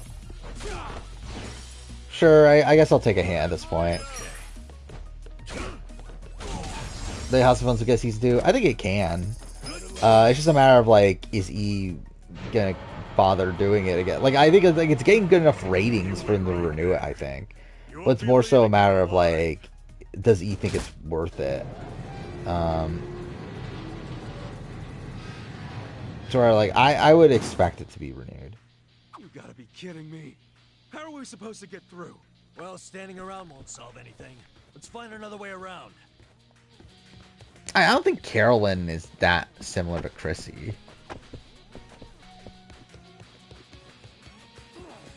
So I just think Chrissy just in general is like not that likely anymore. Just how much time has gone. And like straight, I don't think they care about that sort of thing anymore. Like Jeff explicitly says that on Fire Podcast that like, yeah, we don't care about archetypes anymore. Like obviously they have to stick to diversity mandate, but like I don't think they're like bothered by having like multiple the same type of people. Like again, like Brando and Drew were on this season. We're both pretty much the same archetype. Like I don't think they care that much about that sort of thing anymore. But I think they'll be willing to cast like two of the same archetype again. Like I think like if they wanted to, I think they would cast both like Carolyn and Chrissy if they wanted to. But like I don't think they would. This should hold it. Good call. Open up, assholes! I mean, the Bobby nominating himself, I'm like, again, like this is definitely them hamming this up, right? Hey, would not be shocked if Bobby goes up as well, because that would perfectly make sense of the show. Unlock the damn thing before they get away. You want a Survivor season set in a fancy beach house with food and amenities and having no survival aspects at all. I mean, like, I guess. They bought it. Yeah, I guess. I'm trying to think, like, have we had a show that's technically that? Like, obviously, like, Big Brother's talking about, like, it's just Survivor in a house, but I guess it's like they're not living in the greatest conditions, though. So, like, are we talking about, like, a show where they are living in great conditions? I guess there isn't really one, is there?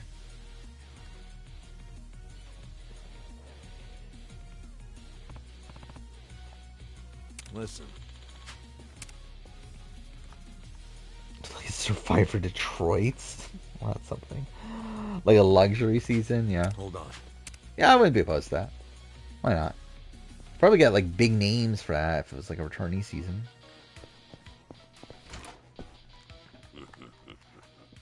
I've been waiting for you. Gentlemen, get rid of them. But I think I might give up on this one and just move on to the Survivor one and try that one out real quick. I'm up. You want to fight? I got this. And then I don't know. Maybe try the other one again if I finish this one. Get serious. You're in it now.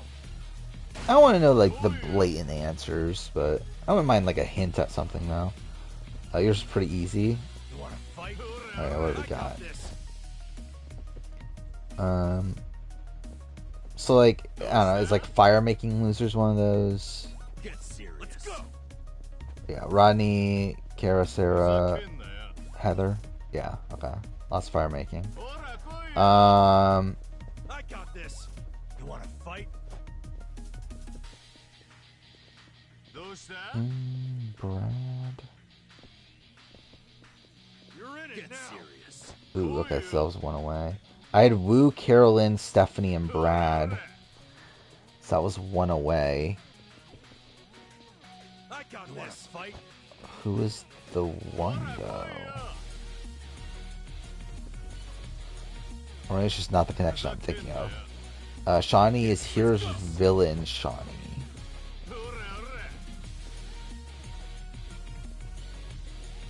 It's like blindsided. Like I mean, it could be blindsided with an eye on her pocket. It could just be found multiple idols. You're weak.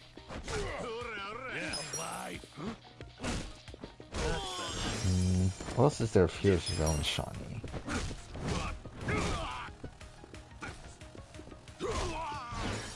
PWC production bring back 35 Ben, Dom and Wendell, Angelina, Christian, Rick Devins, Elaine. I think that's about right. Like I might add like other people that like I could see at least still being in the conversation. Like Davey, I think is still in the conversation, but like looking less and less likely as time goes on. I'm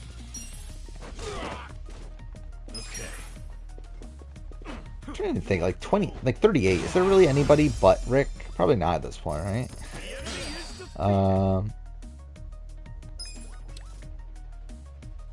But yeah, I think like the pre-40 people, I think that's about right. 41, I'm like, yeah, we'll see about Shannon and Ricard. Like even Ricard, I don't think it's like that likely anymore, to be honest. Omer again, we'll see.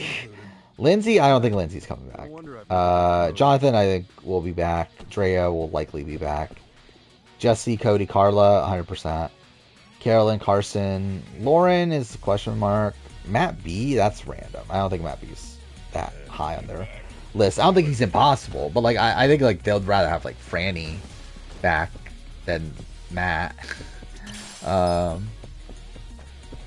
even then, like Jam Jam's definitely on next fraternity season, if it's not like second chance.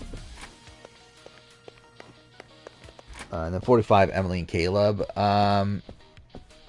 Yeah, and then I don't know, I think you could probably add like a chance of Kelly, because it does seem like they fucking love Kelly for some fucking reason.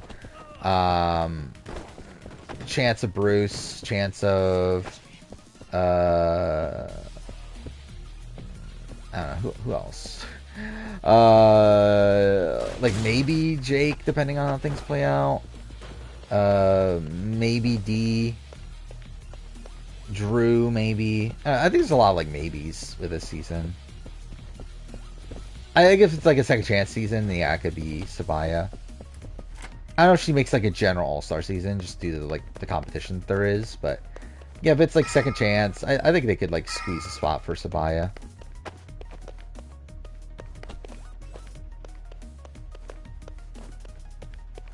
And she didn't get that many competitors. She got like what, like 20 or so, 22 or something like that. How much she got? I think of that grouping, I think Lauren Harp is the most likely at this point. Which is weird. So I got 22. To which, that is quite a bit actually. That is a pretty high average. 7.33 average. That's pretty high. Yeah, I mean, I guess that is actually kind of unprecedented in modern Survivor, at least. Yeah, okay. Yeah, I'll say, like, that's, yeah, I think the highest average since Jacob Derwin. So, yeah, maybe they do like her quite a bit. Does Caleb have an average confessional 7? Is it really that high? I know he has 44 total, but I don't remember how many episodes he was in. 7. Yeah, actually, I guess that is like, yeah. But it's like 6.29, but still, that is very high.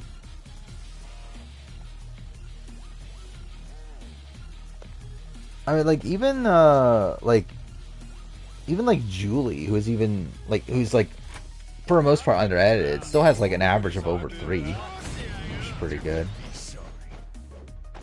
It's funny because you still have Sifu, who has like a 1.57, which is like very low for New Era. Ken has now double the amount? Well, he should, because he has like fucking, I don't know how many fucking times the amount of followers I have.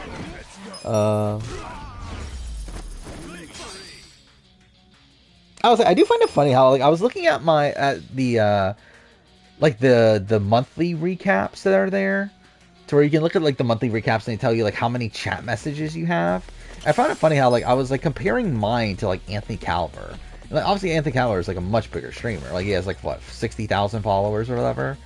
Like each of his streams has like hundreds of people, like 200, 300, 400 people in them. It's funny how like chat message wise, I get the same amount of chat messages a month that he does. And he streams like every day also and everything. I find that kind of funny. And obviously it's because like he does speed runs. There's not as much reason for people to post in the chat. While here it's like obviously I'm talking to the chat constantly. That's pretty much what the entirety of this is. But still, I did find that kind of funny how that is the case. I got a bad feeling about this. Let's skip making the first move. Just see From out there watching 15 seconds of Liquid Quench stream, I confirm that those are 15 more seconds of your life. What is he playing?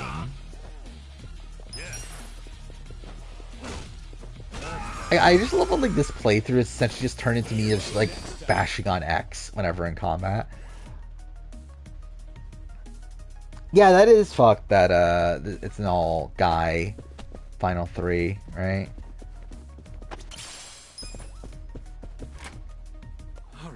Which has that happened before? In Amazing Race?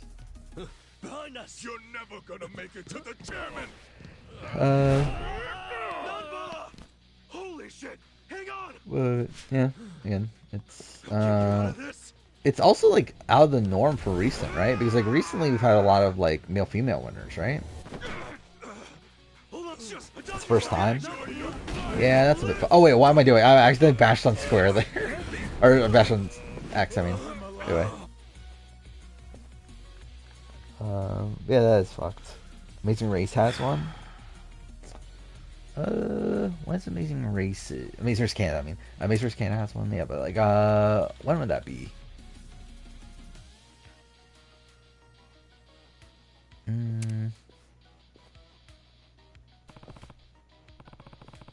Was it season like? Oh, it's season 3. Who's the third team? Oh, yeah, okay. Yeah, it is, isn't it? Yes, that's really not a good look either.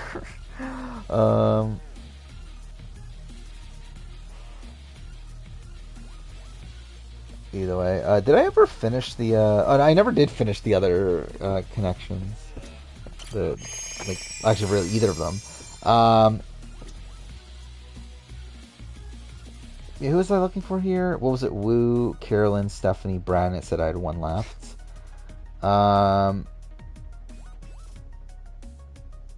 Yeah, my thought was losing finalists. So I guess it could be Lisa Welchel. I didn't think of that. But then who isn't in this? I guess we'll try that one. Okay, that's wrong. So we'll do Stephanie instead of Brad. There we go. Okay. Oh, it's receive 1 vote to win. Okay, that's why it was that specific one. And then what have left? Debbie, Alan, Grant, Christine, Jenna, Brad, Danny, Chris. So,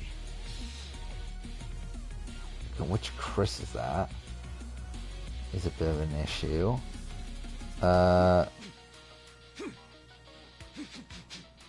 Jenna, Chris, Brad. Oh, it's Doherty. Okay.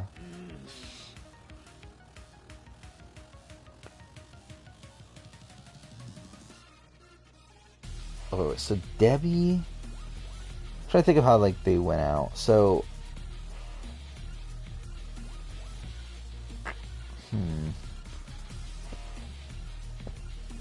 Brad, his first time went out in a tie.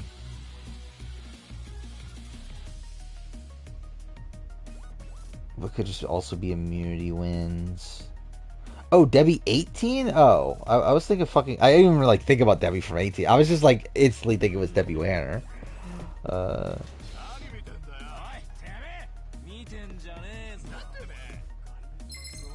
Wait, I just realized that. Yeah, Carolyn didn't get a vote to win. Yeah, so that's not even right, but whatever.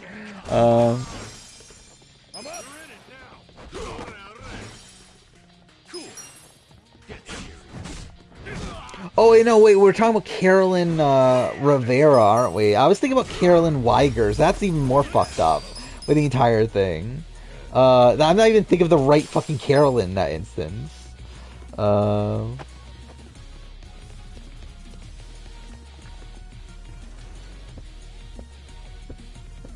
that is kind of funny.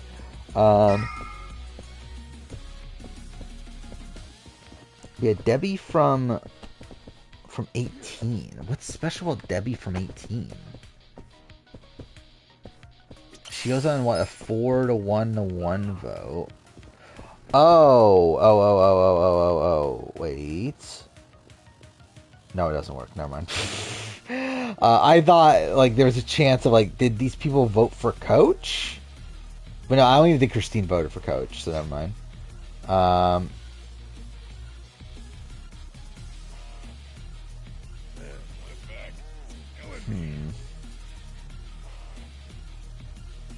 Watch Godzilla. I didn't even know that came out already, actually, to be honest.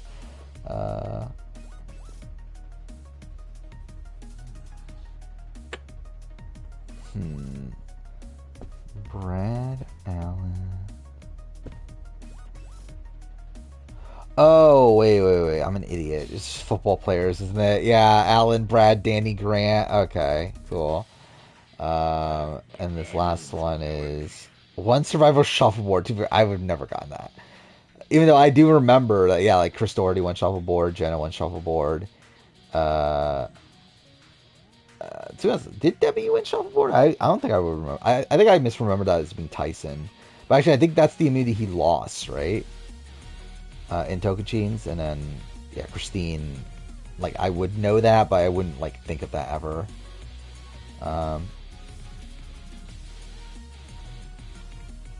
No, Sierra didn't win shuffleboard. I know Sierra didn't win. Because I think Tyson...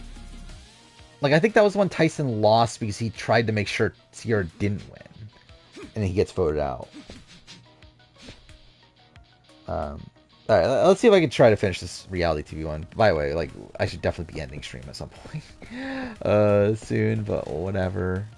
I've had enough of you rat bastards scurrying around. Time to get Pretty voice acting there.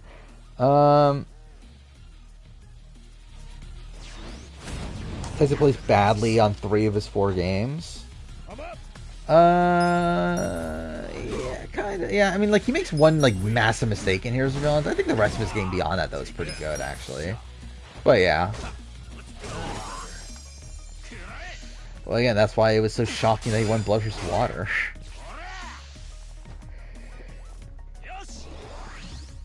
Let's go.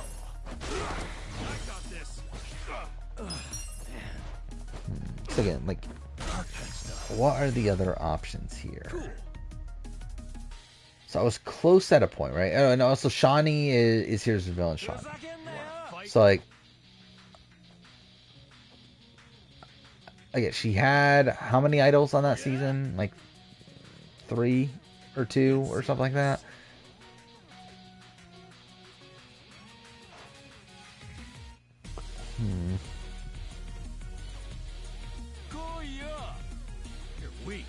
I think people were shocked coming into Blood vs. Water that Tyson won. Like, not like edit wise and everything, but I'm talking about like before, like when the season got, like when the cast got announced. I don't think anyone was thinking Tyson was going to do well. Even production didn't think Tyson was going to do well. Like, even production thought Tyson was like fodder, and they thought like Rachel was going to be like the big player of the two.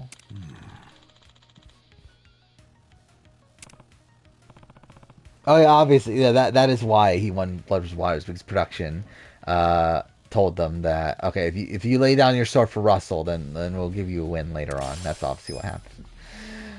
I love to think that's actually a conspiracy theory that's out there. Also, don't think fully from perspective of just Big Brother Survivor. Okay.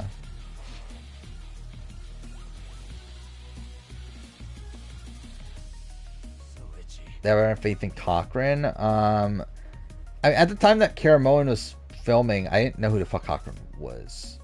So. Basically, I got into Survivor when Philippines, like I got back at the Survivor today when Philippines started airing. So I'm trying to remember, like, was Caramoan already filmed by that point? But either way, like, even if it wasn't, then like I had not like watched I had not watched South Pacific and stuff yet, so I didn't know who like some of the people were anyway at that point.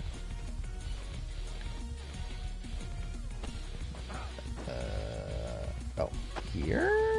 No, there we go. Was I a Cochran fan? Not really. I wasn't like a hater though. Oh, cool. That's definitely what I meant to do.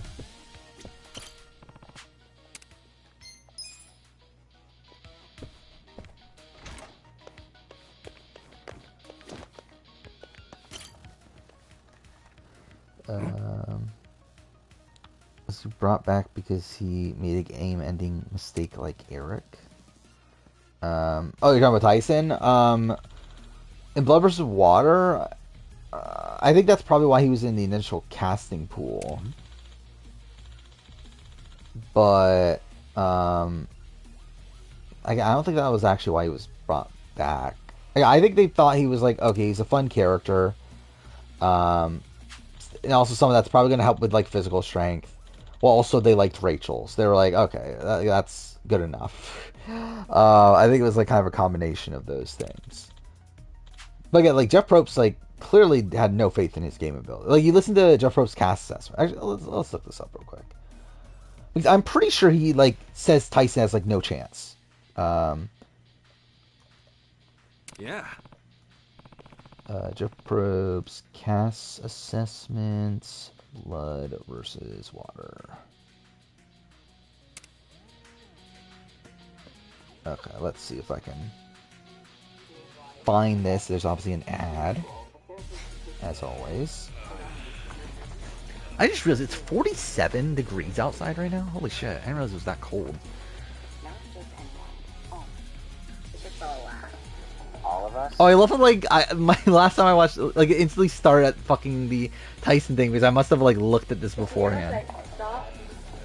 Yeah, sometimes he's like, you gotta be serious for 5 seconds. I'm surprised by his girlfriend. I'm surprised at the way she carries herself. I'm surprised at her looks. Got your eyelids. I mean, I think a lot of guys went, Tyson? Really? With Rachel? What's wrong with Rachel? I don't think Tyson can win the game, and I don't think he can win because I don't think he wants to win. That's probably good enough. I'm just looking to mess with you. I am going to try to get people to turn on their loved ones. But yeah, like, I don't think they took Tyson seriously. Like, they looked at him as, like, more this, like, wacky character that wanted to create chaos and, like, wasn't trying to win the game. Which obviously they ended up being wrong.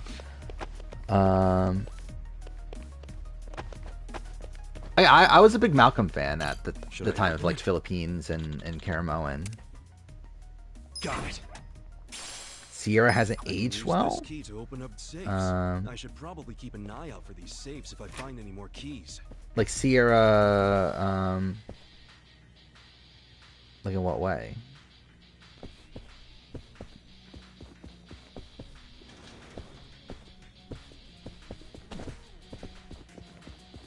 Are you talking about like Sierra's game has an age well, or Sierra what?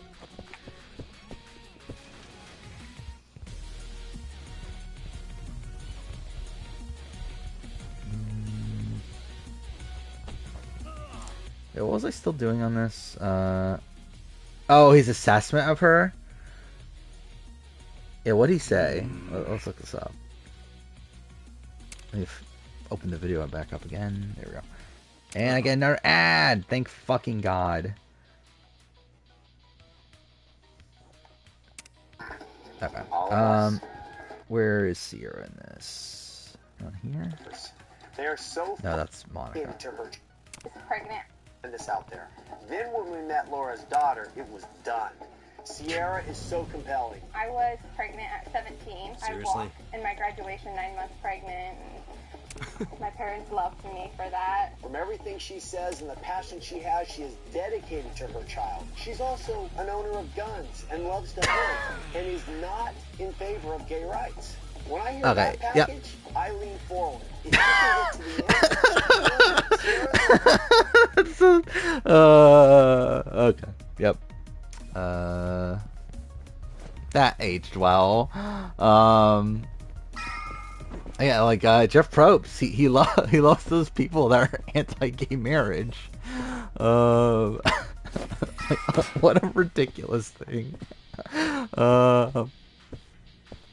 Like I'm like I would love to see Jeff's reaction to him watching that back. Like that'll be so funny. I'm pretty sure like if he watched that back at this point, he'd be like, "Wait, what the fuck?" Back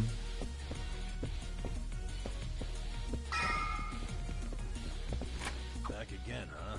So this is where we are. Wait, we've been here already? Yeah, where the fuck am I in this game? Doesn't seem too familiar. Whatever. To me. Oh, we were just here a minute ago. You guys have terrible memory. Not you catching strays. Wait, did I literally just go around the circle?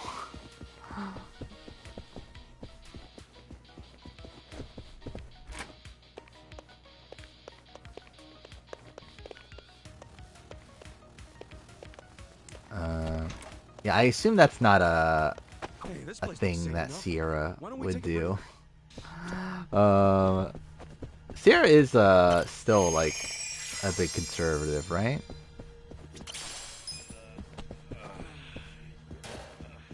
Okay, yeah, where the fuck am I in all this? Going here? Oh, there we go.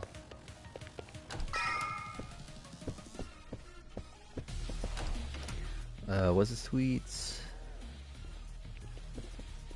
So whether it's roofing, siding, you know, everything. Exactly. So handiworks. I don't like roofing. General contractor's assistant. Gotta love Frenchie. I think this is the end of the chapter, right? Because I wanted to finish chapter 4 by the end of the stream, if I could. And if it's not too far, we'll probably just end here anyway. After this, like, section. Yeah, we need a captain season. Get Heisem. Get Frenchie, I guess. Too far, I'd rather have like Devin though than Frenchie, but still, like Frenchie, why not? Like Frenchie's more realistic at this point. I'm never fishing your connection. I mean, like, I will. Yeah, we'll see. Again, like, what else is Shawnee like? You know, I'm actually gonna bring up a voting chart of Shawnee from Heroes vs. Villains. Just let's see. So Shawnee. So Shawnee found 3 idols on that season.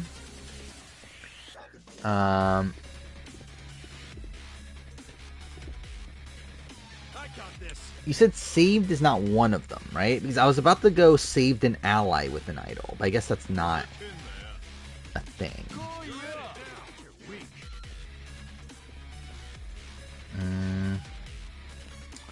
Let's see. I forgot that Liz played her idol on Shawnee. I forgot that was a thing.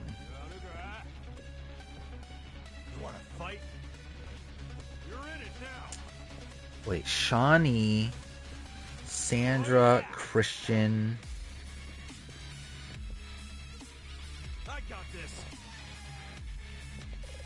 Like, is there another one that had an idol played on them?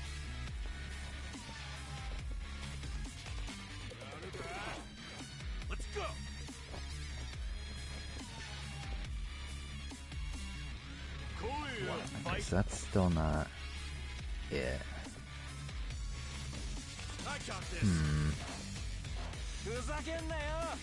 Let's see. Okay, voting chart would help. So let's see. She gets taken out in a 5-3 to 1 vote. Again, Liz plays an idol on her. She does get voted off an idol in her pocket. She does at one point have 2 idols. She does play. Well, she only plays 2 idols, right? On the season. Can anyone 39 return? I think Elaine can. But even now, it's like, it's still like, it's getting to the point where it's not, even that's not looking super likely, even though it was a pretty much like guarantee at the time. Didn't Pooch get a mention in BB25 comp? Yeah, he did. I think 2, didn't he? I feel like it was more than just 1, but definitely at least 1. But I don't think we fucking need Pooch for return.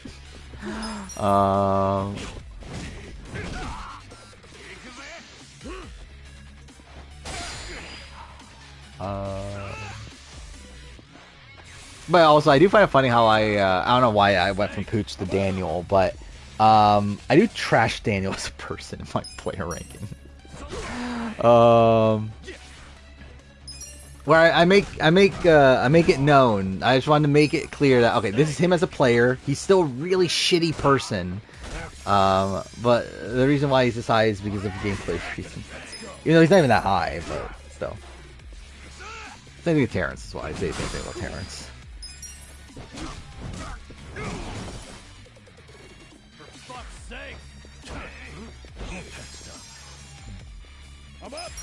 Why can he dodge those attacks? Whatever. I know Jamie and Nora dated? How the likes of you Which Jamie? fight like that? Both Gina Marie and Aaron are not in the top 100. You're from our own soapland. Cody Calafiore. We were helping Nanoha Mukoda, a woman who Oh, and not Joe Anglim. Sucking money out of her while keeping her dad prisoner in the old folks' home. I told you, we're doing what needs to be done. Okay. I've heard all that already. And so, it's bullshit. You can't just twist the Yakuza code to suit yourself. I mean, I assume Jamie from Guatemala. Really? That's such a random connection. I never I didn't know that. That's really fucking weird. Okay, so I assume it's Joe Mena then. I guess it could be like Joe Dowdle. I assume Joe Mena. Which he did have multiple idols as well. So, you look like hitmen to me. Are you Yakuza? We're not hitmen. Oh, one away. I got one away this time. I had Kelly, Joe, Christian, Shawnee. Business operation. Could we have a bit of your time? So who do we try out? Sure you won't Let's try out Luke. Okay, that made it worse. Okay, so that's not it. By swapping out Kelly. What's wrong? This guy had a strange-looking bill on him. There we go. All right. Oh, that's what it was. Canceled 50% of the votes. Yeah, I've had that for a while. No idea where it came from. Actually, I don't even know. Wait, which Josh is this? I just randomly clicked the name and it ended up being right. And I was actually more so trying to test if I got the other three people right.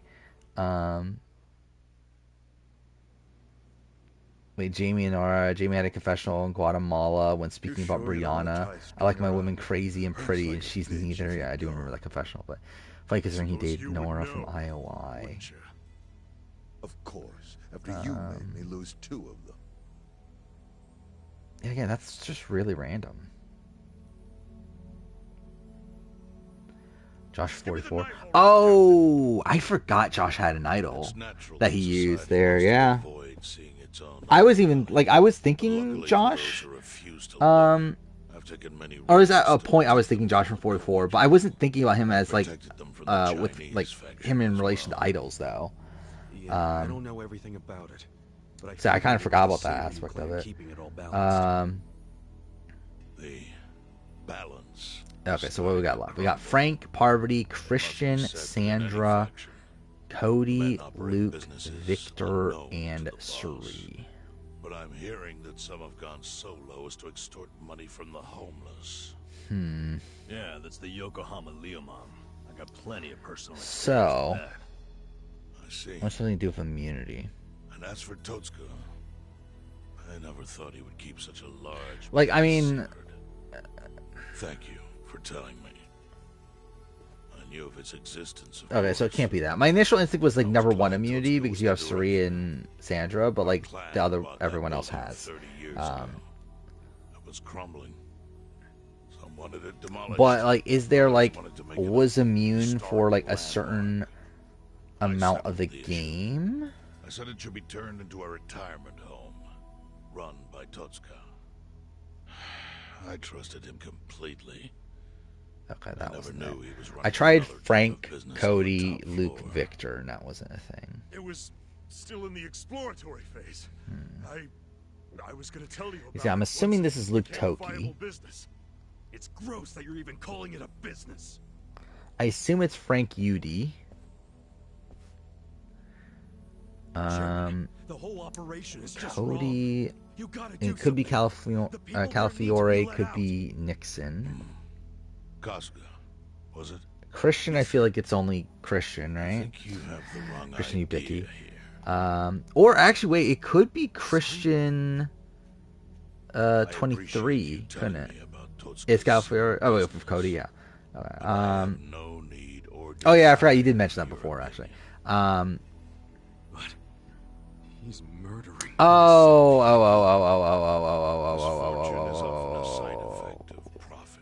it went away. Okay.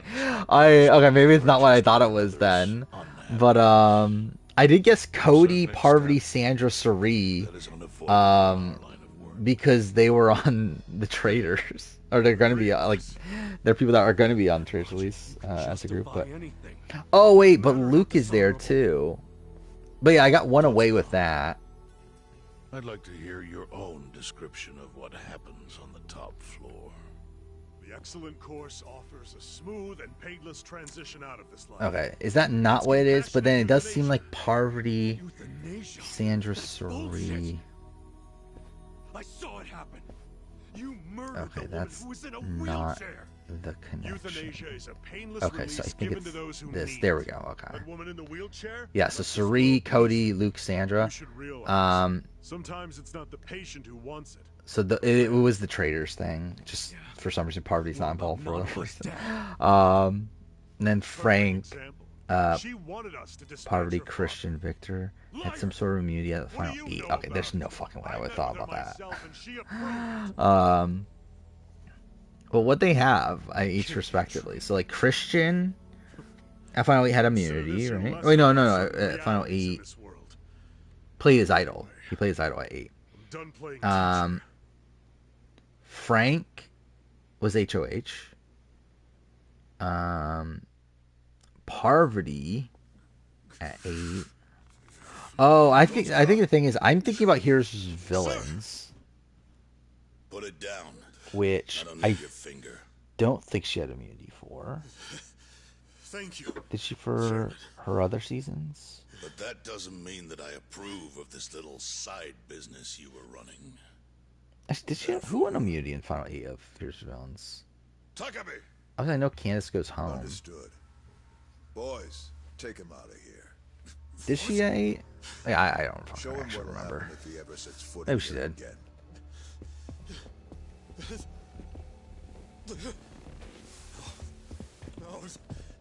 Chairman!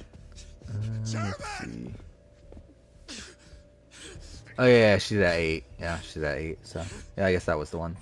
And then yeah, Victor was HOH because that's when Polly went. Yakuza cannot be judged merely by society's standards of what is right and wrong. But yeah, cancel 50% of the votes. That's a pretty tough one actually. Our reputation. Because like, yeah, like that's so specific. Because what, Joe Mena did it at the Alan Ball vote, right? Josh did it at the Sarah Wade vote. Kelly did it at the no vote tribal. And then Shawnee, which vote are we talking about Shawnee? Because I think you... Well, no, wait, are you talking about... You're talking about the Page vote, right? But the thing is, I think you actually would have been better if you were talking about All-Stars. Because actually, I know that, yeah, Shawnee and All-Stars nullified half the votes when Henry goes home. Because that was a 5-5 vote, and then she nullified 5 votes. So actually, that would have made more sense if you actually told me All-Star Shawnee. But it technically works both ways, just that, like... I'm sorry. But I feel like I would have... I feel like Heroes of Villains was a harder one to guess it from. Where I think if it was All-Stars, I think I could have gotten that a bit easier. But then again, to be fair, if it was All-Stars, I probably wouldn't be thinking Idols related to Shawnee, though. So, probably works both ways, I guess. Appreciate it. I must admit, I find myself wondering what kind of... This man turned insane. What was this? Oh, we're talking about fucking Raymond. Yeah, I have seen him saying some weird shit on Twitter. Which, yeah, that's something. Let's go home. It's so weird how like his like trajectory, like post show is gone. From being this like massive fan favorite to just like everything going to complete and like being like such a big like part of the RJP community and everything. We're getting like for a what was that, like a 2-year period from Kagyan until like the air in Cambodia. Like he was just such a like massive fixture within RJP. And then now he's just like gone and also like has a lot of this like weird shit. Like tainting his legacy. But he can't take away all the lessons I learned from him.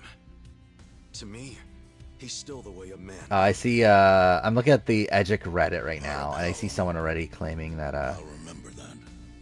that D can't win because she wasn't in danger pre-merge. Which, I'm too fair. That is a trend with the new era. But also, I think it's a trend because it happened. Like Morrison, it was meant to be a trend for winners. Soap lounge. Huh? Oh, yeah. Whatever. Whoa, that was a shocker. This is random, unrelated chat, and also NSFW. But you're stuck sexting. Like you're stuck sexting this guy and can't ghost him because he is you're new to the face. Well, that's not ideal. Need something, Captain? Raymond versus Rodney captain season. Why that combination? But what? Why? Just do it. Still, I mean, either way, that'd be fucking weird.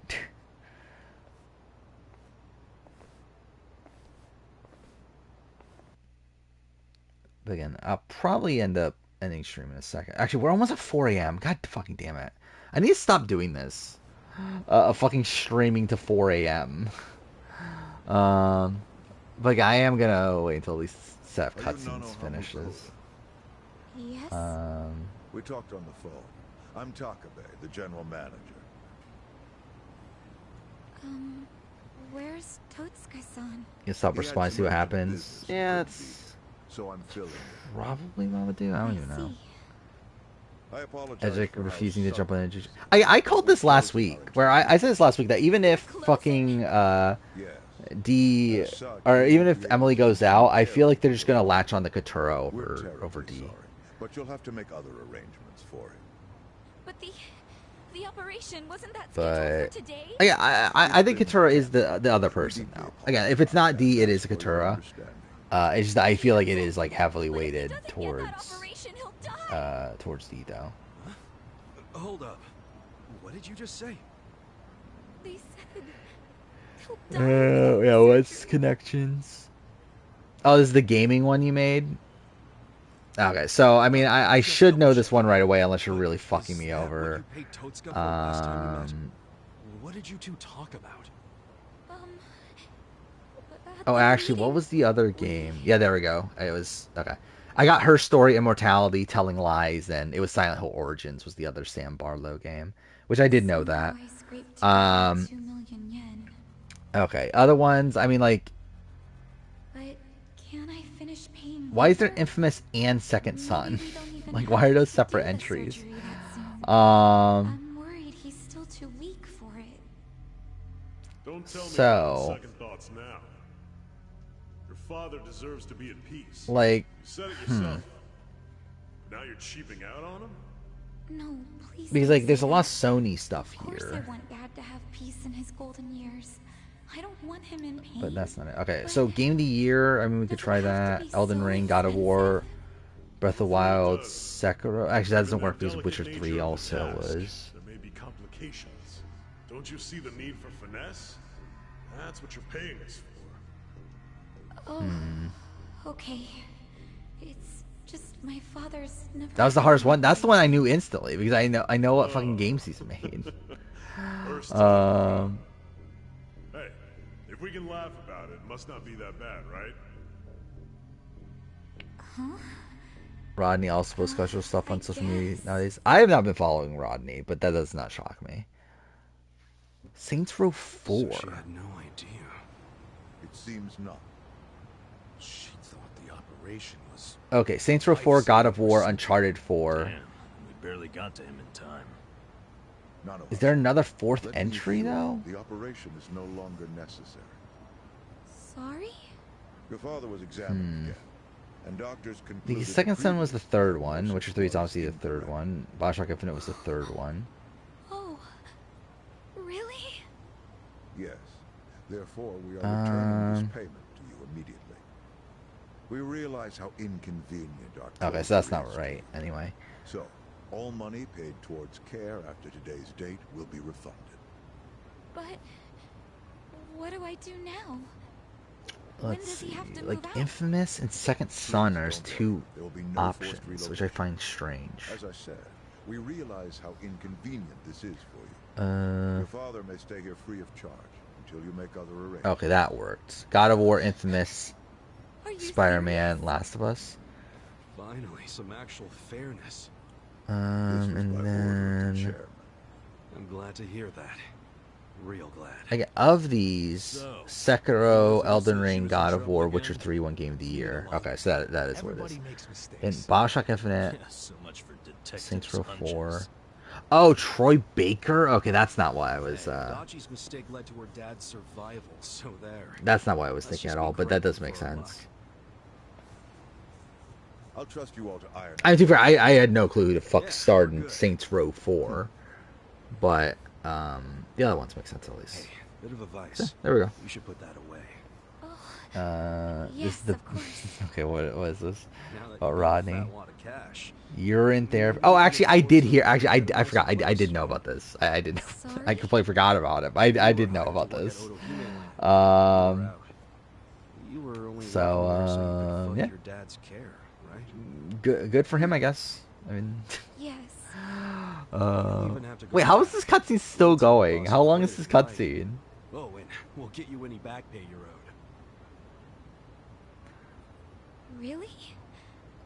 Oh, that'd be But again, great. we'll probably end in a second here, though, once this is done. It's fucking 4 o'clock in the morning. I really didn't want to stream at 4 o'clock again, but whatever.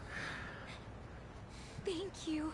I think you know. I thought they were obvious. Yeah. If it was like, seeing that smile. I was just never thinking about Troy Baker led games, but obviously, yeah, like the Last of Us would be the first one I would think of. I think Last of Us and Bioshock Infinite were like the two that would come to my mind right away. Actually, really, what is Troy Baker doing nowadays? Like, has he even like done much recently? I've played Mario, like the older Mario Tennis games. I never was like a massive fan of them. Like, they're fine,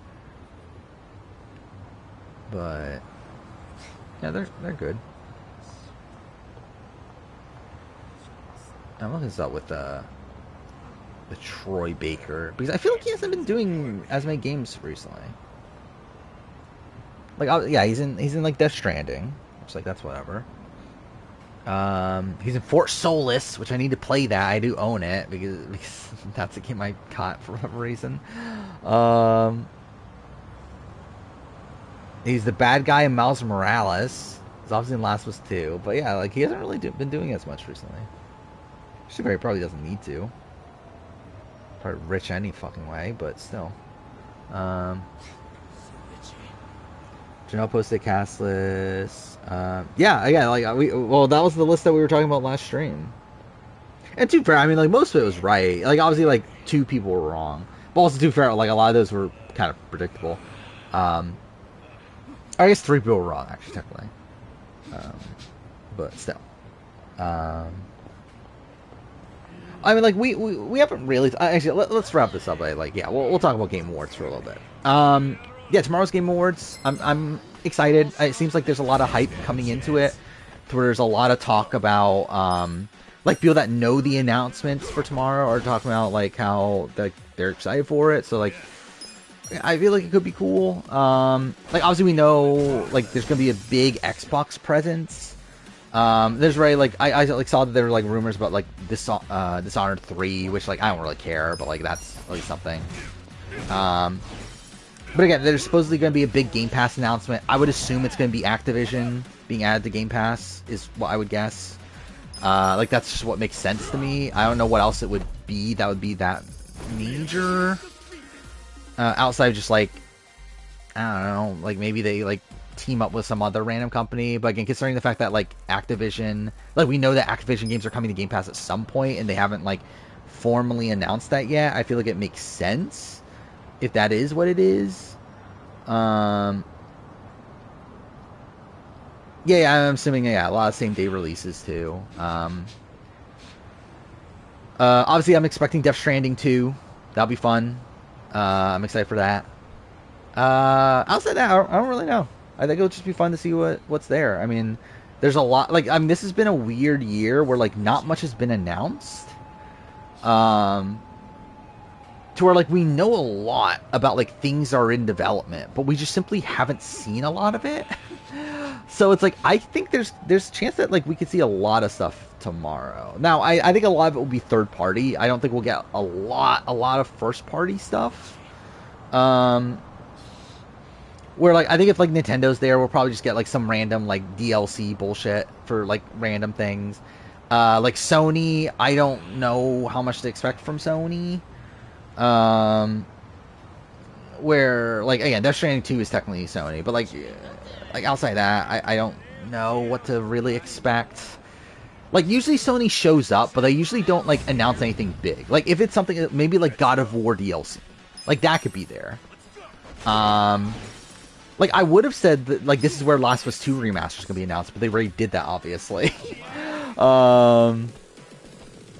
Okay, game. What's that? Yeah, what else is there? Like Ghost of Tsushima 2, I doubt that's going to be announced there. I doubt we're going to get anything big from like Wolverine or anything like that. Like I assume if we get something, it'll be like DLC for God of War or potentially even Spider-Man 2, but that feels like a little bit early for that.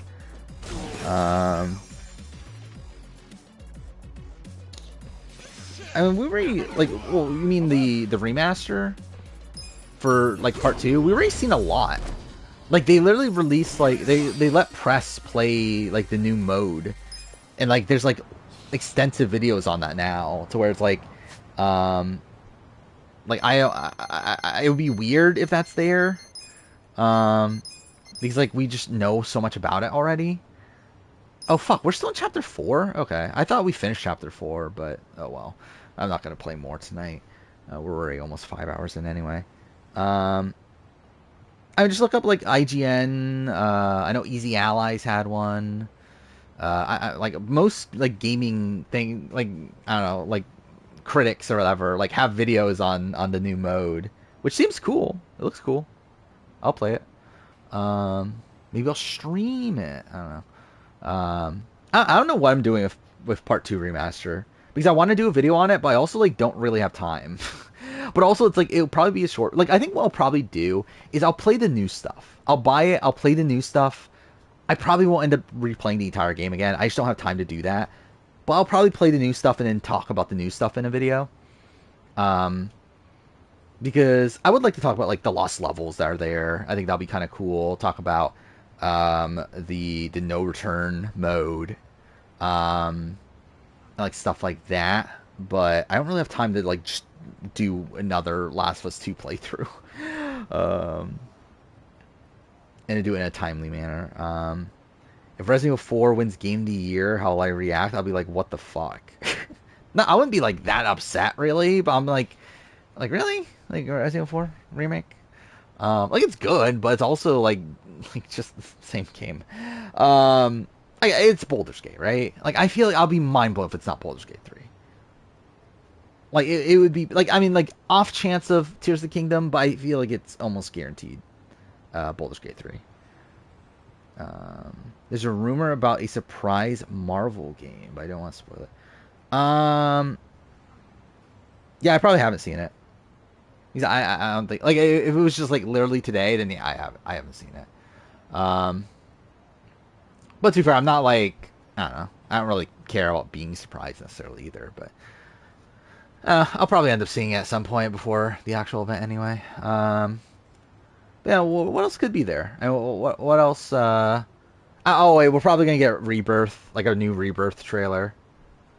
Because I feel like that makes sense. Like, I mean, they the first Rebirth trailer, or like first real one, I guess, was at the was it Opening Night Live? Was that what it was at? I don't even remember anymore. It was one of Keeley's events, so it makes sense if we see it again. Oh yeah. I talked about the Watch Dogs game earlier.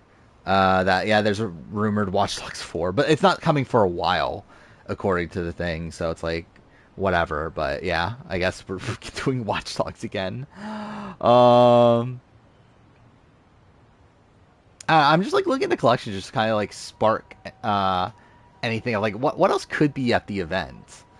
I don't know. Like I doubt we'll get any Assassin's Creed. Not that I fucking want it anyway. Imagine fucking Assassin's Creed Mirage DLC. How fucking miserable will that be? Maybe FF16 DLC? Can we get that?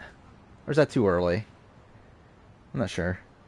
Immortality 2. I mean, maybe a new game from him. That wouldn't be that shocking, right? I mean, again, like, it seems like it's being pretty hyped. And actually, to be fair, I mean, like, yeah, to be fair, the PlayStation Showcase was pretty hyped. And, like, it turns out they were, like, wrong. Like, all the people that supposedly had, like, inside information. But, like, I feel like with this, it feels like it's more credible, right? Where, like, with PlayStation, it was more so like, okay, we know all these things are happening.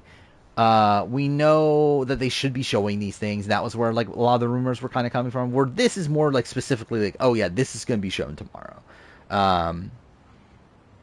I think Mirage is better than recent Assassin's Creed games, but it's not good though. But also, again, you cannot catch me fucking playing a fucking AC Mirage DLC.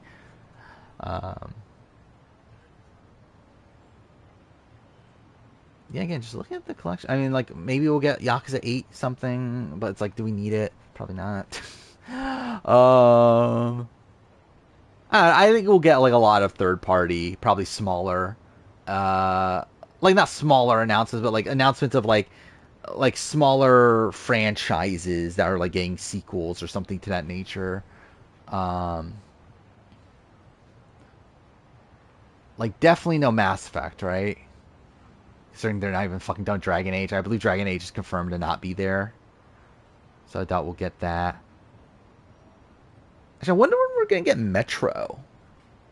Like, no one talks about Metro anymore. Yeah, we know that they're making one. Oh, yeah, Hades 2. Yeah, that could definitely be there. But yeah, like, we know that they're making another Metro game. And we just haven't seen it at all. And it's been, like, what, 4 years almost since the last Metro game? Oh, no, it has been, like, yeah, it's been almost 5 years. Because that was 2019, right? Because that was when I started the channel, was when Metro Exodus came out. That's why I played Metro Redux. So yeah, it's been like 5 years almost. So it's like, maybe that? I mean, like, you would think that would be like somewhere at this point. Starfield DLC? I don't know, maybe. It wasn't really on my radar, but potentially. Wolf Among Us 2? Can we get Wolf Among Us 2 tomorrow? There's a chance, right? I believe Wolf Among Us 2 was at Game Awards like a year or two ago, right? That's when it was announced to be coming back. So, yeah, again, there's a chance. This is what was last year. I genuinely don't even remember anymore. What was that last year's? Like, I think Hades 2 was last year, right? But like last year's was pretty good, right? From what I remember. Oh, was Viewfinder announced last year? I had no memory of that. I bought Viewfinder because it was on sale for like $18. I already had I already had gift cards that I bought for discount prices. I was like, you know what, fuck it. Viewfinder's supposed to be really good. I hear good reviews and everything. It got nominated for an award. I forgot what. I think like best indie game or whatever. So I was like, you know, fuck it. Let's try it out at some point. Will I play it? Who knows? Hades 2, Bayonetta Origins, that was a thing. Jedi Survivor. Was Jedi Survivor at Game Awards? I had no memory of that. Death Stranding 2. Was that last Game Awards? Like, that was only a year ago?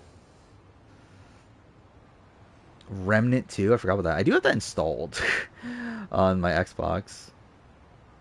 Oh, Banishers. I forgot about Banishers. We'll probably get a trailer of that, right? Probably. Because that's coming out relatively soon. Oh, yeah, Armored Core 6. I forgot about that, too. Actually, maybe it wasn't as, as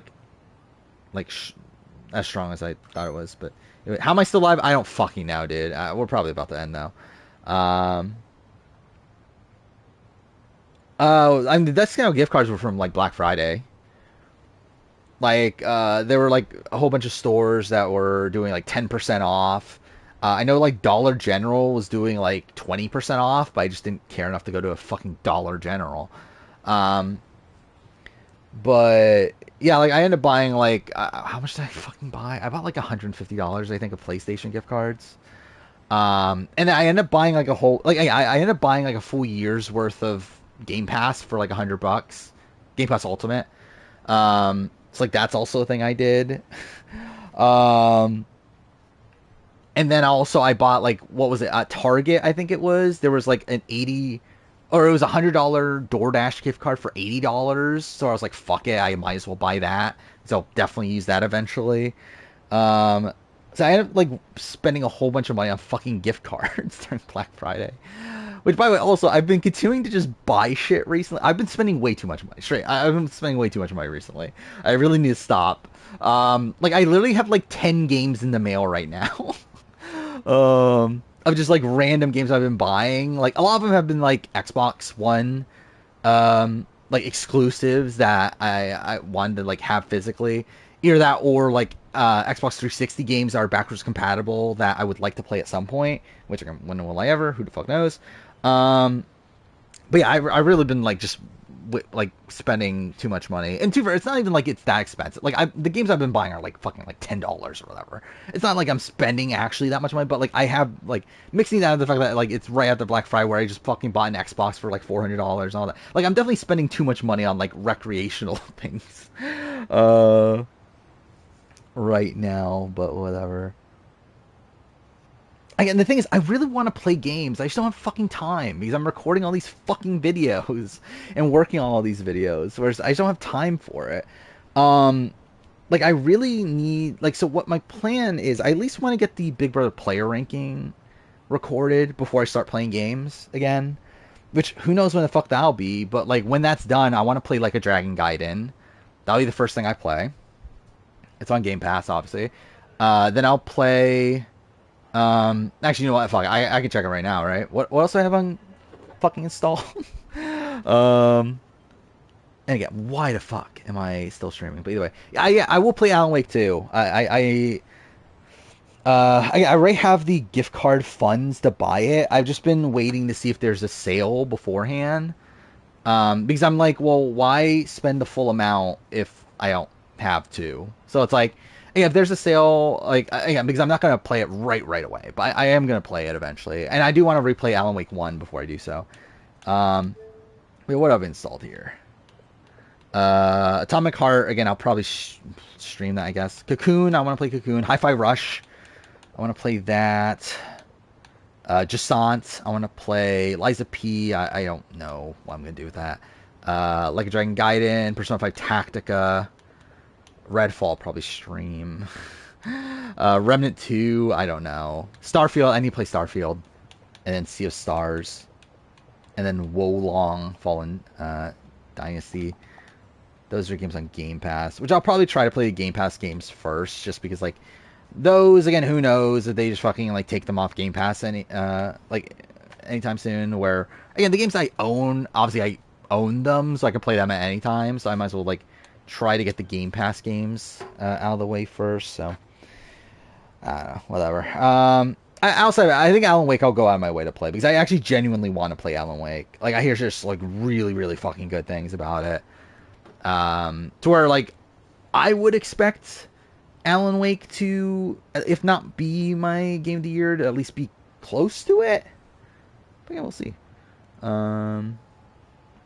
Dia having more confessions than Jake's kind of surprising. Yeah, I believe it's by 1 though, right? She has 42, he has 41. And they're both like towards the bottom. Like Julie has the least, and then right above that is Jake, then D. But yeah, there is no physical for Alan Wake 2. I bought Baldur's Gate physical. Is that what I think that's what you might be thinking of? I bought Baldur's Gate 3 and Like a Dragon Gaiden physical. Despite the fact that, like a Dragon Gaiden I have on Game Pass now, so I didn't even need to buy it physical, but I'm like, whatever, I'll keep the copy. Because both of them are, well, Like a Dragon Gaiden is, like, so this is the thing. Alan Wake 2 is not getting a physical release at all. Which is dumb, but whatever. Then, Like a Dragon Gaiden is not getting a physical release in America. However, it is in Asia, so I imported a copy from Asia. Which, in retrospect, I wouldn't have done if I knew that I was going to get an Xbox and get it on Game Pass and that sort of thing. But I already have it pre-ordered, and it was only $30, so I'm like, whatever. I'll just keep the physical copy. I'll just keep it sealed, probably. Because, like, I do have every other Yakuza game anyway, so it's like, whatever. At least I have the complete, like, collection. And And then, yeah, Baldur's Gate, it was originally going to be exclusive to Japan. So I ordered a Japanese copy, which again will be coming at the end of the month, because that's when that releases. However, they did since then announce a American version. However, the American version costs $80, and it comes with like some extra stuff. But the Japanese copy I ordered was $50. So I'm like, I think I still rather just spend the 50, and yeah, not get the extra shit and everything, and have to wait a few more months to get the thing for $30 more. So anyway, but there's a chance of a sneaky Julie win. I disagree. I think Julie can't win. Mainly because of the fact that like Julie. Like the thing is, I think on paper there are like definitely aspects of Julie's edit that can lead to a win. I think there's multiple issues though. Like first, the fact that like Julie initially was very much set up as Dee's sidekick, where again very much seems like they're trying to make you think that Dee is the better player than Julie. Also, the fact that Julie is now being propped up as a big threat in the game, and that there's talk about how she's going to win at the end, which again, initially there was that with Dee. However, it does feel like now they're using Julie to kind of like nullify that with Dee. And then also her personal segment got cut out of the show, so that's also really bad. To where again she had like a personal intro thing, whatever it is called, where like they showed like flashbacks or like old photos of her and everything, and then they just cut it from the show. So like that's not good either. Same thing with Drew as well. Like both of them had that, so not looking good for them, and also not looking good for them in terms of making it to the end either, because that's also a trend in Modern Survivors that people that make it to Final Tribe will have those personal segments, and the fact that they didn't and got those cut of the show, again, not looking good. So yeah, that's why I think Julie is pretty dead. Julie's Kendra boot episode was really bad. Yeah, and also that was the situation where like she really wanted to get rid of Jake. And yeah, like obviously like the edit really focuses on that, and then she fails to do that by the end. Drew's losing finalists. I disagree. Again, like losing finalists typically in Modern Survivor have gotten a lot of personal content, or have gotten personal content by the time they get there. Drew's personal content again got cut from the show, towards literally in a deleted scene. So that's not good. And again, Katura, I said this before, Katura is either booted next episode or she is the losing finalist. To where, yeah, like obviously like the fact that she got this personal content here, again, would follow the trend of the last few episodes where, again, Emily had it, Bruce had it, Kendra had it, and then went out the following episode. But it also, we still need to follow that trend also of like people that made it to the end still being humanized through their personal content, to where like no one else has outside of Dee and Jake, which that's only 2 of the final 3. Like we need a third person. Again, Drew and Julie's has been cut from the show. Austin never had it, and now Katura has it. So like unless Austin gets it, in the next couple I guess there's only 2 more episodes, right? Anyway, like unless Austin gets it soon, I think it's like more likely that's Katura, unless Katura's obviously booted next episode. To which in that case it probably is Austin. But yeah, again, we're done. It's fucking really late. I should not have streamed this late. It's fucking 5 hours in the stream again. But yeah, we'll be back on Sunday. We'll be almost at the end of Survivor UK. That'll be something. Beyond that, I mean, what else is happening? House of Villains. I'll continue working on the same fucking videos because they're all the ones I'm working on right now are really long, so that'll be something. And yeah, still probably won't be able to play any games in that time, so there is that. And also the Game Awards, obviously. So do 5 more connections, obviously. That's obviously what I'm going to do right now at fucking, 4:20 in the morning. But anyway, all right. Yeah, see you guys on Sunday.